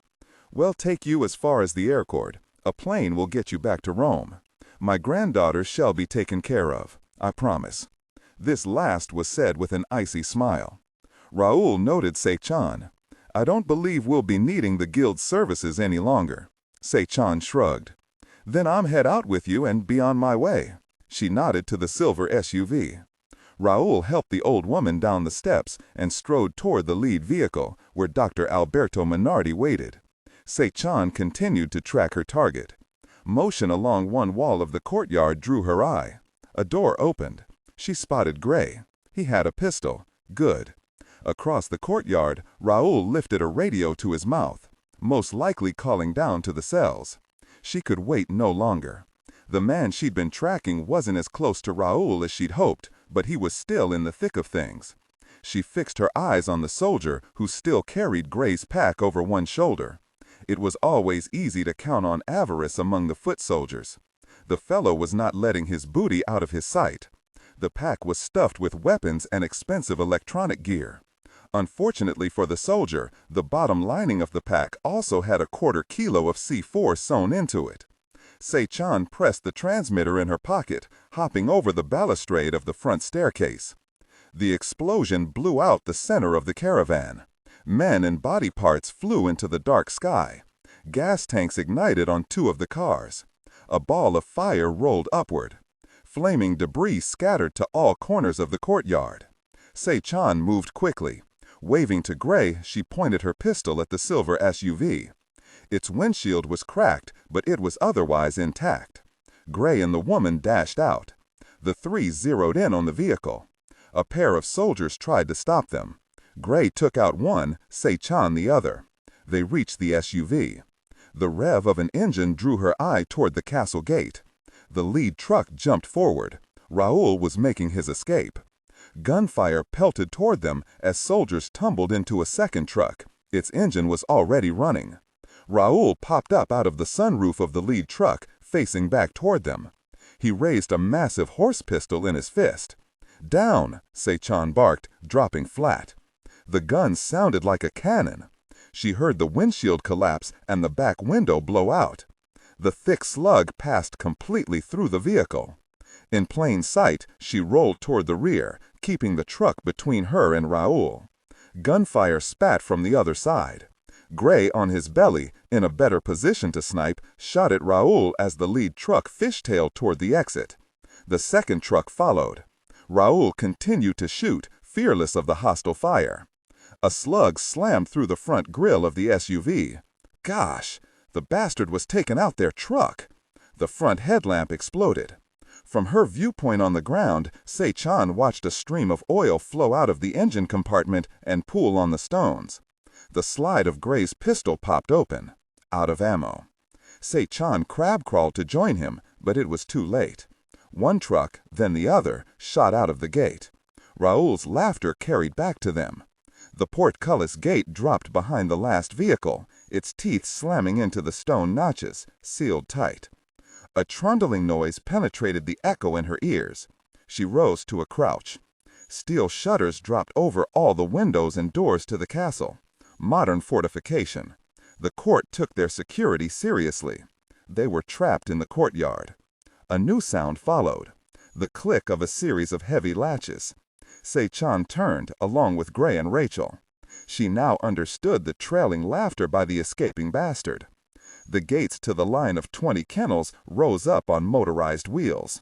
Monsters of muscle, leather, and teeth stalked out, snarling, frothing, driven mad by the thunder and blood.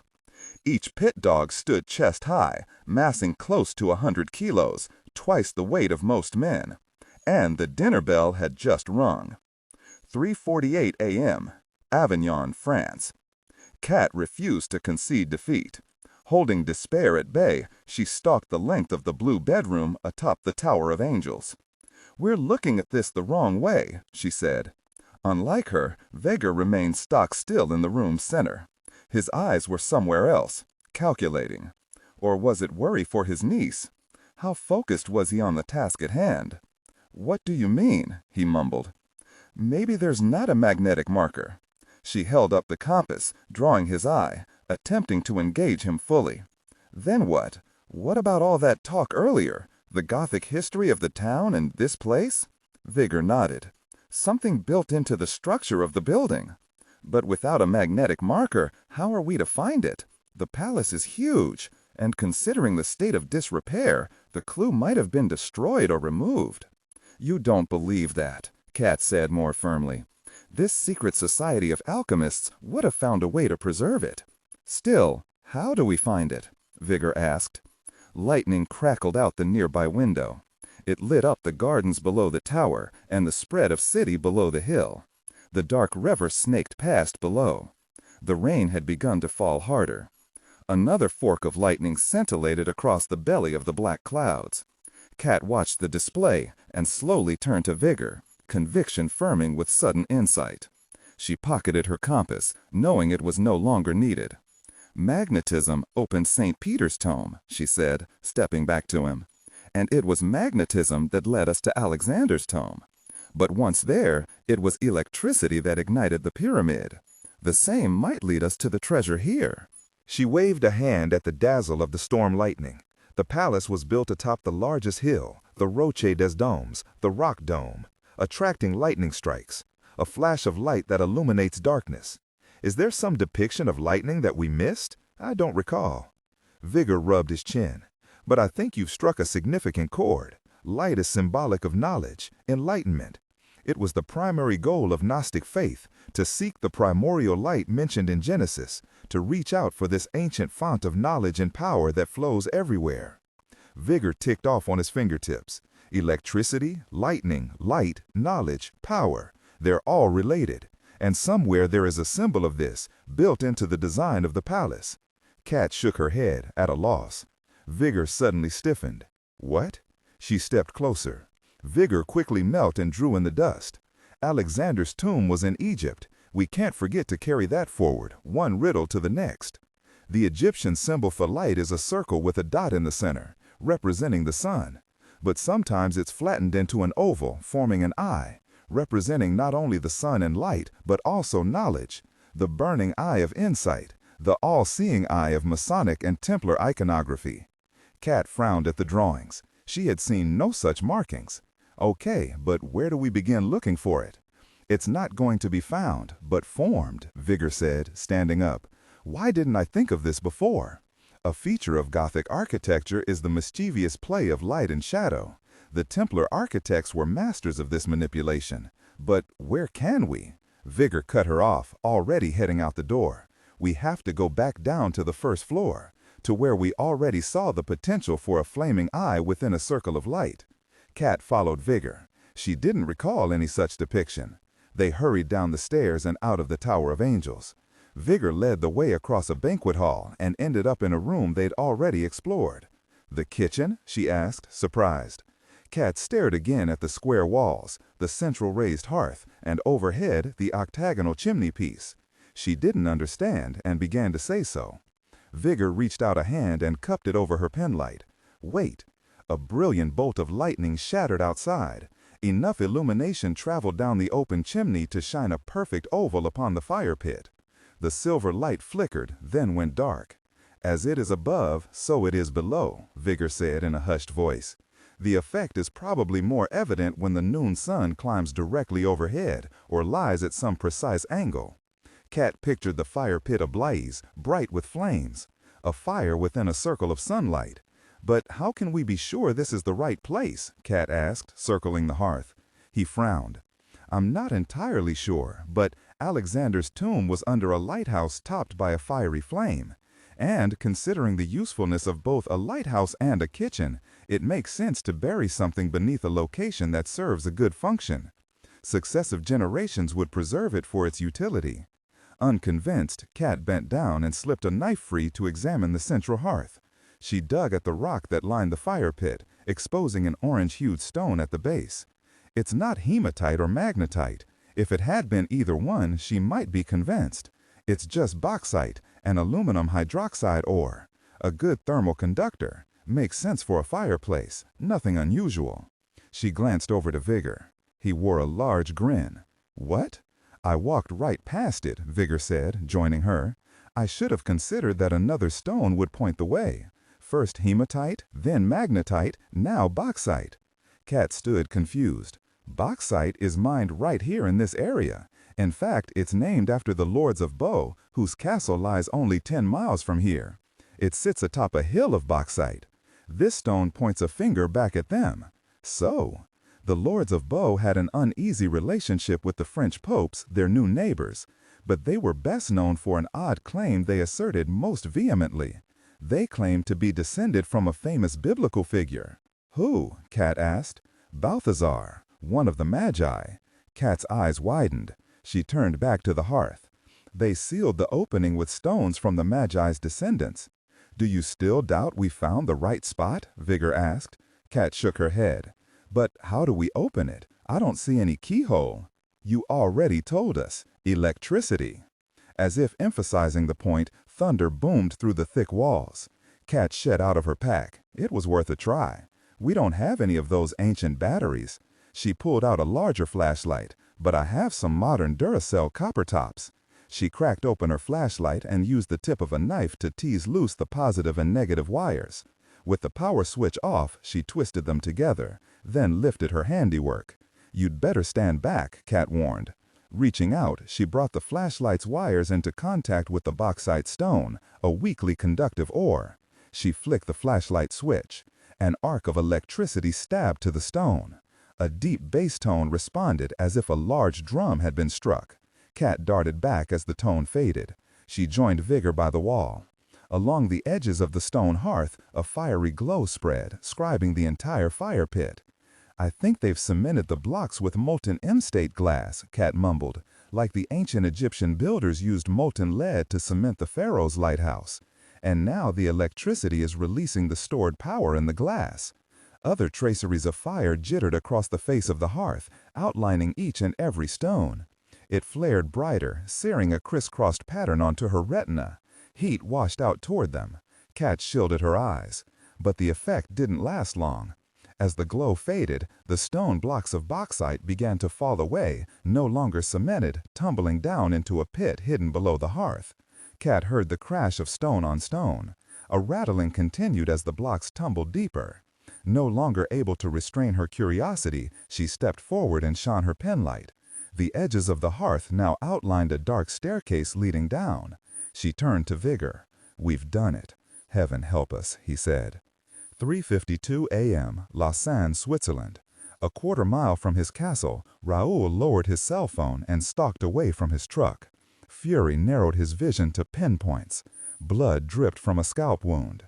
That Asian difficult person had betrayed him, but he would get his satisfaction.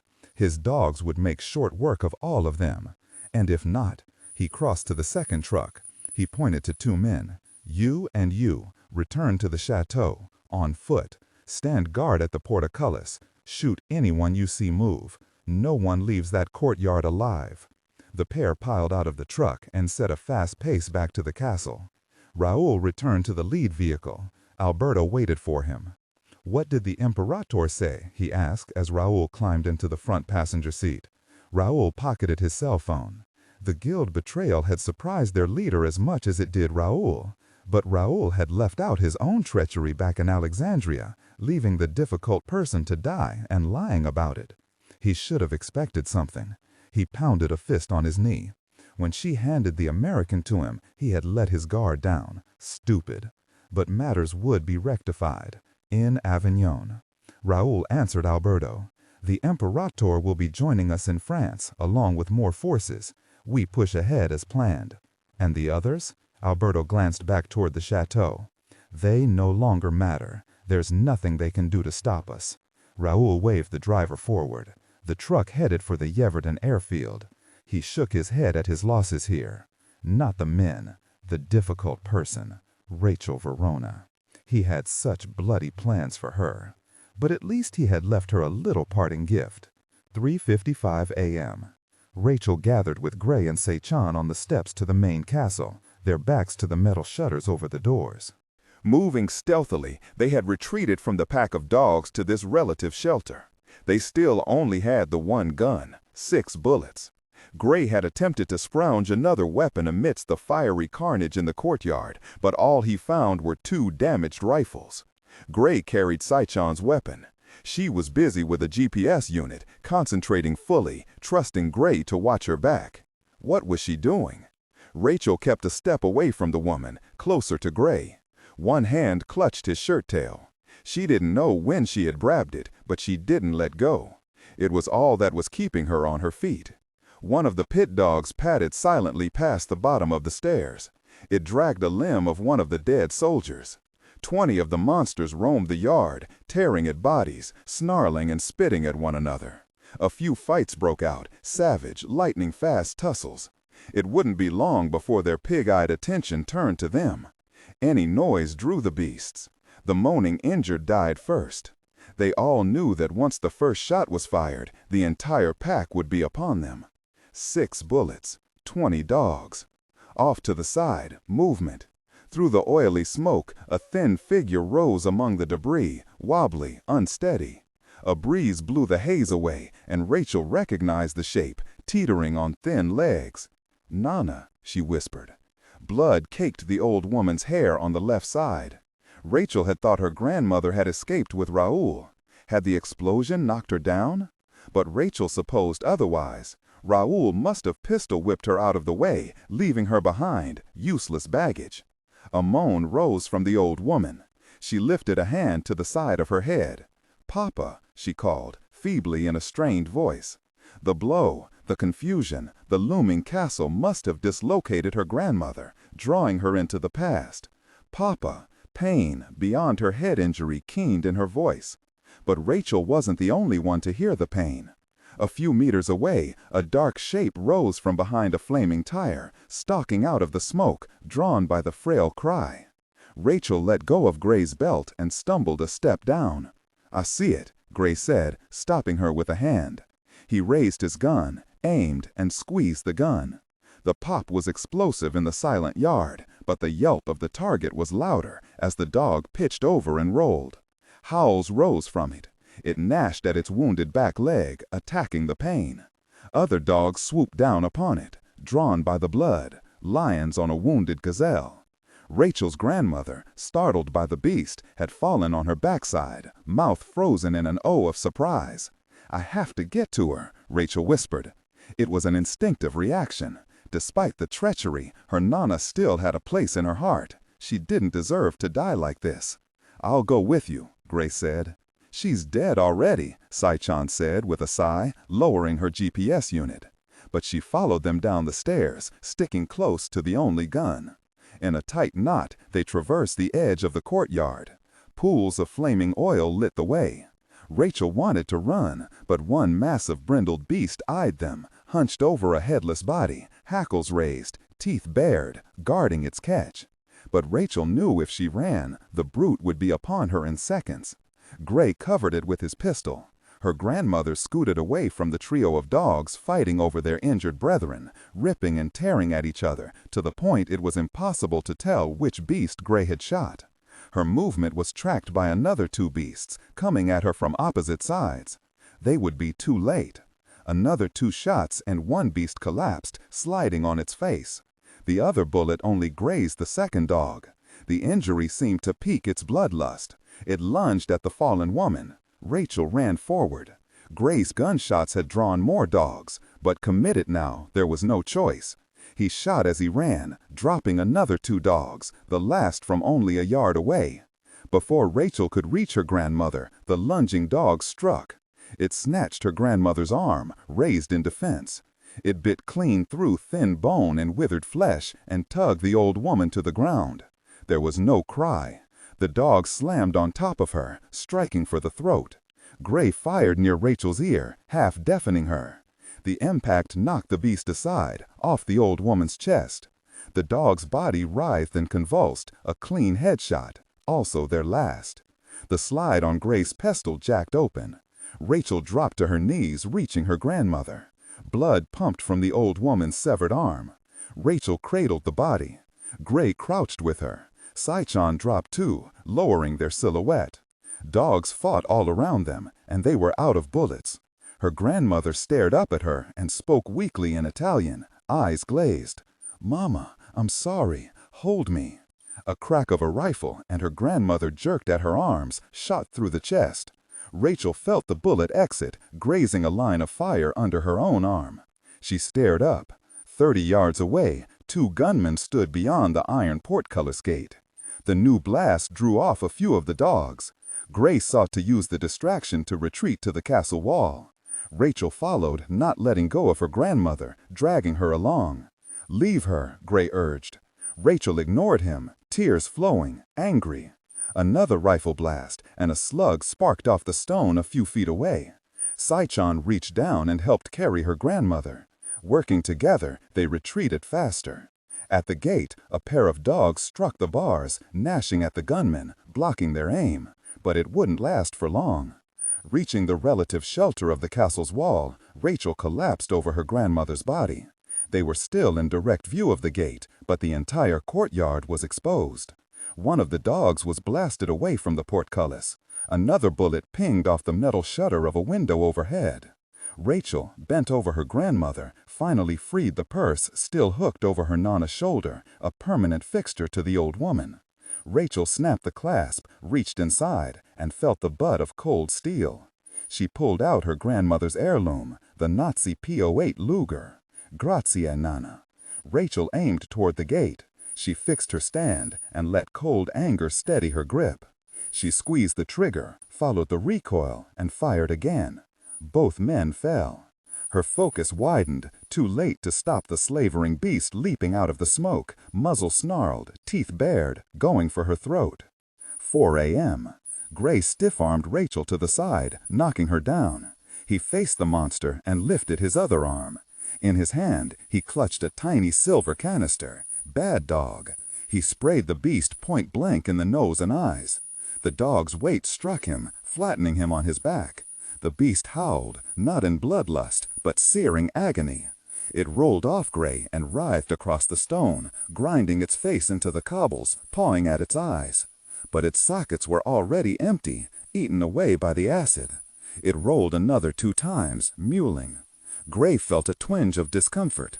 The dogs had been tortured into this savage state. It wasn't their fault.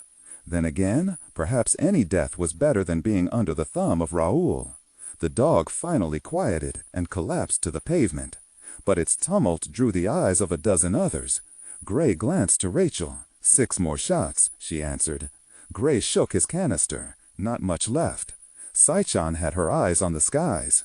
Then Gray heard it too, the thump-thump of a helicopter. It winged up over the ridge and castle walls. Lights blazed down. Rotor wash stirred a whirlwind. Dogs scattered in fear. Saichan spoke above the roar. "Our ride's here." A nylon ladder tumbled out an open door and struck the stones only a few yards off. Gray didn't care who it was, as long as they were free of this bloody courtyard. He raced forward and waved Rachel up the ladder. One hand held the flailing ladder steady, the other took Rachel's Luger. "Up," he ordered, leaning close to her. "I'll hold him off." Rachel's fingers trembled as he freed her gun. His eyes met hers. He recognized a well of horror and sorrow that went beyond the bloodshed here. "You'll be okay," he said, making it sound like a promise, one he meant to keep. She nodded, seeming to draw strength, and mounted the ladder. Saichan went next, scrambling up behind her like a trapeze artist, even with her injured shoulder. Gray followed last. He hadn't needed to use the gun again. He shoved the Luger into the back of his belt and fled up the rope ladder. In moments, he was clambering into the cabin of the helicopter. As the door was slammed behind him, Gray straightened to thank the person who had given him an arm and helped him inside. The man wore a gosh-eating grin. "Hi, boss." "Monk." Gray grabbed him in a bear hug. "Watch the arm," his partner said. Gray let him loose. Monk's left arm was strapped to his body, and a leather guard sheathed the bandaged stump of his wrist. He looked well enough, but paler. Dark circles shadowed his eyes. "I'm fine," Monk said, motioning him to sit and strap in as the helicopter sped away. "Just try keeping me out of the action." "How?" "We locked on to your emergency GPS signal," he explained. Gray pulled his seat harness over his shoulder and snapped it in place. He stared at the other occupant of the cabin. "Cardinal Spera?" Gray said, confusion in his voice. Saichan sat next to him and answered, "Who do you think hired me?" The Daedalus Maze, July 27th, 4:38 a.m., Avignon, France. As thunder boomed beyond the palace, Cat waited for vigor. The Monsignor had gone down the fire pit's dark stairs 15 minutes ago. To take a peek, he had said. She shone her light down the stairs. Where was he? She considered following him, but caution kept her at her post. If he was in trouble, he would have yelled. She remembered the ramp sealing and trapping them under St. Peter's tomb. What if that happened here? Who would know where to look for them? She maintained her post, but she dropped to a knee and called below, trying to keep her voice soft at the same time. Vigor! Footsteps answered her, hurried, coming up from below. A glow suffused, then focused down into a flashlight. Vigor climbed to within a half-dozen stairs. He waved to her. "You must see this." Cat took a deep breath. "We should wait for Gray and the others to call." Vigor climbed another stair with a frown. "I'm as concerned as you, but there are surely other mysteries to solve down here. That is our purpose in being sent as an advance team. That is how we help the others. The Dragon Court, Gray, and the others are all in Switzerland. It will be hours before they can get here. We should put the time to good use and not squander it." Cat considered his argument. She checked her watch again. She also remembered Gray's admonishment about being too cautious. But she was also very curious. She nodded. "But we check back up here every quarter hour for any contact from Gray. Of course." Cat shouldered her pack and waved him down. She left one of her cell phones by the fire pit to pick up any call coming in, and to leave at least one breadcrumb to follow if they became sealed and trapped below. While she'd been about being too cautious, she wasn't foolhardy. She left that to Gray. Cat ducked below, following Vigor. The stairs led straight down for a fair shot, then turned upon themselves and headed even deeper. Oddly, the air smelled dry rather than dank. The steps ended at a short tunnel. Vigor's pace hurried. From the hollow echo of the Monsignor's footsteps, Cat sensed that a larger cavern lay beyond. It was confirmed a moment later. She stepped out onto a 3-meter stone ledge. Their two lights cast wide swaths across the domed and vaulted space, stretching above and below. It must have once been a natural cavity in the granite, but a great undertaking had transformed it. Kneeling, Cat ran her fingers along the stonework underfoot, precisely fitted blocks of raw marble. Straightening, Cat shone her flashlight to the sides and down. Skilled craftsmen and engineers had built a series of 12 brick tiers, descending from their perch and on down toward the distant floor. The space was roughly circular in shape. Each level below was smaller than the next, like a vast amphitheater or an upside-down step pyramid. She shone her light across the yawning space contained within these tiers. It wasn't empty. Thick arches of granite spanned out from the tiered footings in a corkscrew pattern, supported by giant columns. Cat recognized the arches, flying buttresses, like those that supported Gothic cathedrals. In fact, the entire interior space had that lofty, weightless feeling of a church. "This had to have been built by the Knights Templar," Vigor said, moving along the tier. "Nothing like this has ever been seen. A sonata of geometry and engineering, a poem in stone, Gothic architecture at its most perfect." "A cathedral underground," Cat mumbled, awed, reverential. Vigor nodded. "But one built to worship history, art, and knowledge." He swept his arm out. But there was no need. The stone framework served only one purpose, to support a convoluted maze of timber scaffolding. Shelves, rooms, ladders, and stairs. Glass glittered, gold shone.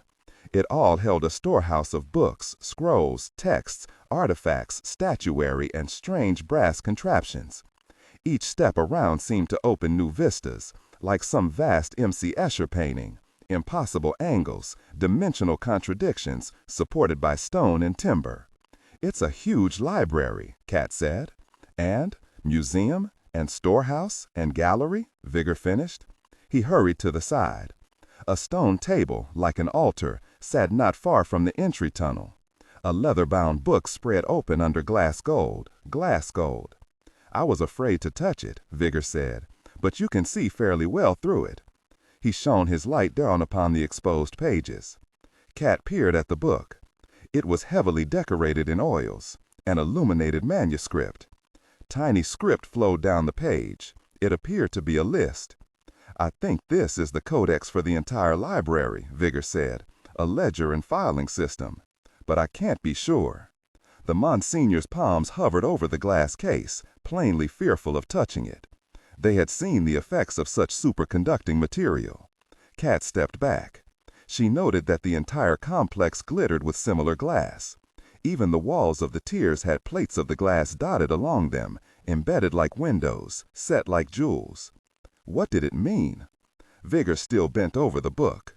Here, it lists in Latin the holy stone of St. Trophimus. Kat glanced back to him for explanation.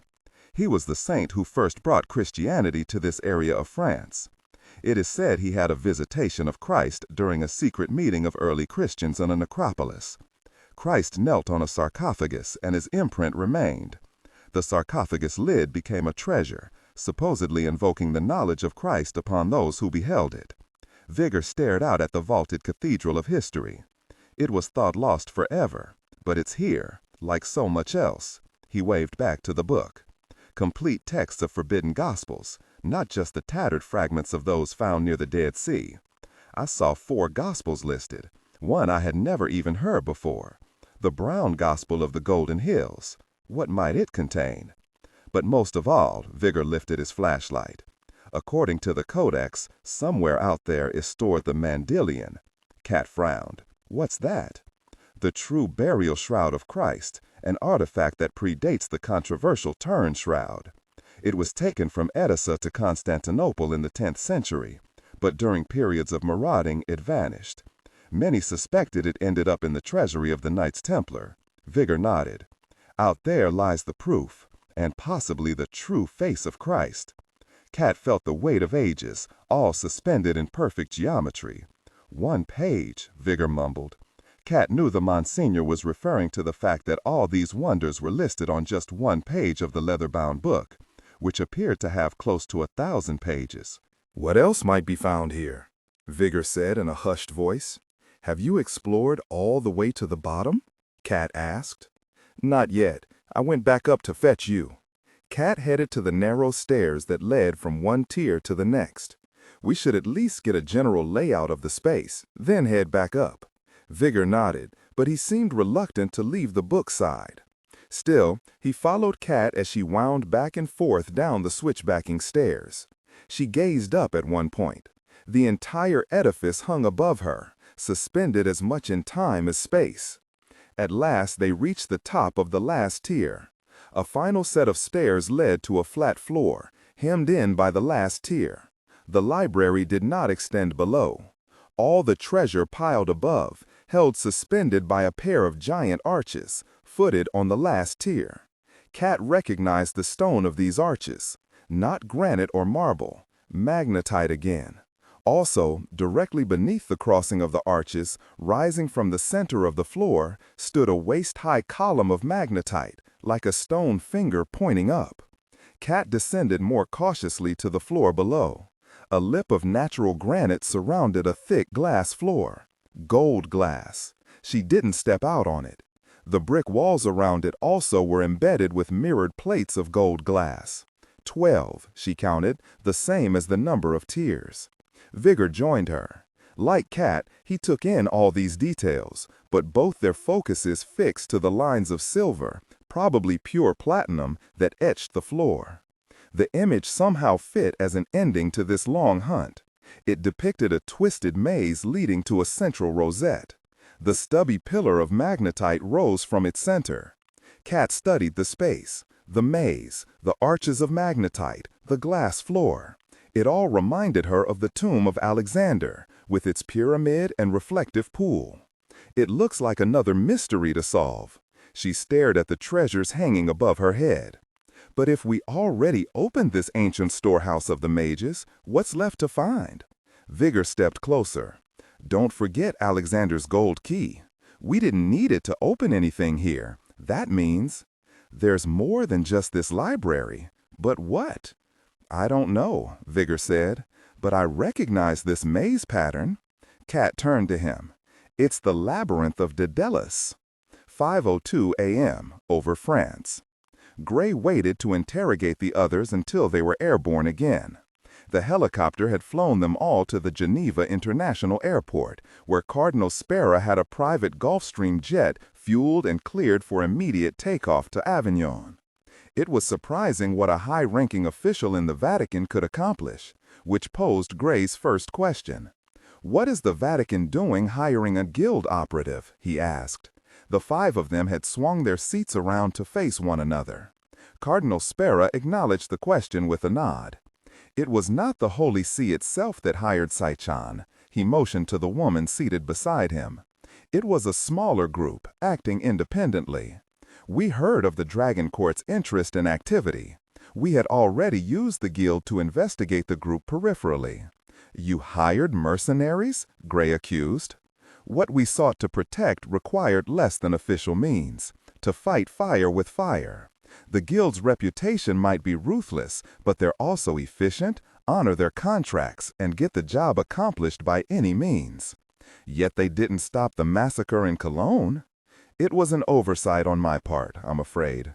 We were unaware of the significance of their theft of the Cairo text, or that they would act so swiftly. The cardinal sighed and twisted one of his gold rings, then another, back and forth, a nervous gesture. So much bloodshed.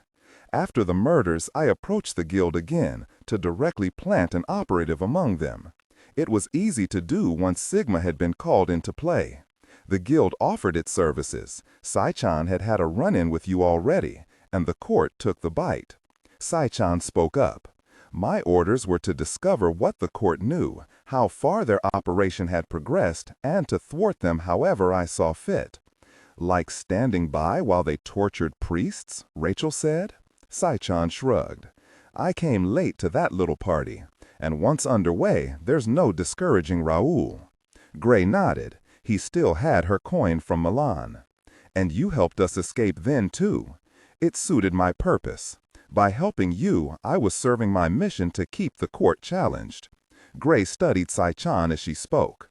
Whose side was she really playing on? With all her double and triple crosses, was there more she kept hidden? Her explanation sounded good, but all her efforts could merely be a ruse to serve the guild. The Vatican was naive to trust them, or her. But either way, Gray owed Saichan another debt. As planned, she had arranged to have Monk whisked out of the hospital before Raoul's goons struck. Gray had assumed she would employ some of her guild operatives, not call Spera her employer. But the cardinal had got the job done, declaring Monk a Vatican ambassador and shuffling him out of there. And now they were on their way to Avignon. Still, one thing bothered Gray. "Your group at the Vatican," he said, eyeing Spera. "What's their interest in all this?" Spera had folded his hands on the table. Clearly he was reluctant to speak further, but Rachel reached across to him. She took his hands and splayed them out. She leaned forward to study them. "You have 2 gold rings with the papal seal," she said. The cardinal pulled his hands back, covering one hand over the other. "One for my station as cardinal," he explained, "and one for my position as Secretary of State. Matching rings. It's traditional." "But they don't match," she said. "I hadn't noticed until you folded your fingers together like that. With the rings on each hand side by side. They aren't the same ring. They're mirror images of the other. Exact reflected copies." Gray frowned. "They're twins," Rachel said. Gray asked to see the rings himself. She was right. Reverse images of the papal seal. "And Thomas means twin," Gray mumbled, staring up at the cardinal. He remembered Spera's comment about how only a small group within the Vatican had hired the guild. Gray now knew which group. "You're a part of the Thomas Church," he said. "That's why you've been trying to stop the court in secret." Spera stared for a long breath, then slowly nodded. "Our group has been an accepted, if not promoted, part of the Apostolic Church. Despite beliefs to the contrary, the Church is not beyond science or research. Catholic universities, hospitals, and research facilities advocate forward thinking, new concepts, and ideas. And yes, a certain part is steadfast and slow to respond, but it also contains members who do challenge and keep the church malleable. That is a role we still serve." And what about in the past? Gray asked. This ancient society of alchemists we're hunting? The clues we've been following? Cardinal Sparrow shook his head. The Thomas Church of today is not the same as before. That church vanished during the French papacy, disappearing along with the Knights Templar. Mortality, conflict, and secrecy separated it even further, leaving only shadows and rumors. The true fate of that Gnostic church and its ancient lineage remains unknown to us. So you're as in the dark about all this as we are? Monk said. I'm afraid so. Except we knew that the old church existed. It was not mythology. So did the Dragon Court, Gray said. Yes, but we've sought to preserve the mystery, trusting in the wisdom of our forefathers, believing it was hidden for a reason and that such knowledge would reveal itself when the time was right. The Dragon Court, on the other hand, has sought to uncover its secrets through bloodshed, corruption, and torture, seeking nothing more than a power to dominate and rule all. We've opposed them for generations, and now they are so close, Gray said. And they have the gold key, Rachel reminded them, shaking her head. Gray rubbed his face in exhaustion. He had handed it over himself. Had needed the key to convince Raoul of Sechan's renewed loyalty. It had been a gamble, certainly, but so had the whole rescue plan. Raoul was supposed to have been captured or killed at the castle, but the jerk had escaped. Gray stared at Rachel. Feeling guilty, he wanted to say something, to explain everything, but he was saved as the pilot came over the radio. You all might want to secure your seatbelts. We're coming up onto some bumpy weather ahead. Lightning flashed across the clouds below. Thunderclouds stacked higher ahead, lit up momentarily by the crackling bolts, then vanishing into darkness. They were flying into the teeth of a real storm. 5:12 a.m., Avignon, France. Vigor walked along the stone lip that circled the glass floor and its etched labyrinth. He had been studying it for a full minute in silence, fascinated by the mystery here. Notice how it's not truly a maze, he finally said. No blind corners or dead ends. It's just one long, continuous, sinuous path. You can find this exact same maze done in blue and white stones at the Chartres Cathedral outside Paris. But what's it doing down here? Cat asked. And why did you call it the Labyrinth of Daedalus? The Chartres labyrinth went by many names. One was Le Dédale, or the Daedalus, named after the mythological architect who constructed the maze for King Minos of Crete. The labyrinth was the home of the Minotaur, a bull-like beast that the warrior Theseus eventually defeated. But why put such a maze inside the Chartres Cathedral? It wasn't just Chartres. During the height of church building in the 13th century, when Gothic construction was at its most ardent, different mazes were placed in many cathedrals. Amiens, Reims, Arras, Auxerre all had mazes as you entered their naves. But centuries later, the church destroyed them all, deeming them pagan artifacts, except for the one at Chartres. Why spare Chartres? Vigor shook his head. That cathedral has always been the exception to the rule. Its roots, in fact, are pagan, built atop the Grotte des Druides, a famous pagan pilgrimage site. And to this day, unlike any other cathedral, not a single king, pope, or famous personage is buried beneath its stones. But that doesn't answer why the maze was repeated down here, Cat said. I can imagine a few explanations. First, the Chartres maze was based on a drawing from a 2nd century Greek text of alchemy, fitting symbol for our lost alchemists. But the labyrinth at Chartres was also representative of journeying from this world to paradise. Worshippers in Chartres would crawl on hands and knees along this tortuous path from the outside until they reached the center rosette, representing symbolically a pilgrimage from here to Jerusalem, or from this world to the next. Hence the maze's other names, Le Chemin de Jérusalem, the road to Jerusalem, or Le Chemin du Paradis, the road to paradise. It was a spiritual journey. Do you think it's hinting that we must make this journey ourselves, follow the alchemists to solve their last great mystery? Exactly. But how do we do that? Vigor shook his head. He had an idea, but he needed more time to think about it. Cat seemed to recognize that he was not speaking freely, but she respected him enough and didn't press. Instead, she checked her watch. We should head back up, see if Gray has attempted to make any contact. Vigor nodded. He stared back one more time, pointed his flashlight across the space. It reflected off the glass surfaces, the floor, and the embedded plates in the wall. He pointed it up. More reflections glittered, jeweled ornaments in a giant tree of knowledge. There was an answer here. He needed to find it before it was too late. 5:28 a.m. over France. Why aren't they answering? Gray sat with the jet's airphone fixed to his ear. He was trying to raise Cat, but so far with no luck. Maybe it was the storm, interfering with the signal. The plane bucked and rolled through spats of lightning and sonorous rumbles of thunder. He sat near the back of the cabin for privacy. The others, strapped to their seats, were still deep in discussion. Only Rachel glanced back periodically, concerned to hear about her uncle. But maybe it was more. Since their rescue in Lausanne, she'd never been more than a step away from him. She still refused to discuss in detail what had happened at the castle. A haunted quality hung about her. And since then, it was as if she sought some solidity from him. Not to cling to, that wasn't her. It was more simple reassurance, grounding herself in the moment. No words were needed. And while Monk had also been severely traumatized, Gray knew they'd eventually talk. They were soldiers in arms, best friends. They would work through it. But Gray didn't have that patience with Rachel. A part of him wanted an immediate solution and answer to what troubled her.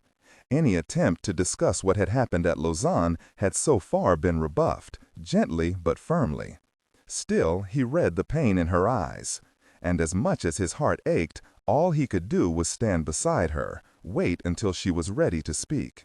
At his ear, the phone's incessant ring finally stopped, as the other line was picked up. "Bryant here." Thank God. Gray sat straighter.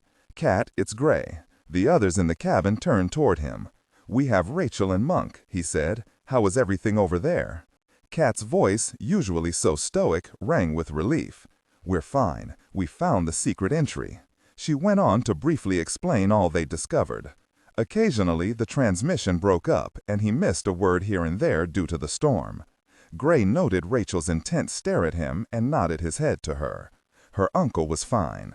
She closed her eyes in gratitude and sank back to her seat. Once Cat was finished, Gray gave a short account of events in Lausanne. "Barring any delay from the storm, we'll be landing at Avignon-Camont Airport in about 30 minutes. But we don't have much lead time on the court, maybe half an hour if we're lucky." Sechan had given them intel on the court's means of transportation. Raoul had a pair of planes stored in a small airfield half an hour outside of Lausanne. Calculating the airspeed of the court's planes, Gray knew they had a small lead on the court, one he meant to keep. "With all teammates secure again," Gray told Cat, "I'm going to break the silence with Central Command. Contact Director Crow. I'll have him coordinate ground support with the local authorities. I'll call again as soon as we land. In the meantime, watch your back." "Roger that, Commander. We'll be waiting for you." Gray hung up. He dialed the access number to Sigma Command. It rang through a series of scrambled switchboards and finally connected. "Logan Gregory." "Dr. Gregory, it's Commander Pierce." "Commander." The irritation rang in the one word. Gray cut off an official scolding for his lack of communication. "I must speak to Painter Crow immediately."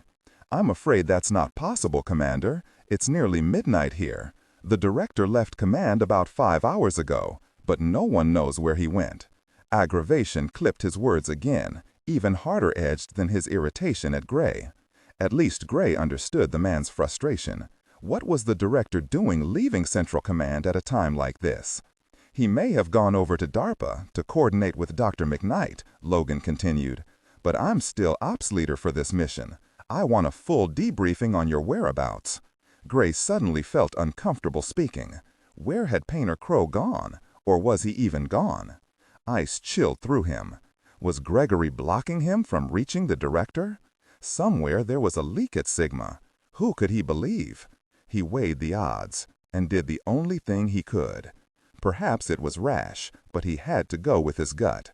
He hung up the phone, disconnecting the line. He couldn't risk it. He had a jump on Dragon Court. He wouldn't give it away. 5:35 a.m., 80 air miles away, Raoul listened to his contact's report over his plane's radio. A grin slowly spread. "And they're still in the Pope's palace?" "Yes, sir," his spy said. "And you know where they are inside?" "Yes, sir." Raoul had called from his castle upon learning of Avignon. He had coordinated with some local talent on the ground in Marseilles. They had been sent to Avignon to hunt down the two operatives, the Monsignor and that Sigma difficult person who had speared his hand. They had been successful. Raoul checked the plane's clock. They would be landing in 44 minutes. "We can take them out anytime," his spy said. Raoul saw no need to delay. Do it. 5:39 a.m., Avignon, France. Kat's life was saved by a penny. Standing beside the fire pit, she had been using the coin to pry open the battery compartment on her penlight. It flipped out of her fingers and to her toes. She bent to pick it up. The crack of the pistol coincided with a shatter of stone from the wall beside her head. Sniper. Still bent over, Kat's shoulder rolled to the floor, pulling out her holstered Glock. She landed on her back and fired between her knees toward the dark doorway where the shots had come from. She shot 4 times, a splay of fire to cover all angles. She heard a satisfying grunt and the clatter of a gun to stone. Something heavy followed with a thud. Rolling across the floor, she reached Vigor. The Monsignor crouched near the top of the fire pit tunnel. She handed him her gun. "Down," she ordered. "Shoot anybody that comes into view." "What about you?" "No, don't shoot me. I mean, where are you going?" "Hunting." Kat had already extinguished their flashlights. She unhooked her night vision goggles and pulled them over her eyes. There might be more. She freed a long steel blade from her belt. With Vigor tucked down his hole, Kat moved to the door and checked the passage. The world was all shades of green, even the blood. It was the only movement in the hallway, spreading in a pool from the prone body. She sidled up to the man dressed in camouflage gear. Mercenary.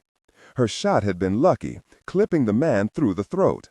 She didn't bother checking for a pulse. She grabbed his gun and crammed it into her own holster. Staying low, she worked from passage to hall to room, circling the kitchen area. If there were any others, they'd be near. The aborted gunplay would have sent them into hiding. Foolish. They placed too much faith in firepower, counting on the sniper to do the work for them. Kat worked the circuit efficiently. She came across no one. Right. She reached behind to the side pocket of her pack and removed the heavy plastic-wrapped package. She broke the seal with her thumb and lowered her hand to her hip. Twisting around a corner, she stepped into the single hallway that funneled back to the kitchen. She stood taller and strode confidently, marching ahead. Bait. She balanced the blade in her right hand. Her left emptied the contents of the package across the floor behind her. Rubberized ball bearings, coated with NPL Super Black, invisible to night vision. They littered the floor behind her, bouncing and rolling silently. She headed to the kitchen, her back to the bulk of the palace. She didn't hear the second man's approach, but she heard his tumbled step behind her. Dropping and twisting, she pivoted on a knee and threw her dagger with all the strength of her shoulder and skill of her wrist. It flew with deadly accuracy, piercing straight through the man's mouth, open in surprise as his right heel slipped on one of the rubber bearings.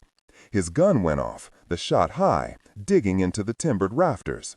Then he was on his back, convulsing, piffed through the base of his skull. Kat crossed to him, staying low, skating through the ball bearings. By the time she reached him, he lay still. She yanked out her knife, confiscated his weapon, and retreated back to the kitchen. She waited another 2 full minutes for any sign of a third or fourth assassin. The palace remained quiet. Thunder rumbled in greater intensity beyond the walls. A series of blinding lightning flashes came through the high windows. The full brunt of the storm crashed across the high hill. Finally confident they were alone, Kat called the all-clear to Vigor. He climbed back into view. "Stay there," she warned, in case she was wrong. She crossed back to the first body and searched it. As she feared, she found a cell phone. Very. She sat there a moment, his cell phone in her hand. If the kill order had been given to the assassins, she knew for sure that their position in the palace must have been already relayed. Kat returned to Vigor. She checked her watch. The court knows where we are, Vigor said, also assessing the situation. Kat saw no reason to acknowledge the obvious. She freed her own cell phone. Commander Pierce needed to know. She dialed the number he had left, but she failed to pick up a signal. She tried closer to the window. No luck. The storm had knocked out reception, at least to the jet in the air. She pocketed the phone. Maybe once they land, Vigor said, recognizing her failed attempt.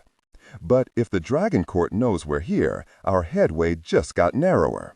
What do you propose? Kat asked. We gain it back. How? Vigor pointed to the dark stairs. We still have 20 minutes until Gray and the others get here. Let's put it to use. We'll solve the riddle below, so once they arrive, we're ready to act. Kat nodded at the logic. Plus, it was the only way to make up for her lapse. She should never have allowed the spies to get so close. Let's do it. 6:02 a.m. Gray hurried with the others across the storm-swept tarmac. They had landed at the Avignon-Comont airport only 5 minutes ago. He had to give Cardinal Spera creditor at least his Vatican influence. Customs was cleared in the air, and a BMW sedan waited to ferry them to the Pope's palace. The Cardinal had also left and gone into the terminal to raise the local authorities. The Pope's palace had to be locked down. That is, after they reached there, of course. Gray ran with his cell phone, attempting to reach Kat and Vigor. No answer. He checked his signal strength. Free of the plane, the reception was another bar stronger. So what was the problem? He let it ring and ring. Finally, he gave up. The only answer lay at the palace. Drenched, they all climbed into the waiting sedan as a brilliant display cracked across the sky, illuminating Avignon, nestled along a silver stretch of the Rhone. The Pope's palace was visible, the highest point in the city. Any luck? Monk asked, nodding to the cell phone. No. It could be the storm, Sai-Chan said. No one was convinced. Gray had attempted to get Sai-Chan to stay behind at the airport. He wanted only those he fully trusted at his side. But Cardinal Spera had insisted she go, placing full faith in his contract with the guild. And Sai-Chan reminded Gray of his own contract between them. She had agreed to rescue Monk and Rachel in order to exact her revenge upon Raoul. She had met her end of the bargain. Gray had to meet his. Rachel took the driver's seat. Not even Monk objected. But his partner kept his shotgun on his lap, pointed at Sai-Chan. Taking no chances either. The weapon had been recovered by Cardinal Spera in the Scavi below St. Peter's. Monk seemed relieved to have it returned, more than his own hand. With everyone seated, Rachel whipped the car around and headed away from the airport, aiming for the city. She took the narrow streets at breakneck speeds. At this early hour, with a fierce storm blowing, there was little other traffic. They flew up some steep grades that had become rivers and planed around corners. A few minutes later, Rachel wheeled them into the square before the palace. She sideswiped into a pile of chairs. Streamers of lights, now dark, draped the plaza. It looked like an abandoned party, waterlogged and deserted. They piled out of the vehicle. Rachel led the way to the main entrance, having been here before. She rushed them through a gateway, to a courtyard, then to a side door, the one Kat had mentioned. Gray found the latch sawed off and the locking mechanism ripped out. Not the fine handiwork of a former intelligence officer. Someone else had broken inside. Gray waved everyone back. Stay here, I'll check it out. Not to be insubordinate, Monk said, but I'm not into the whole separating thing again. That didn't work out so well last time. I'm coming, Rachel said. And I don't believe you have authority over my comings and goings, Sai-Chan said. Gray didn't have time to argue, especially if he couldn't win. They set off into the palace. Gray had memorized the layout. He scouted ahead in a series of steps, cautious but swift. After coming upon the first body, he slowed. Dead, already cooling. He checked. Okay, this was the handiwork of a former intelligence officer. He moved on and almost landed on his face as his heel slipped on a rubber ball bearing. He caught himself with a hand against the wall. Definitely cat toys. They continued, shuffling through the bearings. Another body lay near the entrance to the kitchen. They had to step through the pool of blood to get inside. Voices reached him. He held the others to the hallway and eavesdropped. "We're already late," a voice said. "I'm sorry, I had to be sure. All the angles needed to be checked. Cat and Vigor." In mid-argument, their voices echoed up from a hole in the center of the kitchen. A glow grew brighter, bobbling a bit. "Cat," Gray called out, not wanting to startle his teammate. He had seen enough of her skills splayed in the halls here. "It's Gray." The light went out. Cat appeared a moment later, gun ready, pointed toward him. "It's safe," Gray said. Cat climbed out. Gray waved the others into the room. Vigor emerged next from the hole.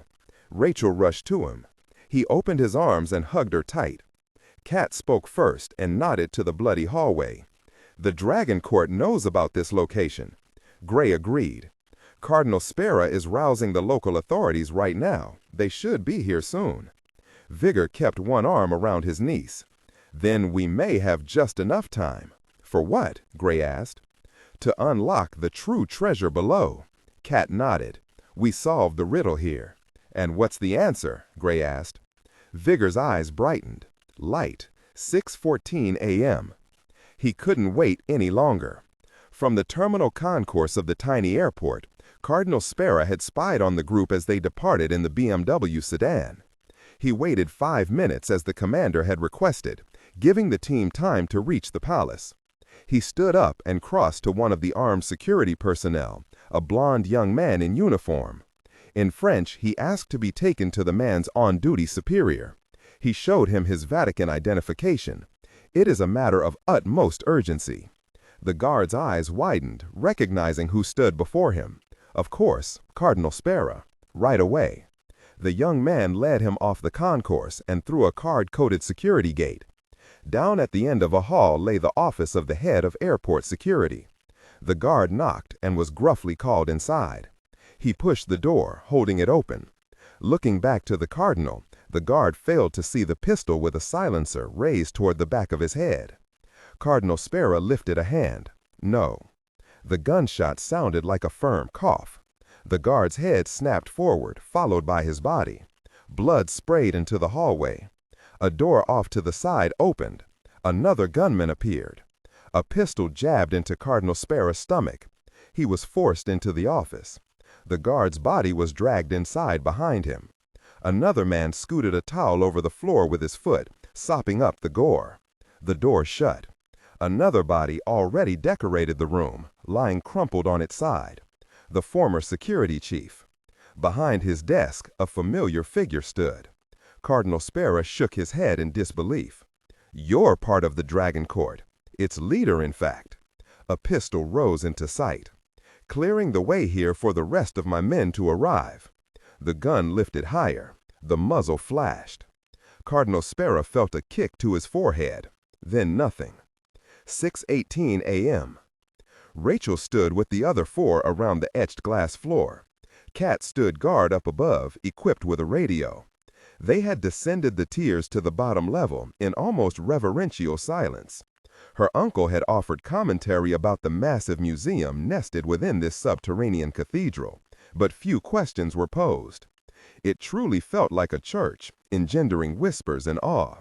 As they had climbed down, Rachel gaped at the myriad wonders that must be stored here. She had spent all of her adult life protecting and collecting stolen art and antiquities. Here was a collection that dwarfed any museum's. To catalog it would take decades and a university full of scholars. The immensity of age contained within this space made her life feel small and insignificant. Even her recent trauma, the revelation of her family's dark past, seemed trivial, a minor blotch against the long history held suspended here. As she descended deeper, her burden grew lighter, its hold loosened around her heart. A certain weightlessness enveloped her. Gray dropped to a knee to stare at the glass floor and the labyrinth drawn in platinum upon it. "It's Daedalus maze," her uncle said, and briefly explained its history and ties to Chartres Cathedral. "So what are we supposed to do here?" Gray asked. Vigor walked around the circular floor. He had cautioned them to remain on the lip of granite that surrounded the glass labyrinth. "Plainly this is another riddle," he said. "Besides the maze, we have a double arch of lodestone above us, a pillar of the same in the center, And these 12 M-state gold plates. He indicated the windows of glass that pocked the wall around them, formed by the last tier. They are positioned along the periphery like the markings on a clock, Vigor said. Another timepiece. Like the hourglass that led us here. So it would seem, Gray said. But you mentioned light. Vigor nodded. It's always been about light. A quest for the primordial light of the Bible, the light that formed the universe and everything in it. That is what we must prove here. Like magnetism and electricity before, now we must demonstrate an understanding of light, and not just any light. Light with power. Or, as Cat described it, coherent light. Gray frowned, standing up. You mean a laser? Vigor nodded. He pulled free an object from his pocket. Rachel recognized it as a laser targeting scope from one of the Sigma weapons. With the power of these superconducting amalgams coupled with jewels like diamonds and rubies, the ancients might have developed some crude form of projecting coherent light, some type of ancient laser. I believe knowledge of that craft is necessary to open the final level. How can you be sure? Gray said. Cat and I measured these 12 plates of mirrored glass. They are very subtly angled to reflect and bounce light from one to the other in a set pattern. But it would take a powerful light to complete the entire circuit. Like a laser, Monk said, eyeing the plates with concern. I don't think it would take a strong amount of coherent light, Vigor said. Like the weak Baghdad batteries used to ignite the gold pyramid in Alexandria. Only some small force is necessary, some indication of an understanding of coherence. I think the energy stored in the plates will do the rest. And it might not even be energy, Gray said. If you're right about light being the base of the mystery here, superconductors not only have the capability of storing energy for an infinite period of time, they can also store light. Vigor's eyes widened. So a little coherent light might free the rest? Possibly, but how do we go about starting this chain reaction? Gray asked. Point the laser at one of the glass plates. Vigor stepped around and motioned to the lodestone pillar, about 2 feet thick, resting in the middle of the floor. The pedestal out there stands the same height as the plate windows. I suspect whatever device the ancients used was meant to rest atop it, while aimed at one particular window. Our proverbial 12 o'clock marker. And which one's that? Monk asked. Vigor stopped beside the far window. True north, he said. It took a bit of fancy footwork to calculate with all this lodestone around, but this is the one. I think you set the laser down, point it at this plate, then get clear. Seems simple enough, Monk said. Gray began to step out toward the central pedestal when his radio buzzed. He placed a hand over his ear, listening. Everyone stared at him. Cat, be careful, Gray said into his radio. Approach cautiously. Let them know you're not hostile. Keep silent about us until you're sure. He ended the call. What's the matter? Monk asked. Cat spotted a patrol of French police. They've entered the palace. She's going to investigate. Gray waved the group toward the stairs. This will have to wait till later. We'd better head back up. They filed out from around the glass pool. Rachel waited for her uncle. He looked reluctantly toward the glass floor. Maybe it's best, she said. Maybe we shouldn't fool with what we barely understand. What if we did it wrong? Rachel nodded to the massive library of ancient knowledge already contained here. If we're too greedy, we could lose it all. Her uncle nodded, put an arm around her as they climbed up, but his eyes still occasionally glanced below. They worked their way up 4 tiers when a commanding voice bullhorned down to them from above. Tout le monde en la bas là, sortez avec vos mains sur la tête. Everyone froze. Rachel translated. They're calling for us to exit with our hands on our heads. A new voice bellowed through the bullhorn in English. It was Cat. Commander, they confiscated my radio, but it is the French police. I've verified their leader's identification. Must be the guard sent by Cardinal Sparrow, Monk said. Or someone called in a burglary, noting the lights in here, Rachel added. Or the broken door lock. Sortez tout de suite, c'est votre dernier avertissement.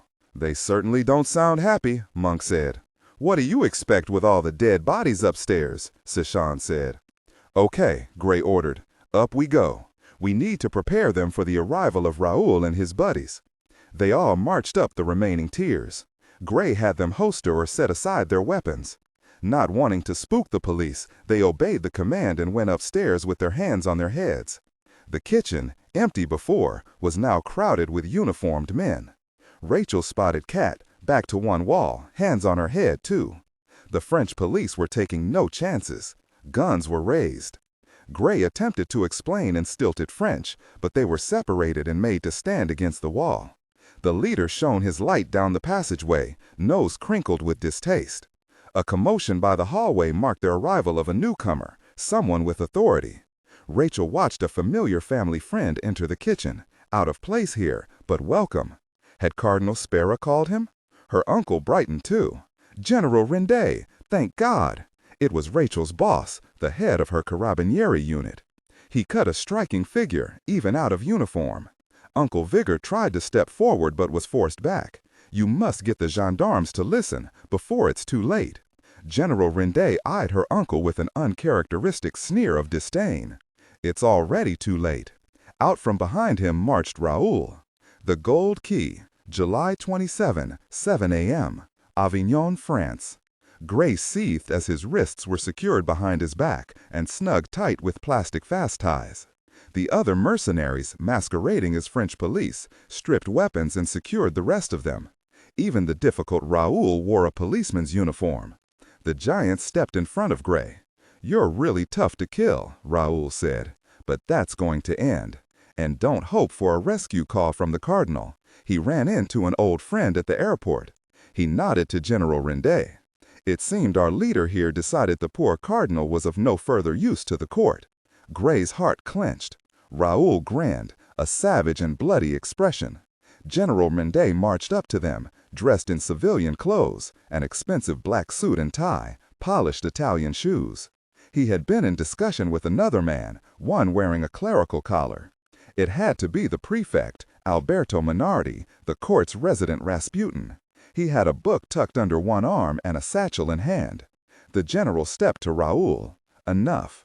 "Yes, Imperator." Raoul backed a step. Renday pointed down to the tunnel. "We don't have time to gloat. Take them below. Find out what they've learned. Then kill them." Renday stared around the room, his blue eyes icy, his silver hair slicked back. "I will make no pretensions of your survival. Your only choice is to make your deaths slow or quick. So make your peace in whatever manner you see fit." Vigor spoke by the far wall. "How could you?" Renday strode over to him. "Fear not, my old friend. We will spare your niece," he said. "That I promise you. You've both served your duty by keeping the court abreast of archaeological and art history treasures. You've served the court well these many years." Vigor's face went cold, realizing how he'd been used and manipulated. "Now that role comes to an end," Renday said. "But your niece's bloodline goes back to kings and will produce kings to come." "By mating me with that difficult person?" Rachel spat back. "It is not the man or the woman," Raoul answered. "It's always been the blood and the future. The purity of our lineage is as much as a treasure as what we seek." Gray stared at Rachel, trussed up next to her uncle. Her face was pale, but her eyes flashed with fury, especially when Raoul grabbed her by the elbow. She spat in his face. He cuffed her hard across the mouth, knocking her head back and splitting her lip. Gray lunged forward, but a pair of rifles shoved him back. Raoul leaned closer to her. He dragged her forward. "And this time, I'm not letting you out of my sight." "Get what we came here for," Renday said, his face unperturbed by the violence. "Then we'll start unloading as much as we can before the storm ends. The trucks will be arriving in another 15 minutes. Gray now understood the uniforms. The masquerade would buy them time to clear a good section of the treasure below. He didn't fail to note the barrow full of silver incendiary grenades wheeled into the room as they were tied up. Anything that the court couldn't carry away would be destroyed. Alberto joined Raoul. "Bring the axes, the electric drills, and the acid," Raoul said, and waved his men forward. Gray knew the tools were not meant for heavy construction. They were tools of a true sadist. Prodded by guns, separated by soldiers, the group was led back down into the tunnel. Once below, even the guards, smirking and hard-edged, grew quiet, eyes widening. Raoul stared at the spread of Gothic arches and the treasure. "We'll need more trucks." Alberto walked in a daze. Amazing, simply amazing. And according to the Arcadium, this is just the dregs left at the true doorstep to a greater treasure. Despite the danger, Vigor glanced over to the prefect in shock. You have Jacques de Malay's last testament? Alberto clutched his book tighter to his chest. A 17th century copy, the last known to exist. Gray stared at Vigor, meeting his eyes questioningly. Jacques de Malay was the last Grand Master of the Knights Templar, tortured by the Inquisition for his refusal to reveal the location of their treasure. He was burned at the stake. But there were rumors of a Templar text, a final treatise by de Malay before he was captured. The Arcadium, Alberto said, in the possession of the Dragon Court for centuries. It hinted at a treasure, one independent of the mass of gold and jewels of Knights Templar, a greater treasure, one that would put the very keys to the world into its discoverer's hand. The lost secret of the mages, Vigor said. It's here, Alberto said, eyes almost aglow. They descended the tiers toward the glass floor. Upon reaching the bottommost tier, the soldiers spread out atop it, taking up positions all along the rim. Gray and the others were forced to their knees. Alberto went down alone to the glass floor, studying its labyrinth. One last riddle, he mumbled. Raoul stood with Rachel near the top of the last terrace's stairs. He turned to face the group on their knees. I think we'll start with the women, Raoul said. But which one? Swinging to the side, he grabbed a fistful of Rachel's hair at the back of her neck. He bent over her and kissed her hard on the mouth. Rachel squirmed, gasping, but tied up, there was little she could do. Fire narrowed Gray's vision. He knelt down and stamped the toe of his boot against the stone. He felt the hidden blade snick out of the heel, the same one he had used to free himself in the castle cell. He hid the knife behind his tied wrists. With minimal movement, he cut the ties on the razored edge. Though free, he kept his hands behind his back. Raoul pulled back from his embrace. His lower lip bled. Rachel had bitten him, but he simply grinned. He shoved her hard in the center of her chest. Off balance, she fell to her backside with a teeth-jarring impact. Stay, Raoul said, palm out, as if commanding a dog. A rifle at Rachel's skull firmed the order. Raoul turned back to the group. I'll reserve my attention for her later. So we'll need another woman to start with. He strode over to Sichon, stared down at her, then shook his head. You'd probably be too defiant. He turned next to Kat and waved to the guards that flanked her to drag her in front of the others. Raoul bent down and picked up the axe and a power drill. He stared between the two, then lowered the axe. Already did that. He lifted the drill and pressed the trigger. The buzz of its motor echoed across the chamber, hungry with the promise of pain. We'll start with an eye, Raoul said. One of the guards yanked Kat's head back. She tried to fight, but the other kicked her hard in the belly, knocking out her breath. As they held her in place, Gray saw the tear roll from the corner of Kat's eye. Not scared, angry. Raoul lowered the drill toward her face. Don't, Gray yelled. There's no need for this. I'll tell you what we know. No, Kat said, and was punched in the face by one of the guards. Gray understood her warning. If the Dragon Court gained the power here, the keys to the world, it would mean Armageddon. Their own lives here, their own blood, were not worth that price. I'll tell you, Gray repeated. Raoul straightened a bit. Gray hoped to lure him closer, but Raoul remained where he was. I don't seem to recall asking any questions yet. He bent over again. This is only a demonstration. When it comes to the question and answer period of this conversation, we'll get more serious. The drill growled louder. Gray could wait no longer. He would not sit idle as another teammate was maimed by this madman. Better to die in a firefight. He leapt to his feet, driving an elbow into the groin of the soldier guarding him. With the man's attention fixed to the torture, Gray caught his rifle, pointed it at Raoul, and pulled the trigger. Click. Nothing happened.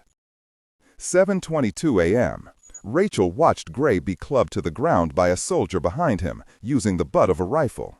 Raoul laughed, revving his drill. Take his boots off, Raoul ordered. He stalked up to Gray as he was manhandled around. You don't think I failed to have the security tapes reviewed after your escape, do you? When I didn't hear from the 2 men I sent back to assassinate you at the castle, I sent another team to investigate. Nothing but dogs in the yard. They found out how you escaped and radioed it to me. Gray's laces were sliced and the boots tugged off. "So I let you have your little hope," Raoul said. "It's always best to know an enemy's secret. Keep surprises to a minimum. I figured you'd eventually go for a gun, but I'd hoped you'd have a bit more stomach. Waited until things got really bloody." Raoul lifted the drill and turned away. "Now, where were we?" Rachel stared as Gray was trussed up again. His face was hollow and hopeless. This scared her more than the threat of torture. "Leave the others alone," Gray said. He struggled to his feet. "You're wasting time. We know how to open the gate. Harm a single one of us and you'll learn nothing." Raoul eyed him. "Explain and I'll consider your offer." Gray searched the others, looking forlorn. "It's light," he said. Cat groaned. Vigor hung his head. "He's right," a voice called up from the floor below. Alberto climbed a few steps. "The mirrors on the wall are reflective and angled. It takes..." Upon reaching the bottommost tier, the soldiers spread out atop it, taking up positions all along the rim. Gray and the others were forced to their knees. Alberto went down alone to the glass floor, studying its labyrinth. "One last riddle," he mumbled. Raoul stood with Rachel near the top of the last terrace's stairs. He turned to face the group on their knees. "I think we'll start with the women," Raoul said. "But which one?" Swinging to the side, he grabbed a fistful of Rachel's hair at the back of her neck. He bent over her and kissed her hard on the mouth. Rachel squirmed, gasping, but tied up, there was little she could do. Fire narrowed Gray's vision. He knelt down and stamped the toe of his boot against the stone. He felt the hidden blade snick out of the heel, the same one he had used to free himself in the castle cell. He hid the knife behind his tied wrists. With minimal movement, he cut the ties on the razored edge. Though free, he kept his hands behind his back. Raoul pulled back from his embrace. His lower lip bled. Rachel had bitten him, but he simply grinned. He shoved her hard in the center of her chest. Off balance, she fell to her backside with a teeth-jarring impact. "Stay," Raoul said, palm out, as if commanding a dog. A rifle at Rachel's skull firmed the order. Raoul turned back to the group. "I'll reserve my attention for her later, so we'll need another woman to start with." He strode over to Sei-chan, stared down at her, then shook his head. "You'd probably be too defiant." He turned next to Kat and waved to the guards that flanked her to drag her in front of the others. Raoul bent down and picked up the axe and a power drill. He stared between the two, then lowered the axe. Already did that. He lifted the drill and pressed the trigger. The buzz of its motor echoed across the chamber, hungry with the promise of pain. "We'll start with an eye," Raoul said. One of the guards yanked Kat's head back. She tried to fight, but the other kicked her hard in the belly, knocking out her breath. As they held her in place, Gray saw the tear roll from the corner of Kat's eye. Not scared, angry. Raoul lowered the drill toward her face. "Don't," Gray yelled. "There's no need for this. I'll tell you what we know." "No," Kat said, and was punched in the face by one of the guards. Gray understood her warning. If the Dragon Court gained the power here, the keys to the world, it would mean Armageddon.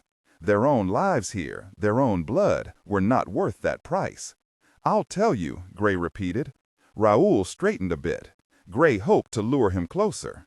But Raoul remained where he was. "I don't seem to recall asking any questions yet." He bent over again.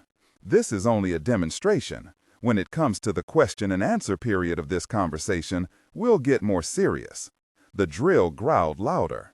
Gray could wait no longer. He would not sit idle as another teammate was maimed by this madman. Better to die in a firefight. He leapt to his feet, driving an elbow into the groin of the soldier guarding him. With the man's attention fixed to the torture, Gray caught his rifle, pointed it at Raoul, and pulled the trigger. Click. Nothing happened. 7:22 a.m. Rachel watched Gray be clubbed to the ground by a soldier behind him, using the butt of a rifle. Raoul laughed, revving his drill. "Take his boots off," Raoul ordered. He stalked up to Gray as he was manhandled around. "You don't think I failed to have the security tapes reviewed after your escape, do you? When I didn't hear from the two men I sent back to assassinate you at the castle, I sent another team to investigate. Nothing but dogs in the yard. They found out how you escaped and radioed it to me. Gray's laces were sliced and the boots tugged off. "So I let you have your little hope," Raoul said. "It's always best to know an enemy's secret. Keep surprises to a minimum. I figured you'd eventually go for a gun, but I'd hoped you'd have a bit more stomach. Waited until things got really bloody." Raoul lifted the drill and turned away. Now, where were we? Rachel stared as Gray was trussed up again. His face was hollow and hopeless. This scared her more than the threat of torture. "Leave the others alone," Gray said. He struggled to his feet. "You're wasting time. We know how to open the gate. Harm a single one of us and you'll learn nothing." Raoul eyed him. "Explain, and I'll consider your offer." Gray searched the others, looking forlorn. "It's light," he said. Cat groaned. Vigor hung his head. "He's right," a voice called up from the floor below. Alberto climbed a few steps.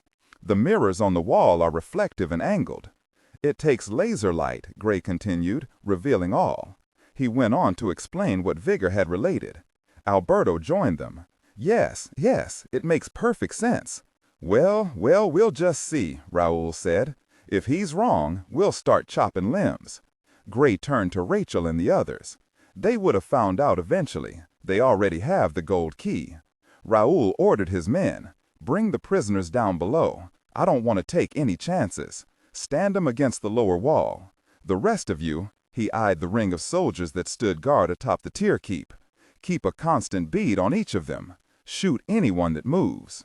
Rachel and the other 5 were led below and forced to separate, to spread out along the wall. Gray stood only 3 steps from her side. She longed to reach out to him, to hold his hand, but he seemed lost in his own misery, and she dared not move. Soldiers lay flat on the tier above, rifles aimed at them. Gray mumbled, staring at the glass floor. His words reached only her own ears. "The Minotaur's maze." Her brow crinkled. Standing in place, he glanced at her, then back to the floor. What was he trying to indicate? The Minotaur's maze. Gray was referring to one of the names for the labyrinth, Daedalus's maze. They should have half a day.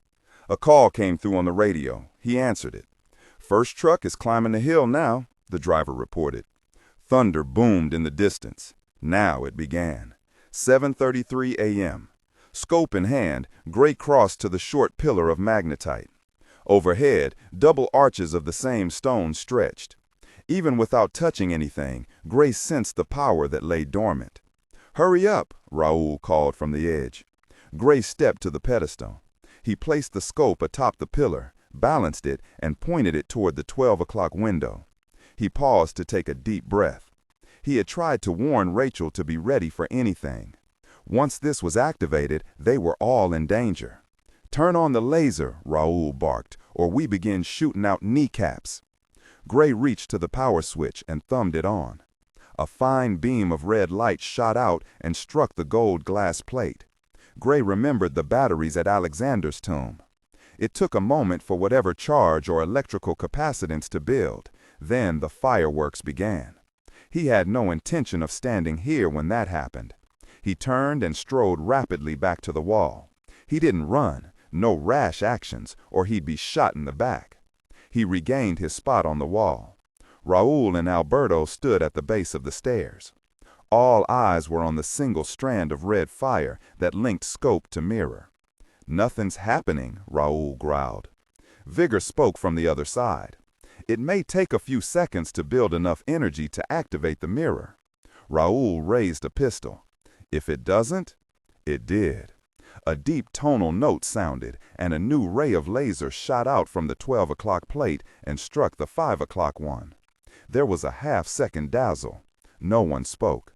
Then another beam of red fire blazed out, slamming into the 10 o'clock marker. It reflected immediately, springing from mirror to mirror. Gray stared at the spread before him, forming a fiery star, waist-high.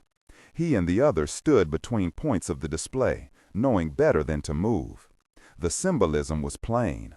The Star of Bethlehem, the light that had guided the Magi. The humming note grew louder. The star's fire blazed brighter. Gray turned his head, squinting. Then he felt it, some threshold crossed. Pressure slammed outward, shoving him to the wall. The Meissner field again. The star seemed to bow upward from the center, as if shoved up from the floor. It reached the cross of magnetite arches overhead. A burst of energy crackled across the vaulted archways. Gray felt a tug on the metal buttons of his shirt.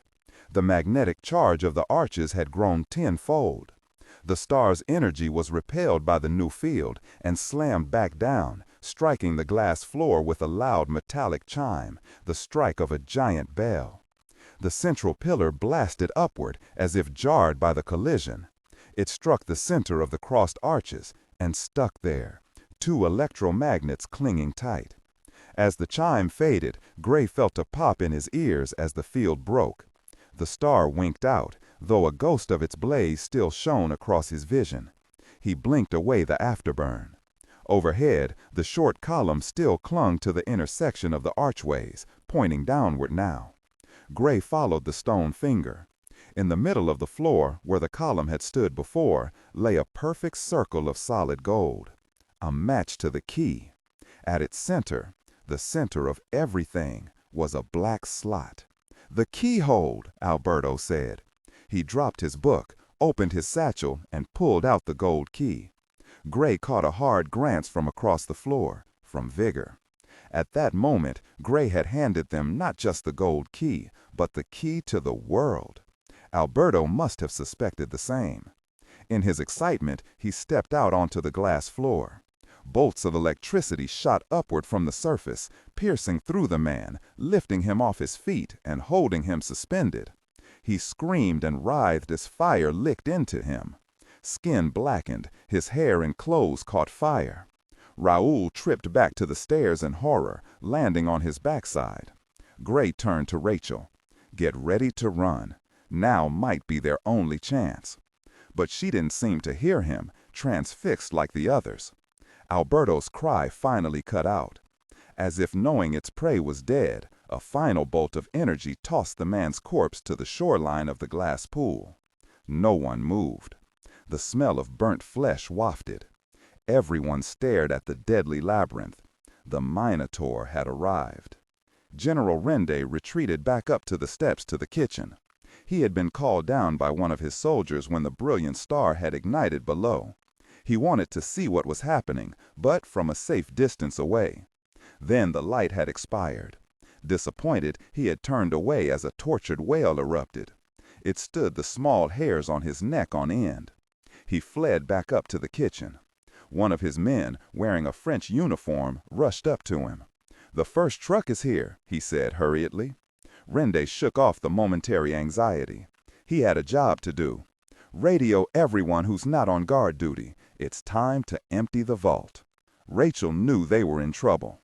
Raoul roared back to his feet, swinging toward Gray. "You knew this!" Gray backed a step down the wall.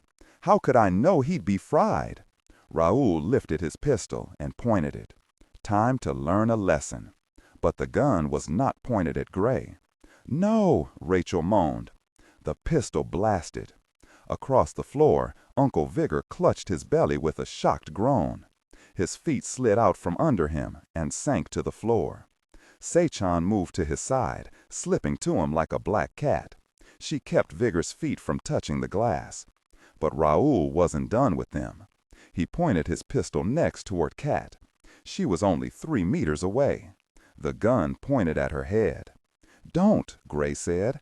"I had no idea that would happen. But I now know the mistake Alberto made." Raoul turned to him, anger in every muscle.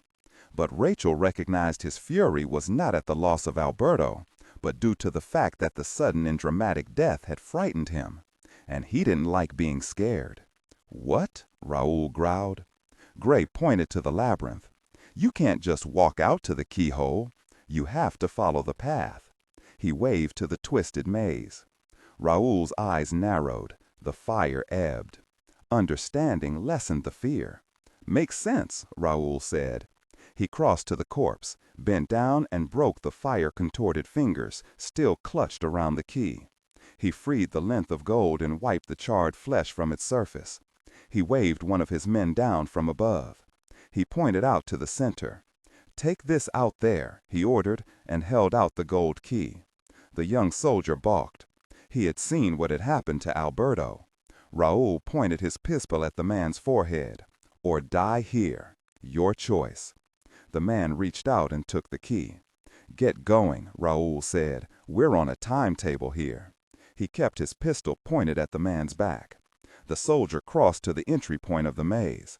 Leaning back, he placed one toe on the glass, then yanked it back. Nothing happened. More confident but wary, he reached again and placed his foot down on the surface. Still no electrical display. Clenching his teeth, the soldier stepped fully out onto the glass floor. "Stay away from the platinum etchings," Gray warned. The soldier nodded, glancing appreciatively toward Gray. He took another step.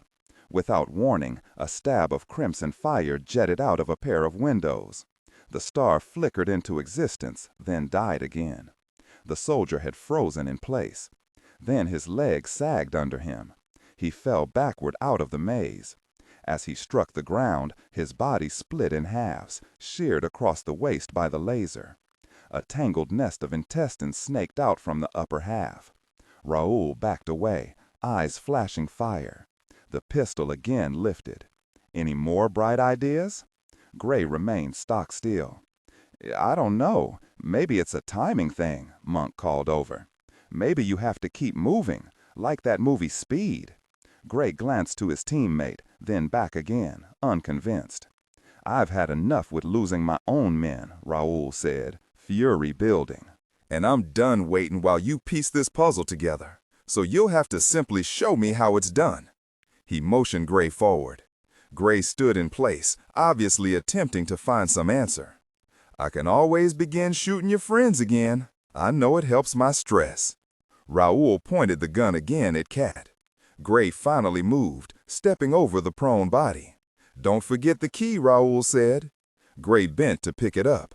It then struck Rachel. Of course. Gray straightened and moved to the entry point of the maze. He began to step out, bunching up a bit to run, ready to follow Monk's advice. "No!" Rachel called out. She hated to help Raoul reach his goal.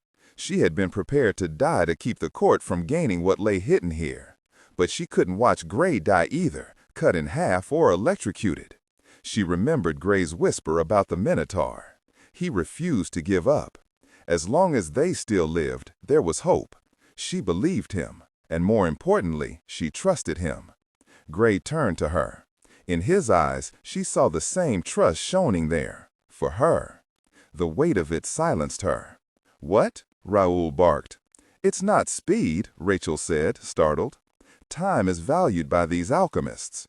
They left clues, from an hourglass to this mirrored clock face. They would not use time to kill." "Then what?" Gray asked, eyes still heavy upon her. But it was a burden she was willing to bear. Rachel spoke quickly. "The mazes in all the cathedrals, they represented symbolic journeys. From this world to the next, to spiritual enlightenment in the center." She pointed to the dead body, cut in half at the waist, the height of the mirrored windows. "But to reach there, pilgrims crawled, on hands and knees." Gray nodded. "Below the level of these windows." Across the floor, her uncle groaned, seated on the floor, blood seeping between his fingers. Si Chan sat with him. Rachel knew it wasn't the pain that elicited the moaned response. She saw it in her uncle's eyes. He had already figured out this last riddle too, but he had kept silent. By speaking, Rachel had betrayed the future, risking the world. Her eyes found Gray. She had made her choice, with no regret. Even Raoul believed her. He waved for Gray to hand over the key. "I'll take it there myself, but you're going first." Plainly, Raoul did not have full trust in her idea. Gray passed him the key. "As a matter of fact," Raoul said, pointing his gun at Rachel, "since it's your idea, why don't you come along too, to help keep your man honest?" Rachel stumbled forward. Her hands were cut free. She crouched down with Gray. He nodded to her, transmitting a silent message. "We'll be okay." She had little reason to feel confident, but she nodded back. "Let's get going," Raoul said. Gray went first, crawling out onto the maze without hesitation, fully trusting in Rachel's assessment. She was held back by Raoul until Gray was a full body length away. The glass floor remained quiet. "Okay, now you," she was ordered. Rachel set out, following Gray's path. She felt a vibration through her palms. The face of the glass was warm. As she moved, she heard a distant hum, not mechanical or electric, more like the murmur of a vast crowd across a distance. Maybe it was the blood rushing through her ears, pounded by her worried heart. Raoul yelled behind her to his men, "Shoot any of the others if they move. The same goes for the two out here. Upon my orders, take 'em out." So if the maze didn't kill him, Raoul would. Rachel continued onward, with only one hope: Gray. 7:49 a.m. Rende placed a hand on the demolition expert's shoulder. "Are the charges primed?" "All 16 of them," the man answered. "Just tap this button 3 times. The grenades are daisy-chained on a 10-minute fuse." "Perfect." He turned to the row of 16 men. Other wheelbarrows stood out in the hall, waiting to be loaded. 5 hand trucks also stood ready. The first truck had been carefully backed to the main gate, and the second was on its way. It was time to empty the vault. "Get to work, men. Double time." 7:50 a.m. Gray's knees ached. 3/4 around the maze, it became torture on his kneecaps. The smooth glass now felt like rough concrete, but he dared not stop, not until he reached the center. As he made his turns around the circuit, he crossed alongside the neighboring paths with Rachel and Raoul. It would only take a hip check to knock Raoul off his path. Even Raoul suspected this, pointing his gun at Gray's face as they passed. But there was no need for the caution. Gray knew if he crossed the platinum-etched lines with even a hand or a hip, he'd be killed as quickly as Raoul. And with the glass face activated, Rachel would probably be electrocuted too. So he let Raoul pass unmolested. When he crossed paths with Rachel, their eyes remained fixed upon each other. Neither spoke. A bond had grown between them, one built on danger and trust. Gray's heart ached with every pass, to hold her, to comfort her. But there was no stopping. Around and around they went. A droning grew inside his head, vibrating up the bones of his arms and legs. He also heard a commotion above, in the cathedral, soldiers involved in some activity up there. He ignored it all and crawled onward. After a final turn, a straight shot led to the center rosette. Gray hurried forward, glad to reach home base at last. With his knees on fire, he lunged the last distance and sprawled onto his back. The droning grew into a murmuring just beyond the range of the audible. He sat up, his hairs vibrating with the noise. What the hell? Rachel appeared and crawled toward him. Staying low, he helped her into the center. She slipped into his arms. "Gray, what are we?" He knelt with her and squeezed her silent. There was only one hope, a slim one. Raoul appeared and crawled over to them. He wore a huge grin. "The Dragon Court owes you both for your generous service." He pointed his gun. "Now stand up." "What?" Gray asked. "You heard me. Stand up. Both of you." With no choice, Gray tried to pull himself out of Rachel's arms, but she clung to him. "Let me first," he whispered. "Together," she answered. Gray met her eyes and saw her determination. "Trust me," she said. Gray took a deep breath, and the two of them stood up. Gray expected to be cut in half, but the floor remained quiet. "A safe zone," Rachel said, "in the center of the star. The lasers never cross this part."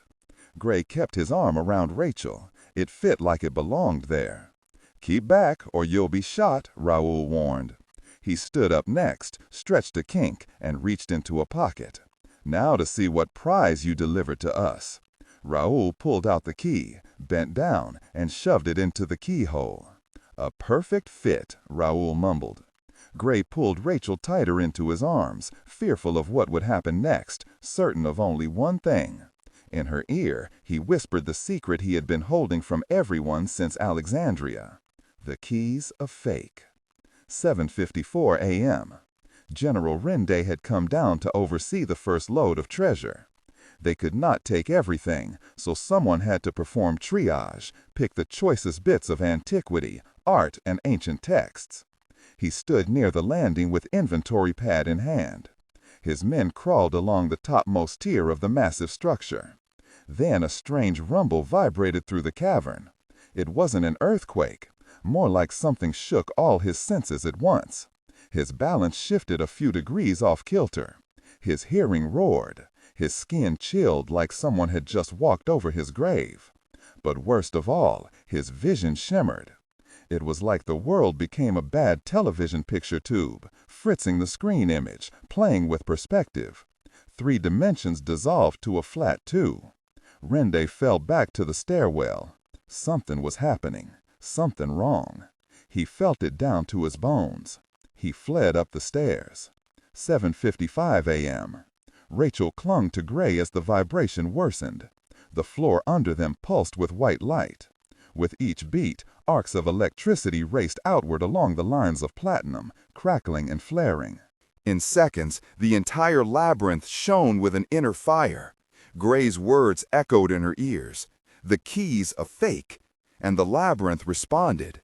A deep tone chimed beneath them, ominous and foreboding. Pressure again built, closing and squeezing. A new Meissner field grew, strangely skewing perception. Overhead, the entire complex seemed to vibrate like a flickering filament of a light bulb. Reality bent. A meter away, Raoul straightened from where he crouched over the inserted key, unsure of what was happening. But he must have sensed it too, an overwhelming sense of wrongness. It nauseated the senses. Rachel clung to Gray, glad for the support. Raoul swung toward them and brought his pistol up. He came to the truth too late. Back at the castle, "You gave us the wrong very key." Gray stared at him. "And you lose." Raoul pointed his gun. Around them, the fiery stars shattered back into existence, blasting forth from all the windows simultaneously. Raoul crouched lower, fearful of being cut in half. Overhead, the stone pedestal broke free from its magnetic attachment to the lodestone arches.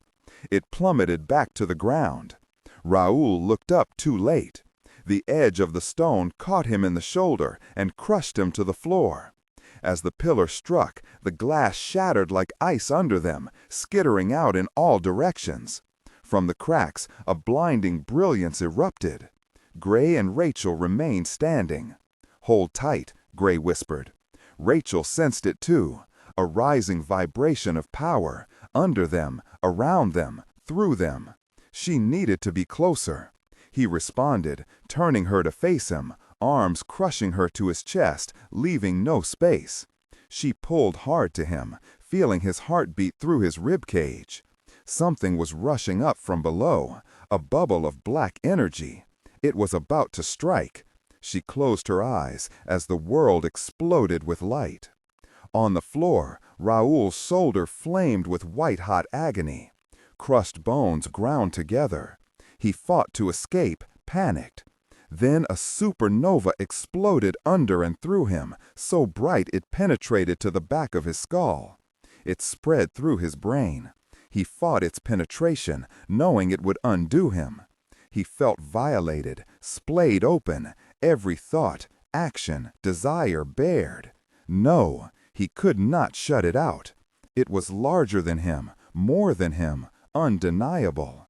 All his being was drawn out along a shining white thread, stretched to the point of breaking, agonized, but it left no room for anger, self-hatred, shame, loathing, fear, or recrimination. Only a purity, an unadulterated essence of being. This is who he could be, who he was born to be. No, he didn't want to see this, but he could not turn away. Time stretched toward the infinite. He was trapped, aflame in a cleansing light, far more painful than any hell. He faced himself, his life, his possibility, his ruin, his salvation. He saw the truth, and it burned. No more. But the worst was still to come. Sei-chan clutched the old man to her chest. Both kept their heads bowed from the blinding eruption of light, but Sei-chan caught glimpses from the corner of her eyes. The fiery star blasted skyward on a fountain of light, rising from the center of the labyrinth and spinning upward into the dark cathedral above. Other glass mirrors, embedded in the vast library, caught the starshine and reflected it back 100-fold, feeding the rising maelstrom. A cascade reaction spread through the entire complex.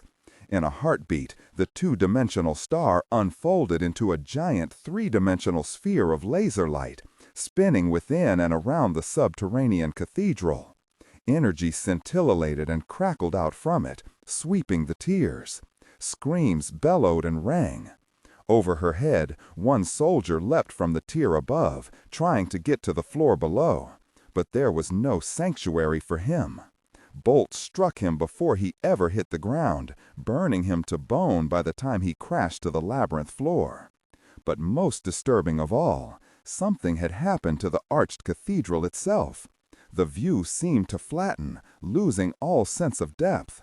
And even this image shimmered, as if what hung above her was merely a reflection in water, not real, a mirage. Sei-chan closed her eyes, afraid to watch, terrified to the core. Gray held Rachel. The world was pure light. He sensed the chaos beyond, but here it was just the two of them. The droning hum again rose around them, coming from within the light, a threshold he could not cross or comprehend. He remembered Vigor's words, primordial light. Rachel lifted her face. Her eyes were so bright in the reflected light that he could almost sense her thoughts. She seemed to read him too. Something in the character of the light, a permanence that could not be denied, an agelessness that made everything small. Except for one thing. Gray leaned down, lips brushing hers, breaths shared. It wasn't love, not yet, just a promise. The light flared brighter as Gray deepened his kiss, tasting her. What once droned, now sang. His eyes closed, but he still saw her. Her smile, her flash of eye, the angle of her neck, the curve of her breast. He felt that permanence again, that ageless presence. Was it the light? Was it the two of them? Only time would tell. General Rende fled with the first screams. He didn't need to investigate further. As he clambered out of the stairwell into the kitchen, he had seen the sheen of energies reflected up from below. He had not gotten this far in the court from being foolhardy. That he left to lieutenants like Raoul. Flanked by two soldiers, he retreated out of the palace, winding toward the main courtyard. He would commandeer the truck, return to the warehouse, regroup there, and strategize a new plan. He needed to be back in Rome before noon. As he exited the door, he noted that the exterior guard, still in police uniforms, maintained the gate. He also noted the rain had slowed to a drizzling mist. Good. It would hasten his retreat. Near the truck, the driver and another 4 uniformed guards noticed his approach and came forward to meet him. "We must leave immediately," Rende ordered in Italian. "Somehow, I don't see that happening," the driver said in English, pulling back his cap. The 4 uniformed guards raised weapons at his group. General Rende took a step back. These were real French police, except for the driver. From his accent, he was obviously an American. Rende glanced back to the gateway. More French policemen stood guard. He'd been betrayed by his own ruse. "If you're looking for your men," the American said, "they're already secured in the back of the truck." General Rende stared at the driver. Black hair, blue eyes. He didn't recognize him, but he knew the voice from conversations over the phone. "Painter Crow," he said. Painter spotted a flash of muzzle fire from the second-story window of the palace. A lone sniper. Someone they had missed. "Back!" he yelled to the patrol around him. Bullets chewed across the wet pavement, strafing between Painter and the general. The police scattered to the side. Rende fled back, yanking out his pistol. Ignoring the automatic fire, Painter dropped to one knee, lifting 2 weapons, one in each fist. Aiming instinctively, Painter pointed one pistol toward the upper window. Pop, pop. The general dropped to the ground. A cry sounded from the second story. A body tumbled out. But Painter noted it only from the corner of his eye. His full focus was on General Rende. They both pointed guns at the other, both kneeling, weapons almost touching. "Back away from the truck," Rende said. "All of you." Painter stared hard at the man, judging him. He read the raw fury in the other's eyes, everything falling apart around him. Rende would shoot, even if it meant forfeiting his life. The man offered him no choice. Painter dropped his first pistol, then lowered the second gun away from Rende's face, pointing it at the ground. The general grinned triumphantly. Painter squeezed the trigger. An arc of brilliance shot out from the tip of the second pistol. The taser barb struck the puddle at the general's knee. The jolt of electricity blew Rend off his legs, slamming him on his back, gun flying. He screamed. "Hurts, doesn't it?" Painter said, snatching up his regular pistol and covering the general. The police swarmed around the fallen man. "Are you all right?" one of the patrolmen asked Painter. "Fine," he stood. "But very. I really miss field work."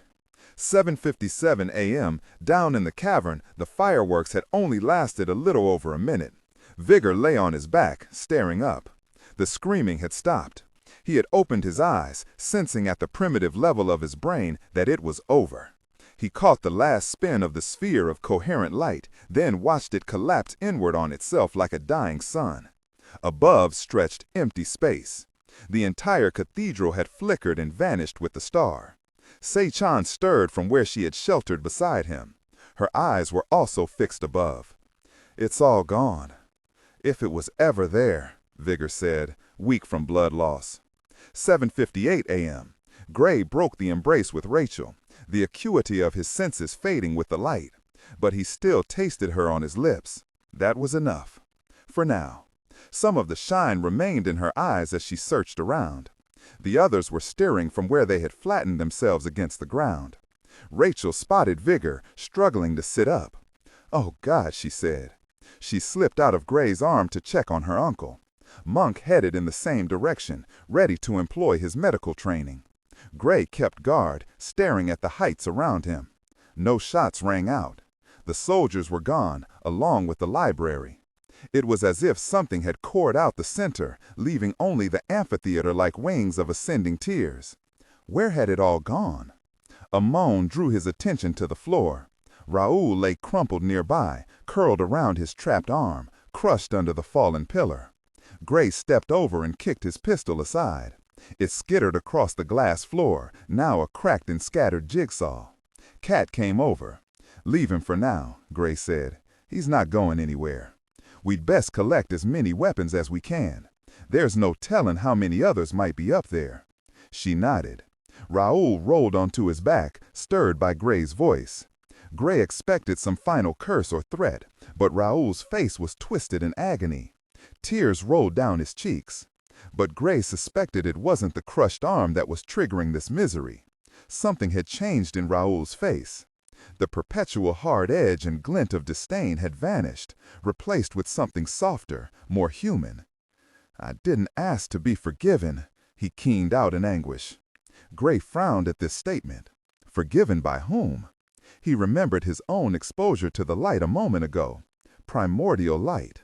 Something beyond comprehension, beyond the dawn of creation. Something had transformed Raoul. He recalled the naval research done on superconductors, how the brain communicated via superconductivity, even maintained memory that way, stored as energy or possibly light. Gray glanced to the shattered floor. Was there more than light stored in the superconducting glass? He remembered his own sensation during that moment, a sense of something greater. On the floor, Raoul covered his face with one hand. Had something rewired the man's soul? Could there be hope for him? Movement drew Gray's eye. He saw the danger immediately. He moved to stop her. Ignoring him, Sei-chan lifted Raoul's gun. She pointed it at the trapped Anne. Raoul turned to face the barrel. His expression remained anguished, but now a flicker of raw fear lit his eyes. Gray recognized that shine of black terror in the man, not for the gun, nor for the pain of death, but for what lay beyond. "No!" Gray called. Sechan pulled the trigger. Raoul's head snapped back to the glass with a crack as loud as the pistol shot. The others froze in shock. "Why?" Gray asked, stunned, stepping forward. Sechan rubbed her wounded shoulder with the butt of her pistol. "Payback. Remember we had a deal, Gray." She nodded to Raoul's body. Besides, like the man said, he wasn't looking for forgiveness. 7:59 a.m. Painter heard the echo of the gunshot through the palace. He motioned the French patrol to pause. Someone was still fighting in here. Was it his team? Slowly he warned, waving them forward. "Be ready." He continued deeper into the palace. He had come to France on his own. Not even Sean McKnight knew he had undertaken this assignment. But Painter's Europol credentials had gotten him the field support he needed in Marseille. It had taken the entire length of a transatlantic trip to track General Rend, first to a warehouse outside Avignon, then to the Pope's palace. Painter remembered his mentor's warning that a director's position was behind a desk, not out in the field. But that was Sean, not Painter. Sigma was now his organization, and he had his own way of solving problems. He gripped his gun and led the way. Upon first hearing of a possible leak from Gray, Painter made one decision: to trust his own organization. He had put the new Sigma together from the ground up.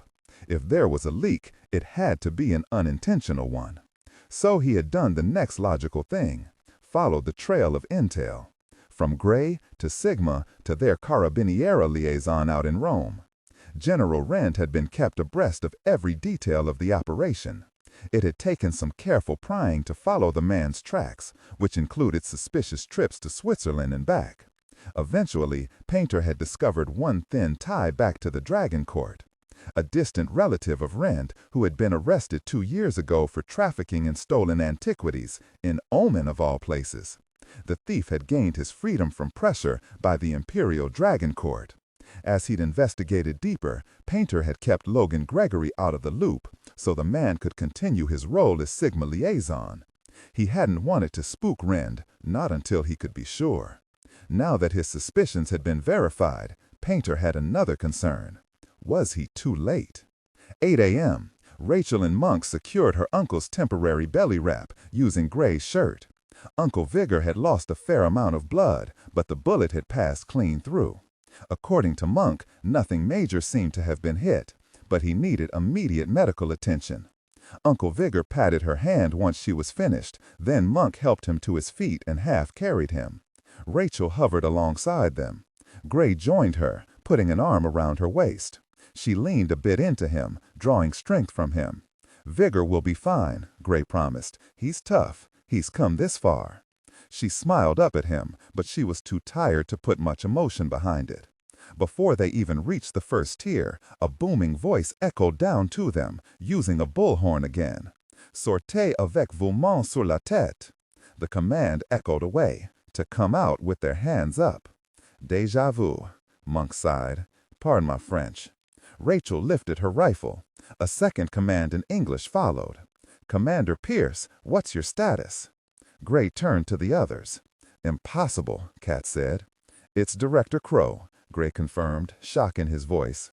He turned and cupped his mouth and yelled back, "All clear down here. We're coming up." Gray then turned to Rachel, eyes bright. "Is it over?" she asked. As answer, he pulled her to him and kissed her. There was no mysterious light this time, only the strength of his arms and sweetness of his lips. She sank into him. Here was all the magic she needed. 8:02 a.m. Gray led the way up. Monk helped Vigor, carrying him under his good arm. Gray kept an arm around Rachel. She leaned heavily against him, but she was a burden he was happy to bear. Though relieved, Gray kept them armed this time. He was not walking into another ambush. Rifles and pistols in hand, they began the long trek up to the kitchen. Bodies, burned or electrocuted, littered the tiers. "Why were we spared?" Monk asked. "Maybe that lower level sheltered us," Kat said. Gray didn't argue with her, but he suspected it was something more than that. She nodded. Raoul rolled onto his back, stirred by Gray's voice. Gray expected some final curse or threat, but Raoul's face was twisted in agony. Tears rolled down his cheeks. But Gray suspected it wasn't the crushed arm that was triggering this misery. Something had changed in Raoul's face. The perpetual hard edge and glint of disdain had vanished, replaced with something softer, more human. "I didn't ask to be forgiven," he keened out in anguish. Gray frowned at this statement. Forgiven by whom? He remembered his own exposure to the light a moment ago. Primordial light. Something beyond comprehension, beyond the dawn of creation. Something had transformed Raoul. He recalled the naval research done on superconductors, how the brain communicated via superconductivity, even maintained memory that way, stored as energy or possibly light. Gray glanced to the shattered floor. Was there more than light stored in the superconducting glass? He remembered his own sensation during that moment, a sense of something greater. On the floor, Raoul covered his face with one hand. Had something rewired the man's soul? Could there be hope for him? Movement drew Gray's eye. He saw the danger immediately. He moved to stop her. Ignoring him, Sei-chan lifted Raoul's gun. She pointed it at the trapped man. Raoul turned to face the barrel. His expression remained anguished, but now a flicker of raw fear lit his eyes. Gray recognized that shine of black terror in the man. Not for the gun, nor for the pain of death, but for what lay beyond. "No!" Gray called. Sei-chan pulled the trigger. Raoul's head snapped back to the glass with a crack as loud as the pistol shot. He remembered the suffusing glow of the light. He sensed something more than random photons. Maybe not an intelligence, but something beyond raw power. "And what happened to the treasure house?" Sei-chan asked, staring out at the empty expanse. "Was it all a hologram of some sort?" "No," Gray answered as they climbed. He had a theory. Under powerful conditions, flux tubes can be generated within a Messner field, affecting not only gravity, like the levitation we've already seen, but also distorting space. Einstein showed that gravity actually curves space. The flux tubes create such a vortex in gravity that it bends space, possibly even folding it on itself, allowing movement across. Gray noted the looks of disbelief. "Research is already being done on this at NASA," he pressed. "Smoke and mirrors," Monk grumbled. "That's what I think it was." "But where did it all go?" Sei-chan asked. Vigor coughed. Rachel stepped toward him. He waved her away, only clearing his throat. "Gone where we can't follow," he said hoarsely. "We were judged and found wanting." Gray felt Rachel begin to speak, to mention the false key. He squeezed her and nodded to her uncle, urging her to let him speak. Maybe it wasn't all the fake key. Could Vigor be right? Had they brushed against something they weren't ready for? The Monsignor continued. The ancients sought the source of primordial light, the spark of all existence. Maybe they found a doorway into, or a way to ascend up to it. The white bread of the pharaohs was said to have helped these Egyptian kings shed mortal flesh and rise as a being of light. Maybe the ancient alchemists finally achieved this, moving out of this world and into the next. "Like traveling along the labyrinth," Kat said. "Exactly. The maze may be symbolic for their ascension. They left this gateway here for others to follow, but we came too early," Rachel suddenly blurted, interrupting. "Or too late," Gray added. The words had just popped into his head, like the flash of a camera bulb, leaving him dazed. Rachel glanced to him. She lifted a hand to rub her forehead. He saw a similar confusion in her eyes, as if the words had come unbidden to her, too. He glanced over the lip of the tear down to the shattered glass floor, then back to her. Perhaps Raoul was not the only one affected by the light. Had an echo been left inside them? An understanding? A final message? "Too late or too early," Vigor continued with a shake of his head, drawing back Gray's attention. "Wherever the ancients fled with their treasures, into the past, into the future, they have left us with only the present. To create our own heaven or hell, Monk said. They continued in silence, climbing tier after tier. Reaching the top level, a group of French police waited, along with a familiar face. "Commander," Painter said, "it's good to see you." Gray shook his hand. "You have no idea. Let's get all of you topside." Before they could move, vigor stirred from Monk's arm. "Wait." He stumbled away, one hand on the wall. Gray and Rachel stepped after him. "Uncle," she said, concerned. A short distance away stood a stone table. It seemed everything had not vanished with the library. A leather-bound book rested on the table. Its glass case, though, was gone. "The ledger," Vigor said, tears welling. "They left the ledger." He attempted to pick it up, but Rachel motioned him aside and collected it herself. She shut it and tucked it under an arm. "Why leave that behind?" Monk asked, helping the Monsignor again. Vigor answered, "To let us know what awaits us. To give us something to seek." Dangling the proverbial carrot before the mule, Monk said, "Great. They couldn't leave a chest of gold. Okay, maybe not gold. I'm very sick of gold. Diamonds, a chest of diamonds would be fine." They hobbled toward the stairs. Gray glanced back one more time. With the space empty, he noted the cavern's shape, a cone-shaped pyramid balanced on its tip, or the upper half of an hourglass, pointing down toward the glass floor. But where was the lower half? As he stared, he suddenly knew. "As it is above, so it is below," he mumbled. Vigor glanced back to him, rather sharply. Gray saw the understanding and knowledge in the old man's eyes. He had already figured it out, too. The gold key was meant to open a gateway, to the lower half of the hourglass. But where? Was there a cavern directly beneath this one? Gray didn't think so. But somewhere the Cathedral of Knowledge waited. What had hung here was a mere reflection from another place. Like Monk said, smoke and mirrors. Vigor stared at him. Gray remembered Cardinal Sparrow's mission, to preserve the secret of the Magi, trusting that the knowledge would reveal itself when the time was right. Maybe that's what life's journey was all about, the quest, to seek the truth. Gray placed a hand on Vigor's shoulder. "Let's go home." With Rachel under his arm, Gray climbed the stairs, out of darkness and toward the light. August 18th, 11:45 a.m., Tacoma Park, Maryland. Gray pedaled down Cedar Street, passing by the Tacoma Park Library. It felt good to feel the rush of air and the bright sunshine on his face. It seemed like the last 3 weeks had been spent underground at Sigma Command, in meeting after meeting. He had just come from a final debriefing with Painter Crow.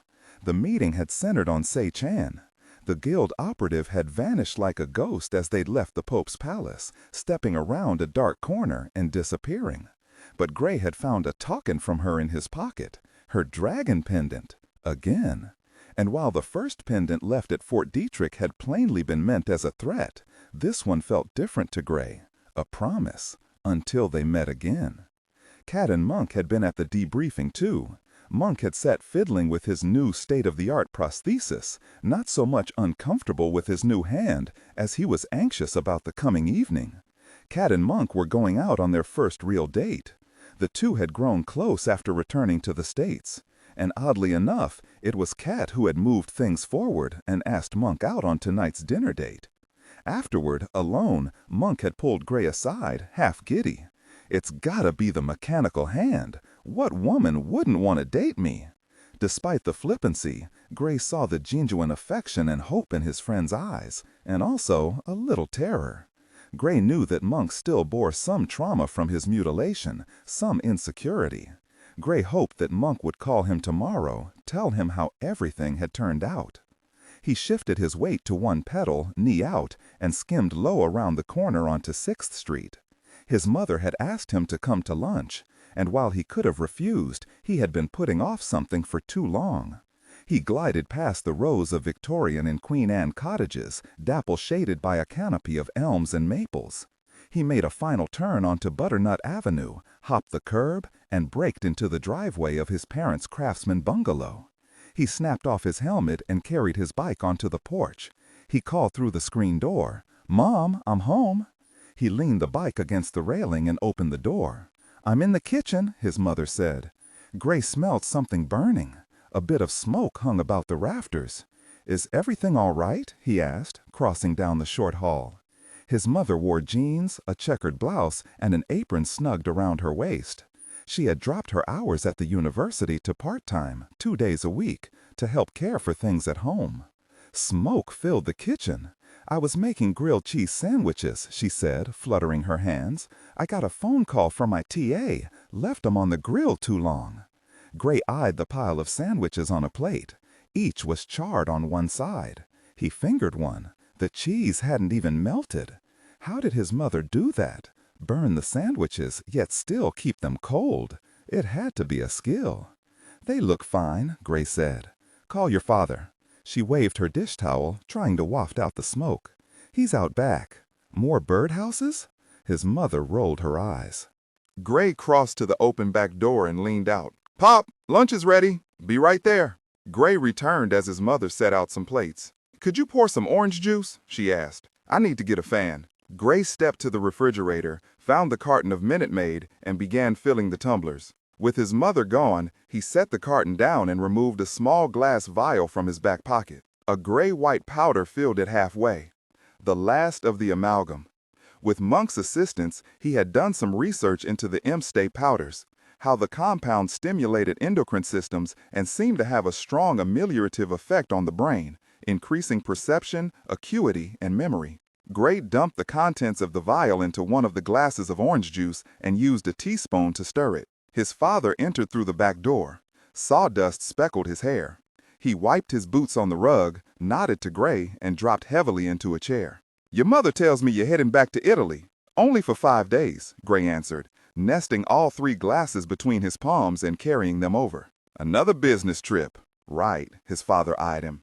"So, who's the girl?" Gray startled at the question and bobbled some of the orange juice. He hadn't told his father anything about Rachel. He wasn't sure what to say. After their rescue, the two had spent a night in Avignon together as matters were sorted out, curled in front of a small fire while the storm exhausted itself. They hadn't made love that night, but they had talked. Rachel had explained about her family's history, haltingly, with some tears. She still could not balance her feelings about her grandmother. Finally, they had fallen asleep in each other's arms. In the morning, circumstance and duty had pulled them apart. Where would it lead now? He was heading back to Rome to find out. He still called daily, sometimes twice daily. Vigor was healing well. Following the funeral for Cardinal Spera, he had been promoted to the position of prefect at the archives to oversee the repair of the damage done by the court. Last week, Gray had received a note of thanks from Vigor, but also discovered a message hidden within the text. Below the Monsignor's signature lay 2 inked seals, papal insignia, mirror images of each other, the twin symbols of the Thomas Church. It seemed the secret church had found a new member to replace the lost cardinal. Upon learning this, Gray had shipped Alexander's gold key to Vigor, the real gold key, from a safe deposit box in Egypt, for safekeeping. Who better to secure it? The fake key, the one used to trick Raoul, had been fashioned at one of the many shops in Alexandria known for their skill at counterfeiting antiquities. It had taken less than an hour, performed while Gray had freed Sa-Chan from Alexander's watery tomb. He hadn't dared transport the real key to France, to the Dragon Court. General Rendis' testimony and confession while in custody proved how dangerous that would have been. The litany of atrocities and deaths stretched back decades. With Rendis' confession, his sect of the Dragon Court was slowly being rooted out. But how thoroughly or completely would never be known. Meanwhile, closer to Gray's heart and mind, Rachel continued to sort out her life. With Raoul's death, she and her family had inherited Chateau Sauvage, a bloody inheritance to be sure. But at least the curse had died along with Rachel's grandmother. No other Verona family members had been aware of the grandmother's dark secret. To settle matters further, plans were already underway to sell the chateau. The proceeds would go to the families of those killed in Cologne and Milan. So lives slowly healed and moved forward, toward hope. And possibly, Gray's father sighed and tipped back in his kitchen chair. "Son, you've been in an awfully good mood lately, ever since your return from that business trip last month. Only a woman puts that kind of shine on a man. Gray settled the tumblers of orange juice on the table. I may be losing my memory, his father continued, but not my eyesight. So, tell me about her. Gray stared at his father. He heard the unspoken addendum. While I can still remember. His father's casual manner hit a deeper vein. Not sorrow or loss. He was reaching out for something now, in the present. Some connection to a son he'd perhaps lost in the past. Gray froze by the table. He felt a flare of old anger, older resentment. He didn't deny it, but he let the heat wash through him. His father must have sensed something, because he settled his chair to the floor and changed the subject. So, where are those sandwiches? Words echoed in Gray's head. Too early, too late. A last message to live in the present, to accept the past and not rush the future. His father reached for the spiked glass of orange juice. Gray blocked him, covering the cup with his hand. He lifted the tumbler away. How about a beer? I think I saw a bud in the fridge. His father nodded. That's why I love you, son. Gray stepped to the sink, dumped the orange juice down the drain, and watched it swirl away. Too early, too late. It was time he lived in the present. He didn't know how much time he had with his father, but he would take what he could get and make the very best of it. He crossed to the fridge, grabbed 2 beers, popped the lids on the way back, pulled out one of the kitchen chairs, sat down, and placed a bottle in front of his father. Her name is Rachel. December 27th, 1832, aboard the HMS Beagle. We should have heeded the blood. Charles Darwin stared down at the words he had scrawled in black ink on the white pages of his journal, but all he saw was crimson. Despite the glow of his small cabin's oven, he shivered against a cold that iced the marrow of his bones, a frigidity that he suspected would never fully melt away. He mouthed a silent prayer, remembering how his father had urged him to study for the clergy after he had dropped out of medical school. Perhaps I should have listened. Instead, he had been lured astray by the appeal of foreign shores and new scientific discoveries. A year ago, almost to the day, he had accepted a position aboard the HMS Beagle as the ship's naturalist. At the tender age of 22, he had been ready to make a name for himself, to see the world. It was how he had ended up here, now, with blood on his hands. He stared around his cabin. Upon first coming aboard, he had been given private quarters in the ship's chart room, a cramped space dominated by a large table in the middle that was pierced clean through by the trunk of the mizzenmast.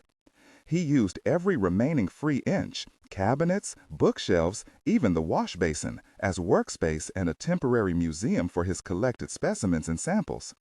He had bones and fossils, teeth and shells, even stuffed or preserved specimens of unusual snakes, lizards, and birds. Near his elbow rested a board of pinned beetles of monstrous sizes, with prominent horns like those of African rhinoceroses. Next to his inkwell stood a row of jars holding dried plants and seeds. He stared forlornly across his collection, what the unimaginative Captain Fitzroy called useless junk. Perhaps I should have arranged to have this lot shipped back to England before the Beagle left Tierra del Fuego. But, regrettably, like the rest of the ship's crew, he had been too caught up in stories told by the savages of that archipelago, the native Fuegians of the Yagan tribe. The tribesmen shared their legends of monsters and gods and wonders beyond imagination. It was such tales that had led the Beagle astray, sending the ship and its crew south from the tip of South America, across the ice-choked seas to this frozen world at the bottom of the earth. Terra Australis Incognita, he mumbled to himself. The infamous, unknown southern land. He shifted a map from the clutter atop his desk. 9 days ago, shortly after arriving at Tierra del Fuego, Captain Fitzroy had shown him this French map, dating back to 1583. It depicted that unexplored continent at the southern pole of the globe.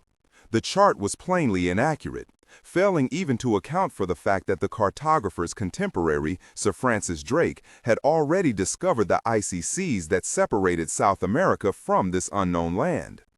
Yet, despite 2 centuries passing since this map was first drawn, this inhospitable continent continued to be a mystery. Even its coastline remained shadowy and unmapped.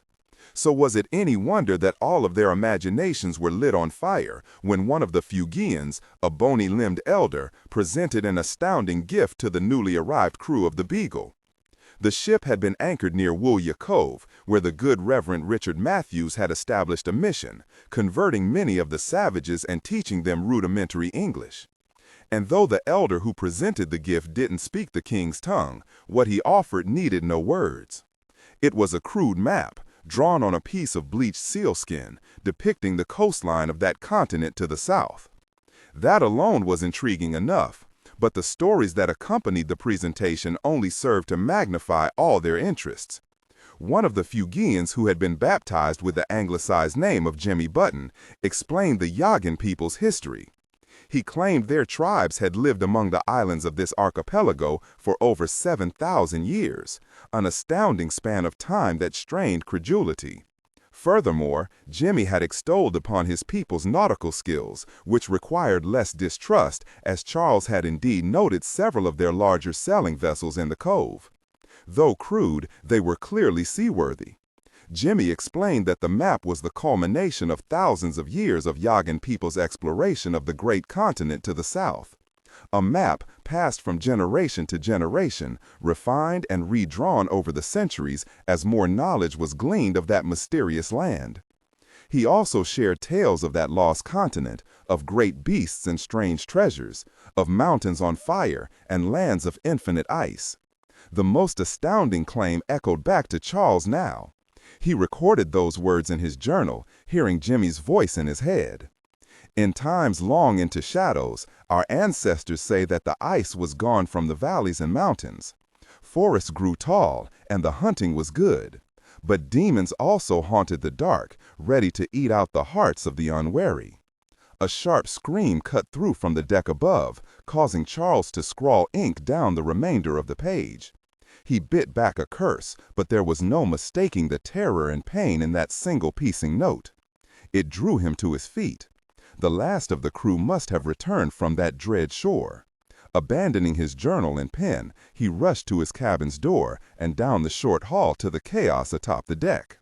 "Careful with him," Fitzroy hollered. The captain stood at the starboard rail with his coat unbuttoned, his cheeks red above his dark frosted beard. Stepping out onto the middeck, Charles blinked away the glare of this southern hemisphere's midsummer sun. Still, the bitter cold bit at his nose and filled his lungs. A freezing fog hugged the black seas around the anchored ship, while rime ice coated the riggings and rails. Puffs of panicked white blew from the faces of the crew as they labored to obey their captain. Charles rushed starboard to help the others haul a crewman up from a whaleboat tethered amidships. The injured man was wrapped head to toe in sailcloth and drawn up by ropes. Moans accompanied his plight. Charles helped lift the poor fellow over the rail into the deck. It was Robert Rensfree, the ship's boatswain. Fitzroy shouted for the ship's surgeon, but the doctor was below deck, ministering to the two men from the first excursion to shore. Neither was likely to see another sunrise, not after sustaining such gruesome wounds. But what of this fellow? Charles knelt beside the stricken man. Others clambered up from the boat.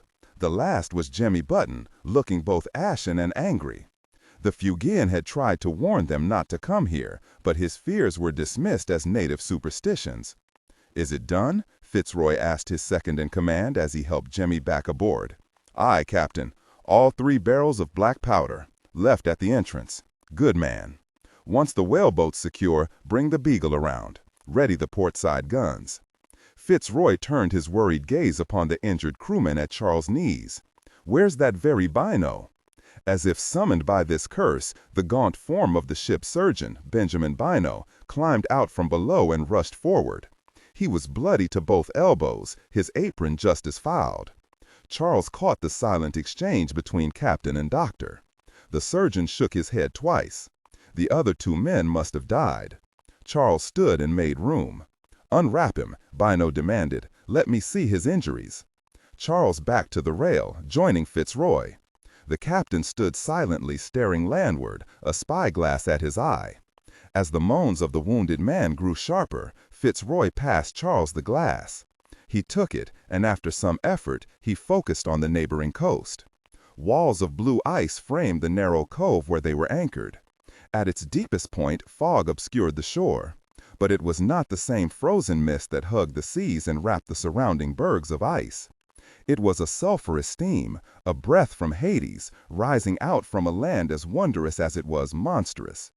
A gust of wind blew the view momentarily clear, revealing a waterfall of blood coursing down that cliff of ice. It flowed along in crimson rivulets and streams, seeming to seep out of the haunted depths beneath the frozen surface. Charles knew it wasn't in fact blood, but some alchemy of chemicals and minerals exhaled from the tunnels below. Still, we should have heeded that ominous warning, he thought again. We should never have trespassed into that tunnel. He focused the spyglass on the cave opening, noting the 3 oil-soaked barrels planted at the entrance. Despite all the recent horrors that threatened one's sanity, he remained a man of science, a seeker of knowledge, and while he should have perhaps railed against what was to come, he kept silent. Jimmy joined him at the side, whispering under his breath in his native tongue, plainly resorting to pagan prayers. The reformed savage stood only chest-high to the Englishman at his side, but he exuded a strength of will that belied his small frame. The Fuegian had repeatedly tried to warn the crew, but no one would listen. Still, the stalwart native had accompanied the British to their foolish doom. Charles found his fingers grasping the darker hand beside his own on the rail. The crew's hubris and greed had not only cost them their own men, but one of Jimmy's tribesmen as well. We should never have come here. Yet they foolishly had, allowing themselves to be drawn south from their planned route by the wild stories of this lost continent. But what had mostly tempted them was a symbol found on that ancient Fuegian map. It marked this cove with a grove of trees, a promise of life. Intending to discover this lost garden amidst the icy shores, the Beagle had set out, all in the hopes of claiming new virgin territory for the crown. Only too late had they come to understand the true meaning of the map's markings. In the end, the whole venture had ended in horror and bloodshed, a journey that, by necessity, would be stricken from the records by mutual consent of all. None must ever return here. And if anyone dared try, the captain intended that they would find nothing. What was hidden here must never reach the larger world. With the anchor freed, the ship slowly turned with a great cracking of ice from the rigging and a shiver of frost from the sails. Fitzroy had already gone off to see to the ship's battery of guns. The HMS Beagle was a Cherokee-class sloop of the Royal Navy, outfitted originally with 10 guns. And though the warship had been converted into an exploration vessel, it still carried 6 cannons. Another scream drew Charles' attention back to the deck, to the crewmen writhing amid a nest of sailcloth. "Hold him down!" the ship's surgeon shouted. Charles went to the doctor's aid, joining the others to grasp a shoulder and help pin Rinsfree in place. He made the mistake of catching the boatswain's eyes. He read the pain and pleading there. Lips moved as a moan pushed out words. "Get it out." The surgeon had finished freeing Rinsfree's heavy coat and split the man's shirt with a blade, exposing a belly full of blood and a fist-sized wound. As Charles stared, a thick ripple passed through the abdomen like a snake under sand. Rinsfree bucked under all their weights, his back arching in agony. A screech burst from his clenched throat, repeating his demand, "Get it out." Benyo did not hesitate. He shoved his hand into the wound, into the steaming depths of the man's belly. He pushed deeper yet again, past his wrist and forearm. Despite the cold, beads of sweat rolled down the doctor's face. Elbow deep now, he sought his prey.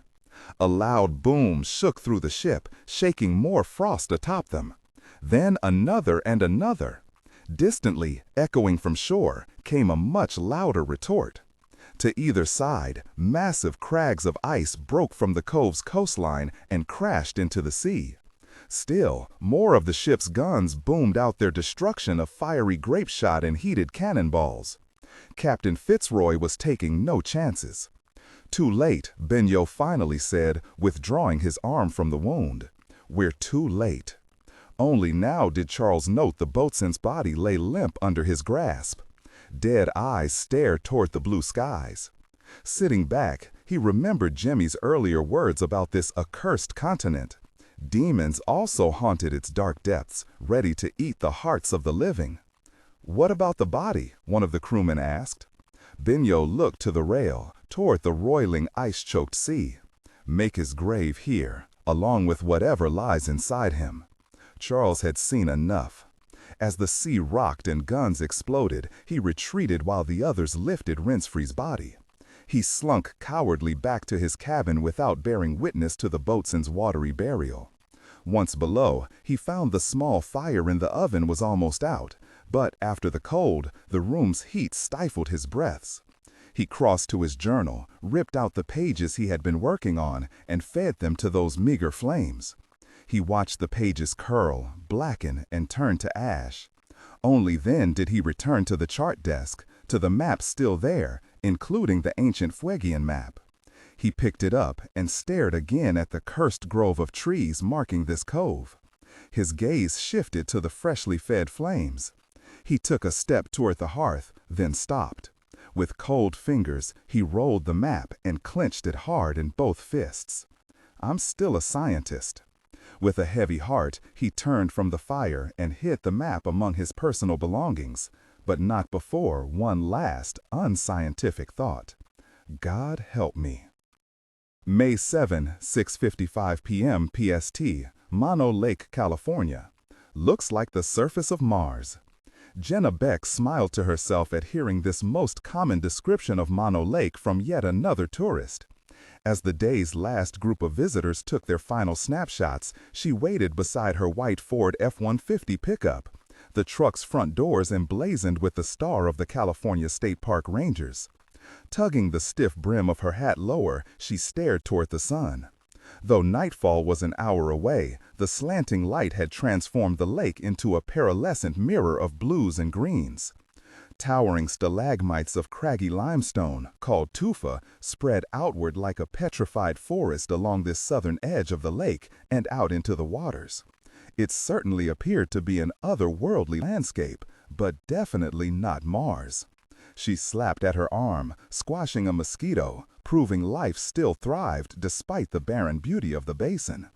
At the noise, the group's tour guide, an older woman named Hattie, glanced in her direction and offered a sympathetic smile, but she also clearly took this as a signal to wind up her talk. Hattie was native Kutsadaka of the northern Paiute people. In her mid-70s, she knew more about the lake and its history than anyone in the basin. The lake, Hattie continued, is said to be 760,000 years old, but some scientists believe it might be as old as 3 million, making it one of the oldest lakes in the United States.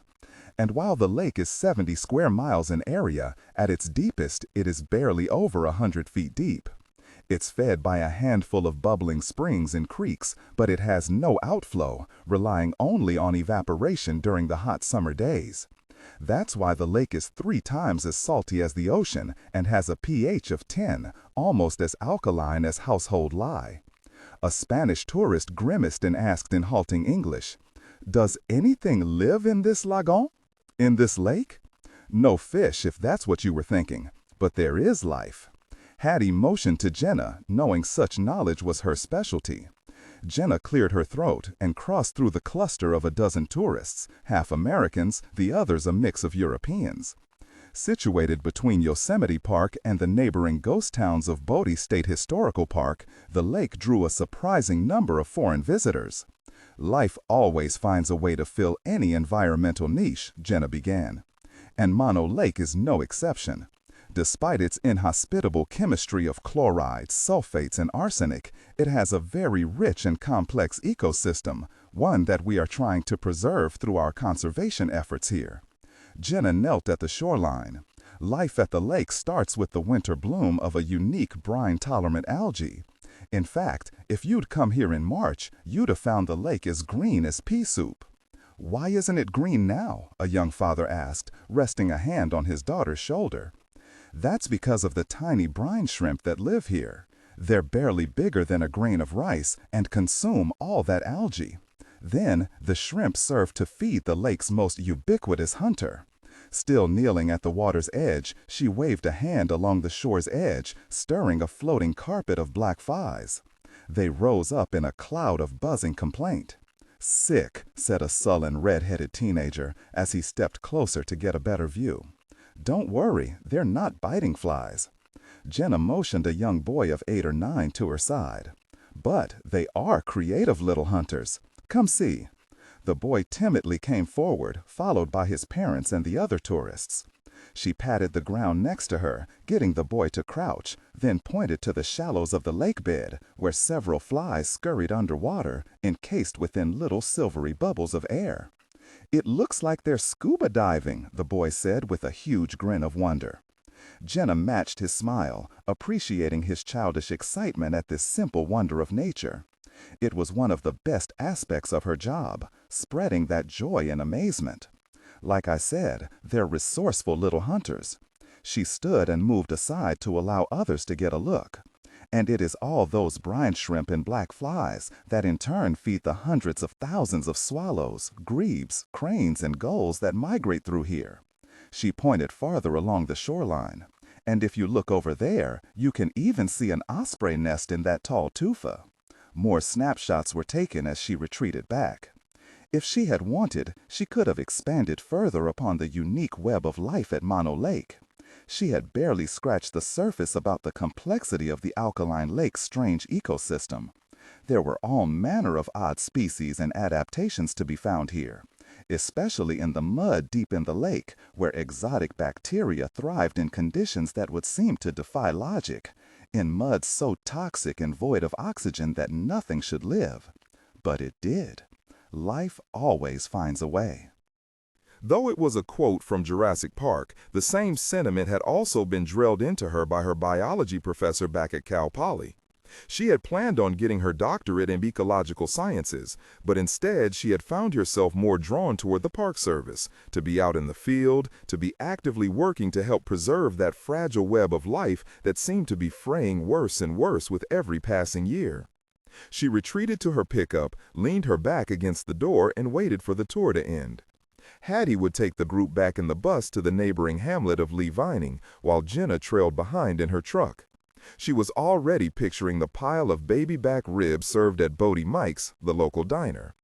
From the open window behind her, a wet tongue licked the back of her neck. She reached blindly back and scratched Nico behind the ear. Apparently she wasn't the only one getting hungry. "Almost done here, kiddo." A thump of a tail answered her. The 4-year-old Siberian husky was her constant companion, trained in search and rescue. He pushed his head out the open window and rested his muzzle on her shoulder and sighed heavily. At that moment, a jackrabbit shot across a nearby slope of dry brush. She heard Nico burst to his feet inside the cab. She smiled as the rabbit vanished.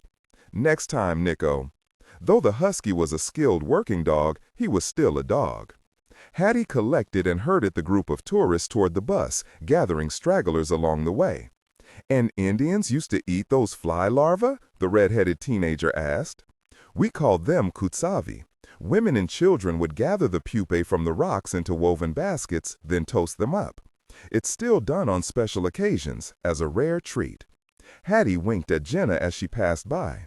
Jenna hid a grin at the kid's sickened expression. That was one detail of the web of life found here that she had left Hattie to impart. While the bus loaded up for the return run, Jenna tugged open her truck door and climbed in next to Nico.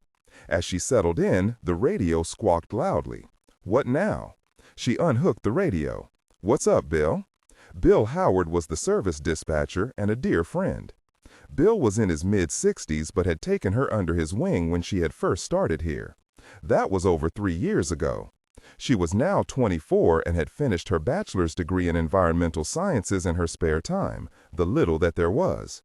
They were understaffed and overworked, but over these past few years, she had learned to love the moods of the lake, of the animals, even of her fellow rangers. "I don't know for sure what's up, Jen, but I was hoping you could take a swing up north.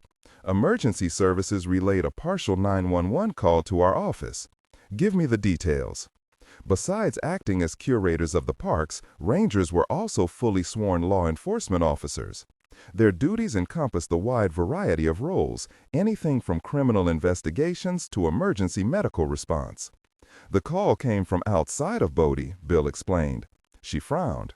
Nothing was outside of Bodhi except for a handful of Gold Rush-era ghost towns and old abandoned mines. That is, it came from that military research site, Bill confirmed. Crap. What was the call about? She asked. I listened to the recording myself. All that could be heard was shouting. No words could be made out. Then the call cut off. So it could be anything or nothing. Exactly. Maybe the call was made by mistake, but someone should at least swing by the gate and make an inquiry. And apparently that would be me. Both Tony and Kate are out near Yosemite dealing with a drunken disorderly call. All right, Bill, I'm on it. I'll radio once I'm at the base gate. Let me know if you hear anything else. The dispatcher agreed and signed off. Jenna turned to Nico. Looks like those ribs are gonna have to wait, big fella. 7:24 p.m. Hurry. 4 stories underground, Dr. Kendall Hess pounded up the stairs, followed closely by his systems analyst Irene McIntyre. Red emergency lights strobed at each landing. A siren rang a continual klaxon throughout the facility. We've lost containment levels 4 and 5, she gasped behind him, monitoring the threat rising up from below on a handheld bioreader. But the screams that chased them were enough of an assessment. It must be in the airways by now, Irene said. How could that be? His question was meant to be rhetorical, but Irene still answered it. It can't be, not without massive lab error. But I checked the microRNA assays myself. It wasn't lab error, he blurted out more sharply than he intended. He knew the more likely cause. Sabotage. What can we do? Irene pleaded. They had only one recourse left, a final failsafe, to fight fire with fire. But would it do more harm than good? He listened to the strangled cries rising from below and knew his answer. They reached the top floor. Not knowing what they faced, especially if he was right about a saboteur, he stopped Irene with a touch on her arm. He saw the skin on the back of her hand already blistering, the same along her neck. You must go for the radio, in case I fail, or, God help me, I lose my nerve. She nodded, her eyes trying to hide her pain. He did one last impulsive thing, knowing he would never have a chance again. He leaned and kissed her deeply on the lips. When he pulled away, he saw the tears in her eyes. He had only deepened her pain, reminding her of all the lost possibilities. Burning with regret, he tore the door open and pushed her toward the radio room. Run. 7:43 p.m. The truck bumped hard from the paved road onto a gravel track. Leaning heavily on the gas pedal, it had taken Jenna less than 20 minutes to climb from Mono Lake to the 8,000-foot elevation of Bodie State Historical Park. But she wasn't heading to the neighboring park. Her destination was even higher and more remote. With the sun a mere glimmer on the horizon, she bounced down the dark road, rattling gravel up into her wheel wells. Only a handful of people outside of law enforcement knew about this military site. It had been rapidly established, with barely a word raised about it. Even the building materials and personnel had been airlifted into place by military helicopters, while defense contractors handled all the construction. Still, that didn't stop some information from leaking out. The site was part of TECCOM, the U.S. Army Test Command. The installation was somehow connected with the Dugway Proving Grounds outside of Salt Lake City. She had looked up that place herself on the internet and didn't like what she had found. Dugway was a nuclear, chemical, and biological test facility. Back in the 60s, thousands of sheep near the place had died from a deadly nerve gas leakage. Since then, the facility continued to expand its borders. It now covered almost 1 million acres, larger than Los Angeles and London combined. So why did they need this extra facility up here in the middle of nowhere? Of course, there was speculation. How the military scientists needed the depths of the abandoned mines found here. How their research was too dangerous to be near a major city like Salt Lake City. Other minds concocted wilder theories, proposing the site was being used for secret extraterrestrial research, perhaps because Area 51 had become too much of a tourist attraction. Unfortunately, this last conjecture gained support when a group of scientists had ventured down to Mono Lake to take some deep core samples of the lake's bottom. They had been astrophysicists associated with NASA's National Space Science and Technology Center. But what they had been searching for was far from extraterrestrial. In fact, it was very terrestrial. She had been able to have a brief chat with one of the researchers, Dr. Kendall Hess, a cordial silver-haired physicist, at Bodie Mike's. It seemed no one came to Mono Lake who didn't enjoy at least one meal at the diner. Over a cup of coffee, he had told her about his team's interest in the lake's extremophiles, those rare bacterial species thriving in toxic and hostile environments. Such research allows us to better understand how life might exist on foreign worlds, he had explained. Yet, even then, she had sensed that he had been holding back. She saw it in his face, a wariness and excitement. Then again, this wasn't the first secret military site set up at Mono Lake. During the Cold War, the government established several remote facilities in the area to test weapon systems and carry out various research projects. Even the lake's most famous beach, Navy Beach, was named after a former installation once set up along its south shore. So, what was one more secret lab? After a few more teeth-rattling minutes, she noted the fence cutting across the hills ahead.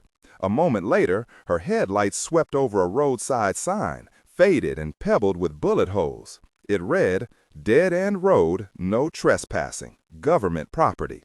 From here, a gate normally blocked the road, but instead it stood open.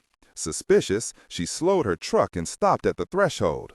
By now, the sun had vanished behind the hills, and a heavy twilight had fallen over the rolling meadows. "What do you think, Nico? It's not trespassing if they leave the door open, is it?" Nico cocked his head, his ears up quizzically. She lifted the handset and radioed Park Dispatch. "Bill, I've reached the base's gates. Any sign of problems?" "Not that I can tell from here. Except someone left the gate open. What do you think I should do?"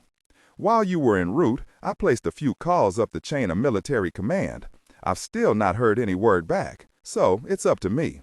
We don't have jurisdiction to—" "Sorry," she bobbled the radio's feed.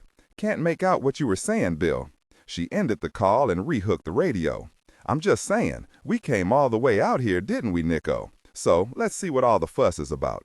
She pressed the accelerator and eased past the gate and headed toward a cluster of illuminated buildings crowning the dark hill ahead. The small installation appeared to be a handful of Quonset-style huts and hastily constructed concrete block bunkers. She suspected those buildings were nothing more than the tip of a buried pyramid, especially from the number of satellite dishes and antenna arrays sprouting from those rooftops. Nico growled as a low thumping reached her.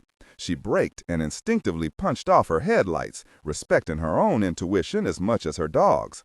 From behind one of the Quonset huts, a small black helicopter rose into view, climbing high enough to find the last rays of the sun. She held her breath, hoping that sun's glare and the shadows below the hill kept her hidden. What especially stood the hairs on the nape of her neck was the fact that she noted no insignia on the bird. Its sleek, predatory black shape definitely didn't look military. She slowly let her breath out as the helicopter headed away from her position, whisking over the hills and vanishing from sight. The squawk of the radio made her jump. She grabbed the handset up. "Jenna," Bill sounded frantic. "Are you on your way back?" She sighed. "Not yet. I thought I'd hang at the gate for a bit to see if anyone came out to say hello." It was a lie, but it was better than the truth. "Then get the gosh out of there." "Why?" "I received another call, relayed through military command. It was radioed by someone at the site. Listen." After a pause, a woman's voice faintly came through, but there was no mistaking the panic and urgency. "This is Sierra Victor Whiskey. There's been a breach. Failsafe initiated. No matter the outcome, kill us all." Jenna stared toward the cluster of buildings when the entire hilltop erupted into a cloud of fire and smoke. The ground under her bucked hard, bouncing and rattling the truck. Oh my God. After a hard swallow to get breathing again, she slammed the pickup into reverse and pounded the accelerator, sending the truck careening backward. A wall of smoke billowed toward her. Even in her desperation, she knew she must not let that cloud reach her. She remembered all those sheep killed by a nerve agent outside of Dugway. Her caution proved wise when a moment later, a jackrabbit burst from that pall, took a couple of bounding hops, then collapsed on its side in a writhing seizure. "Hang on, Nico." She couldn't get enough speed in reverse, so threw the truck into a fishtailing spin to right herself, sending gravel flying. Then gunned the engine and tore past the open gate. In her rearview mirrors, she watched the cloud pursuing her. Something black slammed into her truck's hood, making her gasp. A crow. Raven dark wings fluttered as it rolled away. More birds crashed into the brush to either side of the road, falling dead out of the sky. Nico whimpered. She felt like doing the same, but all she could truly hear were that poor woman's last words. Kill us all. Please paste the content you would like me to